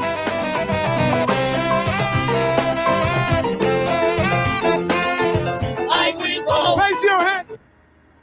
Okay, that was a short video. Okay. Have a great day. Hold on. Not that. Let's play that again because man, they was getting it in. I will vote for Donald Trump. Look at that, John. She getting it in. I will vote. Raise your hand. Man, I need to call her for a party or something. Call her in that band, man. They getting it in. Shoot, we can dance and have a good time, right? But John, a lot of people in your community voted for Trump, bro. Now, Trump promised to deport people in your community. He kept preaching mass deportations. And so what y'all have to deal with, technically, y'all have to deal with y'all sellout class. And y'all not even calling out your own people. Some of you are, because some of you get mad that a lot of your people showing up at Border Patrol and ICE. And some of y'all get mad about that. They've been in ICE and Border Patrol. You just haven't really seen them push up on you. But that's what that is. Now, I'm just saying, if I wouldn't have voted for Trump if I knew he was going to deport my family members, I wouldn't have. If I knew, I said, man, that dude going to do that, John. I ain't voting for him. But a lot of y'all voted. All the ones who are first generation, second generation voted to get y'all out of here. There's a lot of people in their community want them out. So really, y'all got to look at that issue too. And once again, FBAs told all of you immigrants, what the get down is, but you did not believe it. You didn't listen. You didn't accept a word what we said. See, this is what happened. God will always send his prophets to preach the word to you. And black people are God's people. Okay, we are God's children. And we have preached to you, we have preached to America about her sin and unrighteousness for a very long time. We have told many of you, join the righteous causes that we have as Black Americans. Let's join together under the banner of righteousness and justice. But you chose to join with sin and unrighteousness because you maybe go get a little bit more trinkets. You're getting jobs over FBAs, right? FBAs they get kicked out of the jobs and you'll get them. And you say, I'm doing better underneath this system. When the FBAs was telling you, no, this is not what you think it is. We've been there, done that with these people. Right? Now you're seeing who they really are. And now you want to cry. And now that's why FBAs say, don't cry over here. Because we didn't preach to all y'all for years, and you did not listen. We were like John the Baptist preaching in the wilderness to warn you, and you shunned us. You talked down with us. You joined with them in speaking words of condemnation, negativity, shame, guilt, and everything else on Black Americans. But now, let's go to this video with Ebro and on his show, because even though something he's going to say I totally disagree with, but one thing he's going to say I really want to ride in on. So let's go ahead and play that clip real quick with Ebro. And one specifically made me so angry. She was pleading to the Black community, hey, you know, one day you'll need us. Stop, you know, kicking us when what are you saying? What are you saying? It's one day you'll need us. Cannot even believe how stupid people are.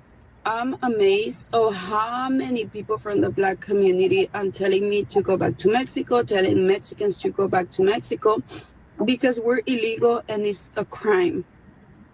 It was also a crime when your ancestors went to Mexico, when they were escaping the white people and Mexico helped them.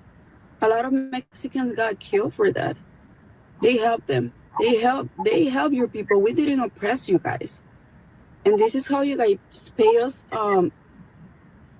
In the past, Black people needed Mexicans. Right now, Mexicans need you guys.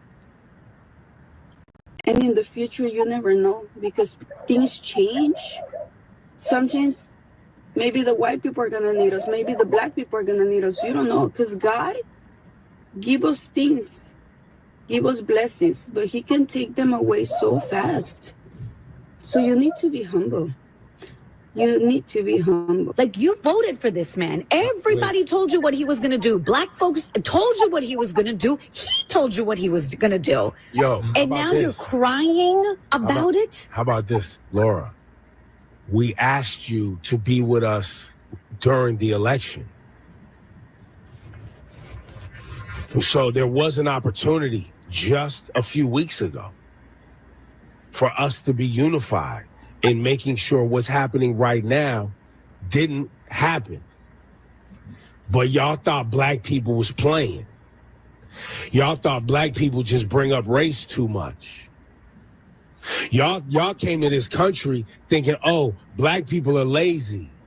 Congratulations. No. You played yourself. We've been telling y'all, they don't want you to be successful if you're not white.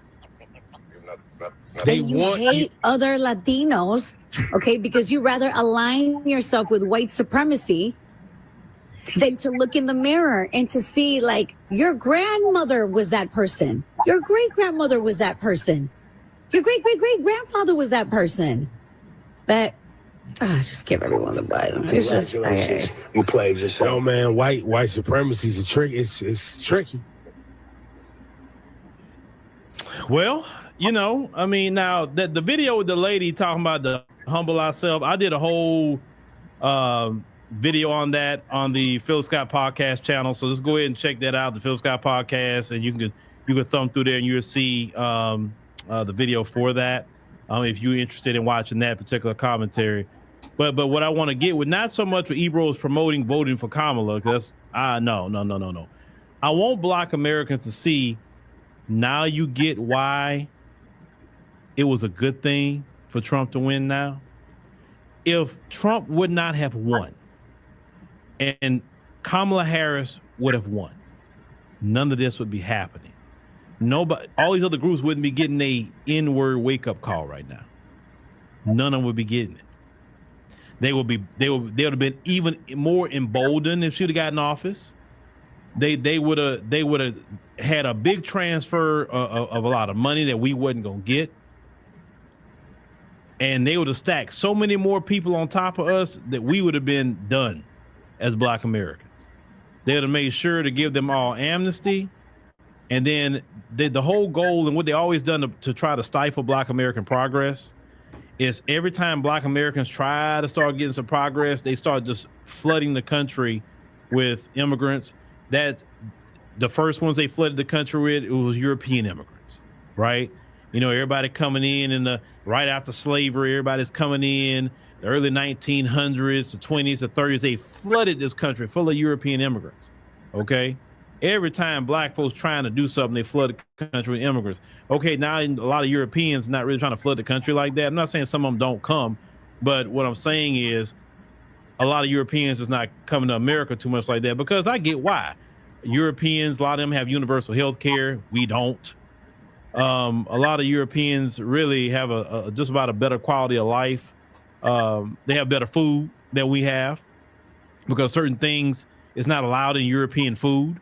You know, all those food dyes and certain oils they put in our food is getting us sick. And speaking about get sick, were y'all watching the Robert Kennedy confirmation hearing today?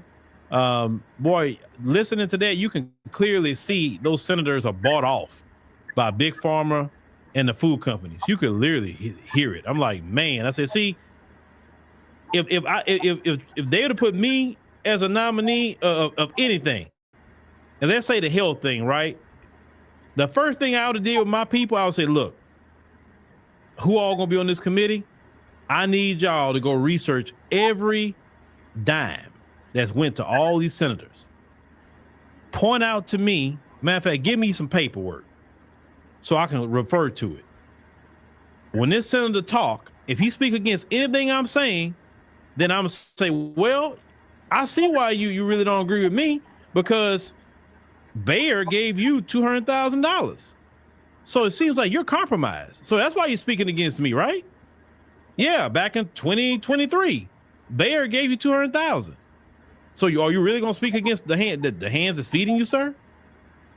You know, the American people behind me, but you bought and paid for. See, that's what I would have done to them. I'd have lit them up. Because look, you might as well do it and get the people to really start pressuring them to do something.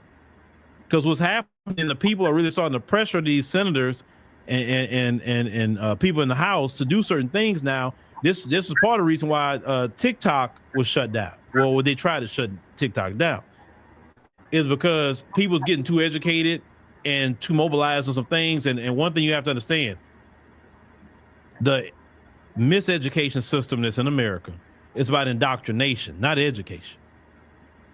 You have to understand, miseducated or ignorant population is easier to control than an educated population, right? Yeah, Robert Kennedy, he was holding his own, but we got to see what the confirmation is going to be, right? I really would like him to be in that position, because what he talks about with chronic disease and food and all that stuff like that, he's right. He's right. I mean, we should not be having no canola oil in our food, no vegetable oil. There's no vegetables in vegetable oil, right? The only oil that I like to use, which you can research, is avocado oil. You can cook everything in avocado oil. That's a healthy oil if you're going to use oil, right? For anything. Now, I'm not saying be frying food and all that. All those food dyes they put in your food, all those additives, that stuff is getting people sick. That's the truth. And the biggest problem in this country where we spend so much money is chronic disease. He's right. Doctors have said 90% of diseases that Americans deal with are preventable. But a lot of it is linked to a whole lot of things with these chemicals, additives, food dyes, horrible oils, ultra processed food, too much salt in the food. I talked about that. If you're a black person, even if you don't have high blood pressure, it's recommended we don't go over 1,500 milligrams of salt in a day. I say go underneath that. You should be using salt. You should be using something like Mrs. Dash as a black person. Or maybe some seasoning that's very, very low salt. We shouldn't be doing this here, doing this and doing this. You got people got high blood pressure, and you shaking that salt. Oh, well, you shaking and dancing with it. Like, bro, like, really? You don't need salt on anything. You can put some turmeric on it. You can put black pepper. It's a lot of things you can put on it without using salt. The sugar, high fructose corn syrup, that stuff need to be banned immediately. Matter of fact, I like Turkey's law. When I was in Turkey, you could only put 5 milligrams of sugar per serving. That was the most beautiful thing. I loved, when I was in Turkey, I drank a Sprite. It only had 5 milligrams of sugar in it, and it tastes good. If you drink a Sprite, I only drink a Sprite here, first of all, because to me, I view that as liquid diabetes. 40 milligrams of high fructose corn syrup in that can. And you want to know people got diabetes in this country. You have to be so intentional in America about your health. So intentional.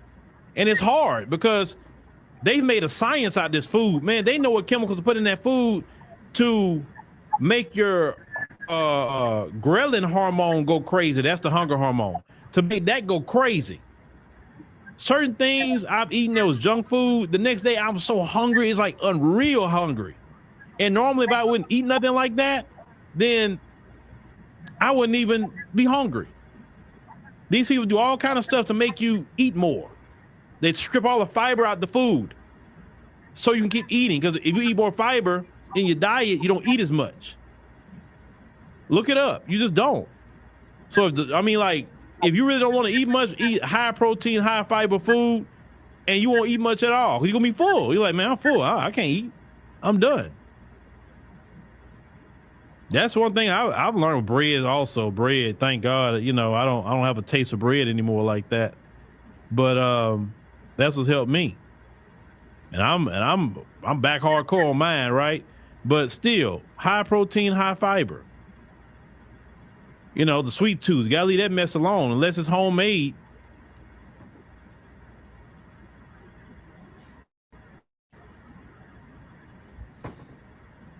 Yeah, that's that. If you gotta have a soda, you just gotta have one. There's those one called Poppy. It only has 5 grams of sugar in it. Like I was telling you about, it's only 25 calories, 5 grams of cane sugar, not high fructose corn syrup, actually cane sugar. If I have one, it's gonna be those. In which I don't like to drink them, but if I gotta have one that bad, it's gonna be that. Just for real. But anyway, the health thing, we need somebody like Robert Kennedy to come in and fix that, bro. Too many kids are sick. Too many kids are diabetic. I didn't even heard of kids being diabetic growing up. Now kids are diabetic. Kids have to deal with obesity now. Come on, man. It's all linked to the food. It's the food. Some of the same stuff they serve you, those same companies serve the same food in the African continent, in Europe and all of that, and they don't put the chemicals and stuff they put into the American food. I'm telling you.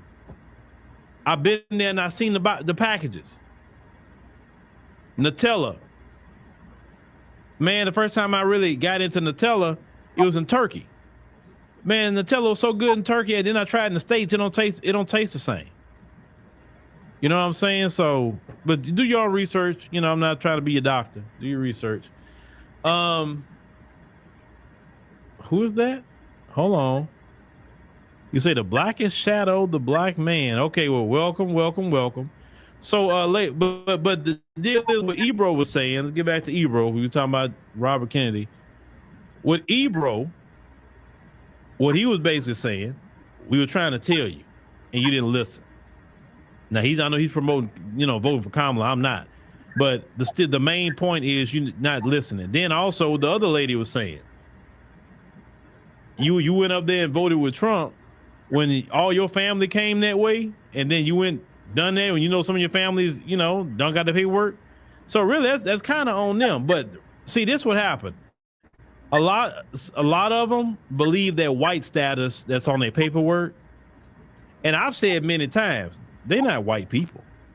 They're not white, because see, when the rubber meets the road, the white people gonna show you who really white. I don't care if they wrote white on your paperwork and call you white, Latino, white. No. They do that to finesse their numbers. They're using the Latino numbers to say we still have a white majority population, so we can get more of the federal benefits and money because we have a bigger population. Latinos are not. There are some Latinos who are genuinely white, right? But the main ones that come from Guatemala and all them, they're not traditionally white. No, they're not white people. So you believe that status on your paperwork, but these people showing you that who's the real white folk, and it's not you. And black folks told you that. Black folks told you that. Black folks told you. You mentioned about Mexico, saying a lot of Mexicans are Spanish. A lot of Mexicans aren't Spaniard. You really want to? Do you know the stories of how Mexicans are treated, or any Latinos on this side are treated in Spain? Man, no, those are the real white Latinos. in Spain.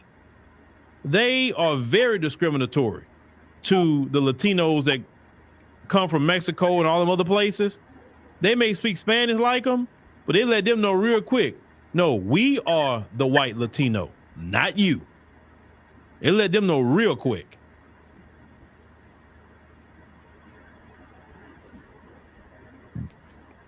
You say living in Taiwan.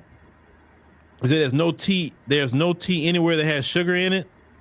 Even at 7-Eleven stores, even the tea lemonades have a perfect amount in it. Yeah, well, yeah, you know, that's good. And yeah, they drink a lot of tea over there. That's good. I mean, you can put just a right amount of sugar in something, and then once you get that sweet tooth out your mouth, I would say pray about it. Listen, I recently had to pray about. I said, listen, God, I'm praying and fasting. Take that sweet tooth away from me. And beyond what a lot of it was going away from me now, but I just don't have a desire for sweets no more like that, because I just prayed about it. And if you pray about it and ask God to take that away from you, he will take it away from you. He will. Like I can care less about sweets at this point. If I have it every blue moon, okay, cool. But it's not like, I gotta have something sweet. You know, like every day you gotta have something sweet. No, you don't. Another thing you need to stop eating that I got away from, I prayed about that too, cereal. Stop eating cereal. It's completely processed. Stop eating cereal. Leave cereal alone. If you're gonna eat something like that, you might well eat some oatmeal. Just saying. Well, all right, ladies and gentlemen, thank you for joining us on the on the stream tonight. We greatly appreciate it. Make sure you click the subscribe button. I know it's 7,100 of y'all here today. Shout out to y'all, man. I seen a lot of y'all coming in here today. You know, well, I don't know where y'all come from, but make sure you subscribe. We'll be here tomorrow, 7 p.m. Central Standard Time, right here on the African Diaspora News Channel. But on Friday, we'll be on our app. So make sure if you want to continue to hear, you know, what we're talking about on Friday, we can really get into some other stuff that we can't get into here, because I'm not about to be censoring videos and I want to talk about things. I'm not doing it. I'm sick of that. So let's do that Friday. So all of you here, get a membership on the app. It'd be beautiful to have all 7,000 y'all on the app, right? Get your membership and join us there. That way we post the news reports you're not seeing on YouTube, because they won't fly on YouTube. Like I said, different series of videos that we're gonna be doing there, not coming to YouTube. We'll show you maybe a little trailer of it, but it's not coming there. It's gonna go there. So if you want to be in the know of everything we're doing, make sure to download the African Diaspora News Channel app in the Google Play and Apple App Store. Once you do that, hit create account and then choose monthly, quarterly, or yearly. Or if you want to step up to lifetime membership, you can. But thank y'all for listening and joining us tonight. May you be blessed, and may your children be blessed.